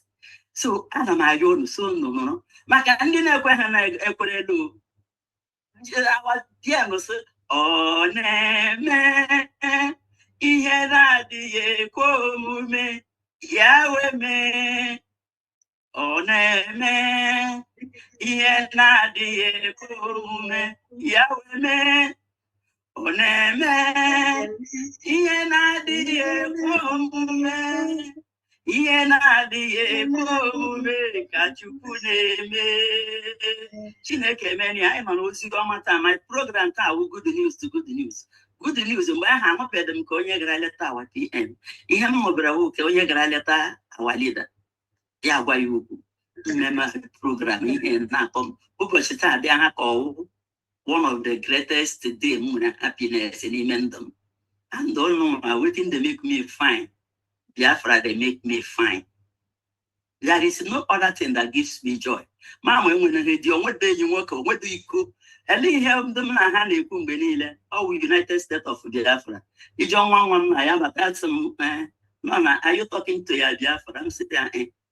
You come from to Hala Rangam Pepeli has some kaya dia gona mo Biafra sa nwam jawo isho la Biafra yo la mkuno go nya la gamba kwe ayala so ejima ha Chineke dị ndụ na-ekele unu niile na-asị na unu niile ga-adị ka echi na echi adịghị agwụ agwụ na-ayọkwana ndị na-eme na ID card ọ karịala 6 months mere ID card ma ahụbeghị m ọ bụrụ na lọta na-echukwe na-ekwu ya ka ndị ọzọ dị ọ bụrụ na a ga na-eme ihe nwekwere ndị ka emepụtara orugodo ma ọ 500 or 200 esendụ ndị ahụ enweta ihe a meziri ọtụtụ ndị na-akpọ m ma ọ bụ ndị na-agwa maka ya ya dịka ọ na-emezi ya na ha na-ada mba karịcha ndị mma na-eme ma enwetabeghị m sị na ọ na-adị on the way so biko unu jishi ike ama m na ọ dịghị izu mmadụ ịrụ volunteer work mana ọ Chineke ga-agba unu ume so unu jishi ike we are super proud of each and every one of you Chineke ga-akwụ unu ụgwọ ọrụ unu mmaji pụrụ mmaji United States of Biafra we never take your love for us for granted so I raise my case in my bekee. Thank you everyone, thank you for the opportunity given to me to speak more than 5 minutes. I love and appreciate each and every one of you. God bless us all. Thank you. Yes, you too. Thank you. Thank you. Thank you very much. Honorable Diana, over to you. Thank you. Thank you very much. Yeah. Okay. I have some updates here. One is from Thailand Liaison Support, 50,000 AJ. Honorable Dr. Mbwadile, 500 Ejema.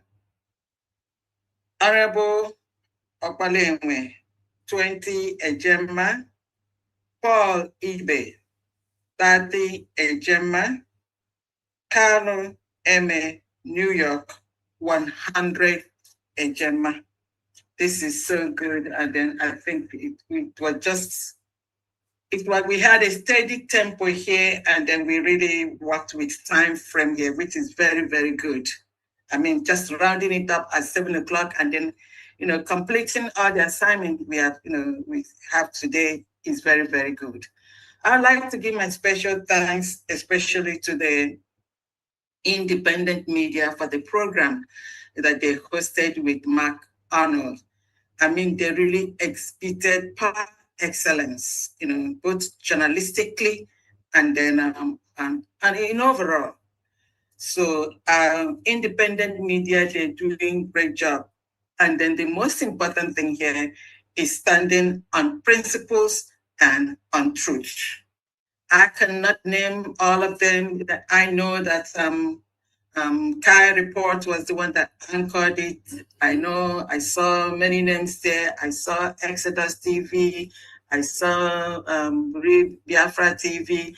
I saw Ada Ekwa, and then now Ada Ngozi Arobeze at DPN. Thank you very much. I mean, I think I saw Kelena there. I think I saw Madame Stella there. If I do not have your name, that doesn't mean I don't remember. I do not recognize, acknowledge you. I want to use this moment to acknowledge the great work, the independent media is doing. I mean, like I said, everyone has a part to play here. You don't have to be in the cabinet. You don't have to have a for you to speak. No, everyone, and when it's time for you to kutela miri or to defend the United States of Biafra or to defend the United States of Biafra, the citizens, everything in there, just stand on the truth. And the truth, it's just like, even if it sinks in the ocean, it floats. It doesn't matter how someone tried to twist propaganda or lies. The truth,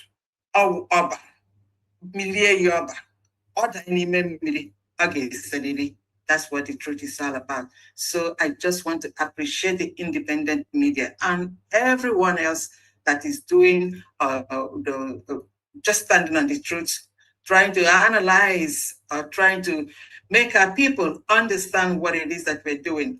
Then when you look at what we're doing, you will understand that most of us, some of our citizens do not understand what we're doing because what we're doing has never been done before. So our responsibility is to educate.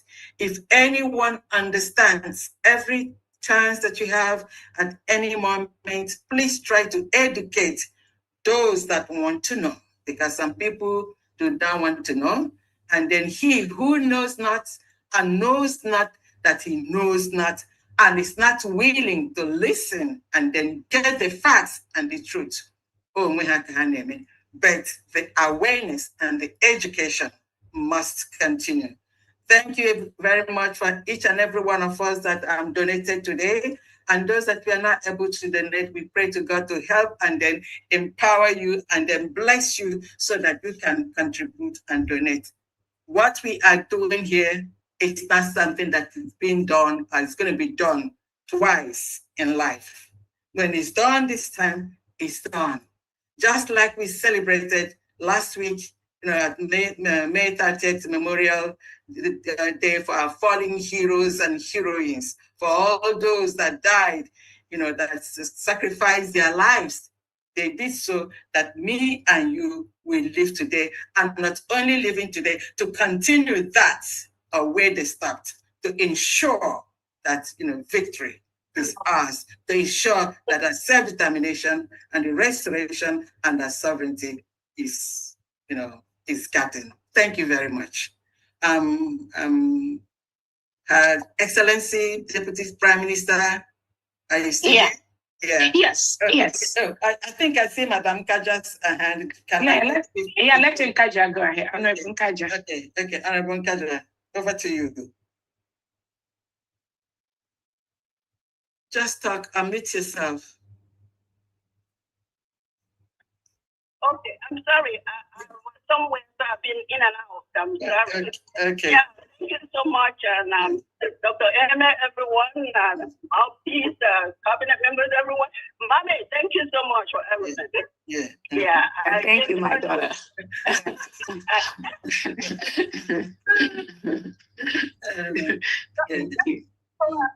No, but Victor has already called Massachusetts. I was somewhere. So I asked my own contributor $100 and I will send it.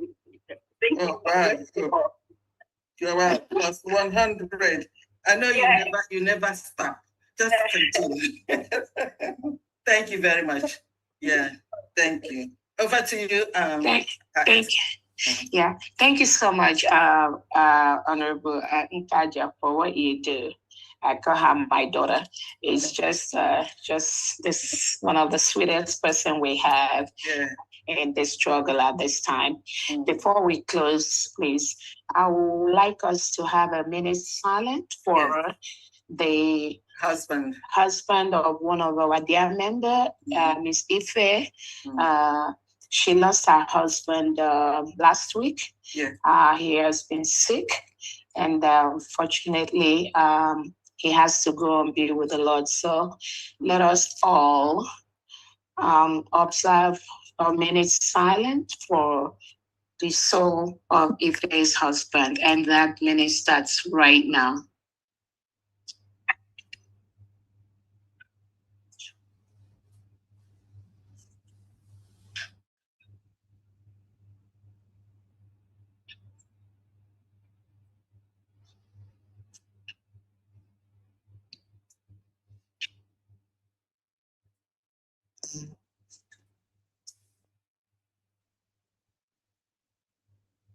May the soul of Ife's husband continue to rest in peace. Amen. Amen.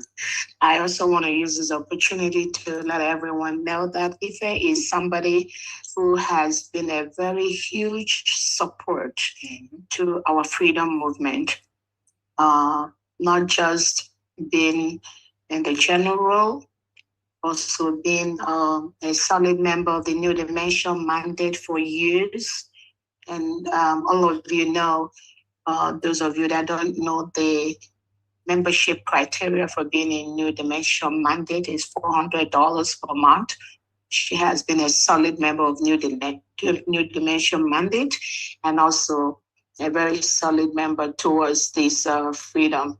The husband, the only thing he wished was to be in Biafra, but unfortunately he couldn't make it. So I want to use this moment for us to remember Ife in our prayers, and I would like and plead with everyone listening to me, please do lend your support to her. Going to drop her number here at this time, and if you have anything to support her, please do. She needs every help that we can give to her at this moment. And our phone number is 346. Okay, go ahead. Let me start. +1 346 933 7821. 346 933 7821. Okay. Thank you so much, family. That is our phone number. Please call, support her, any amount. It doesn't matter. She needs our help at this point.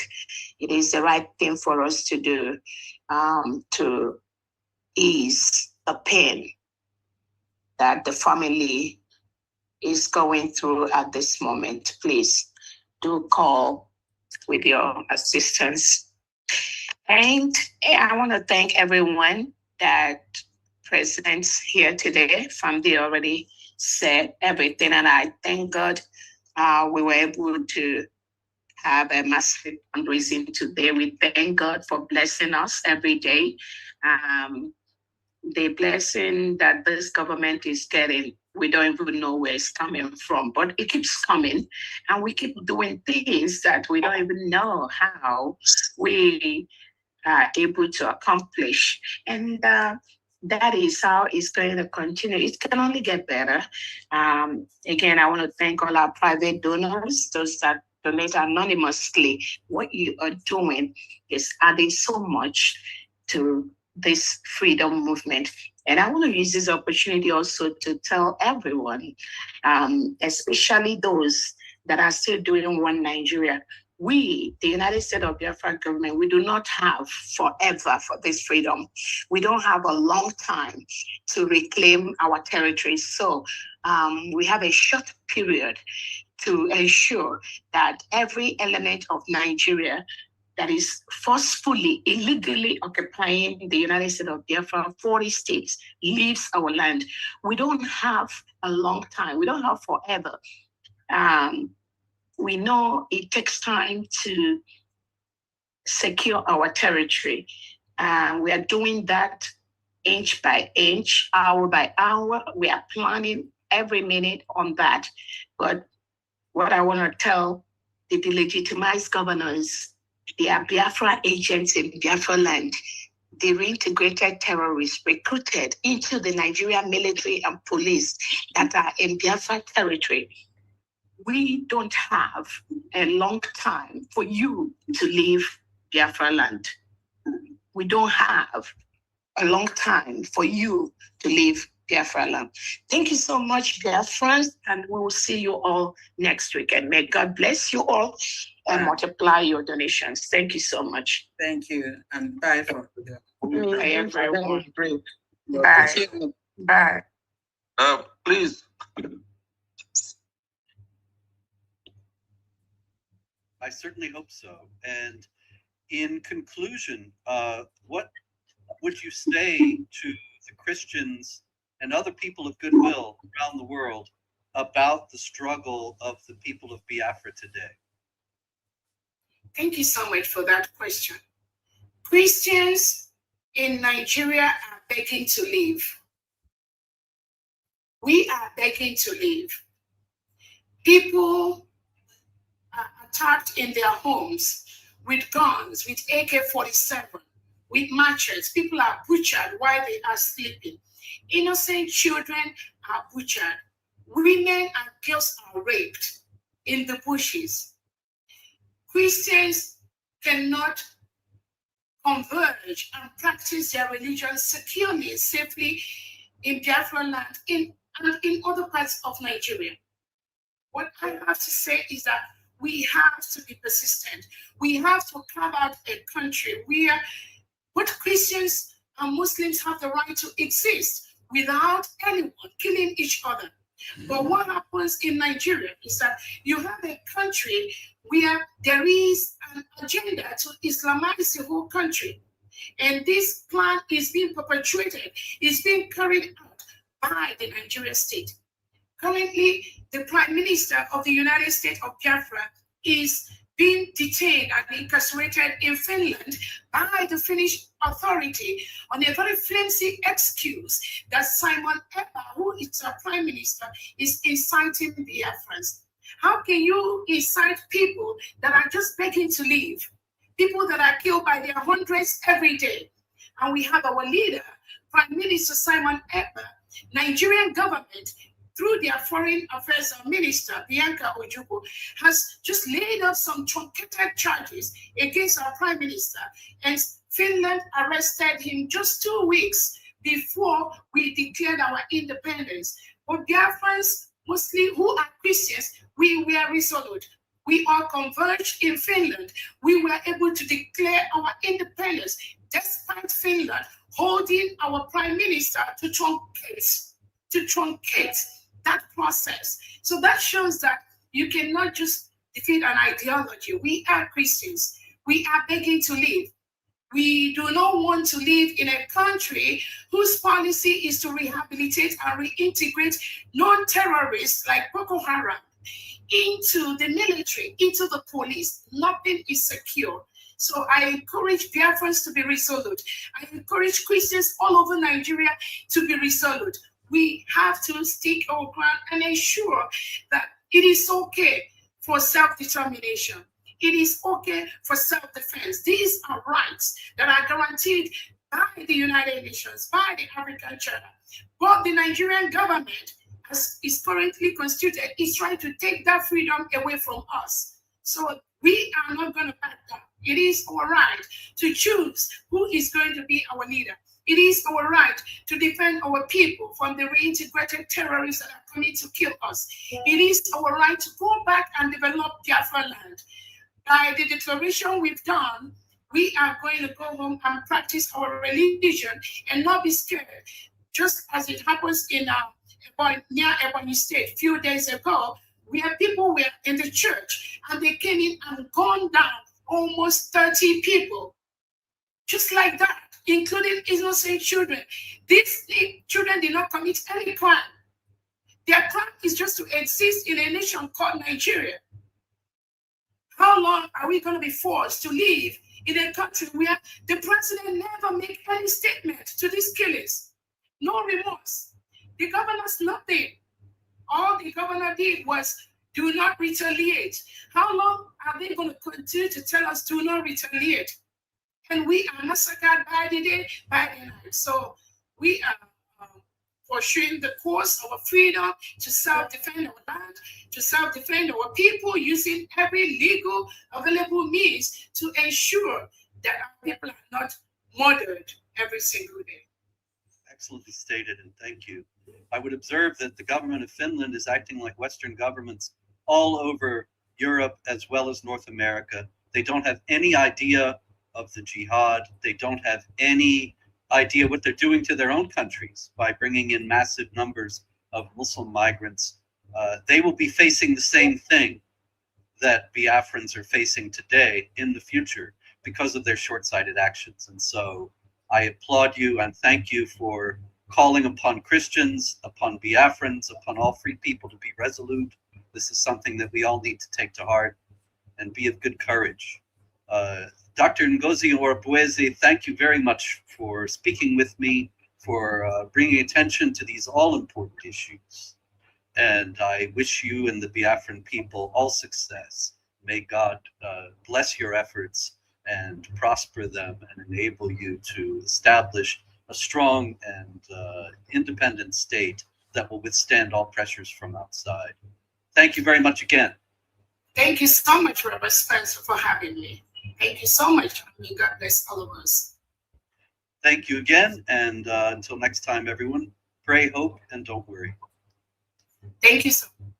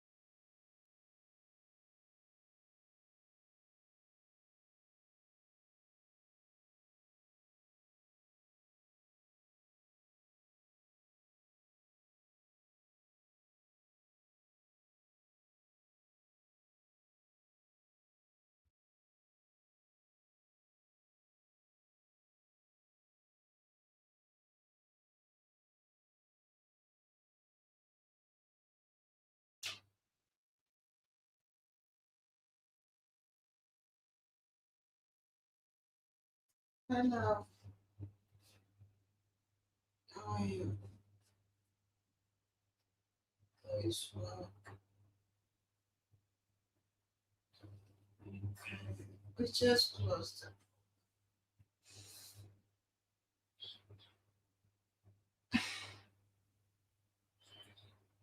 Yeah.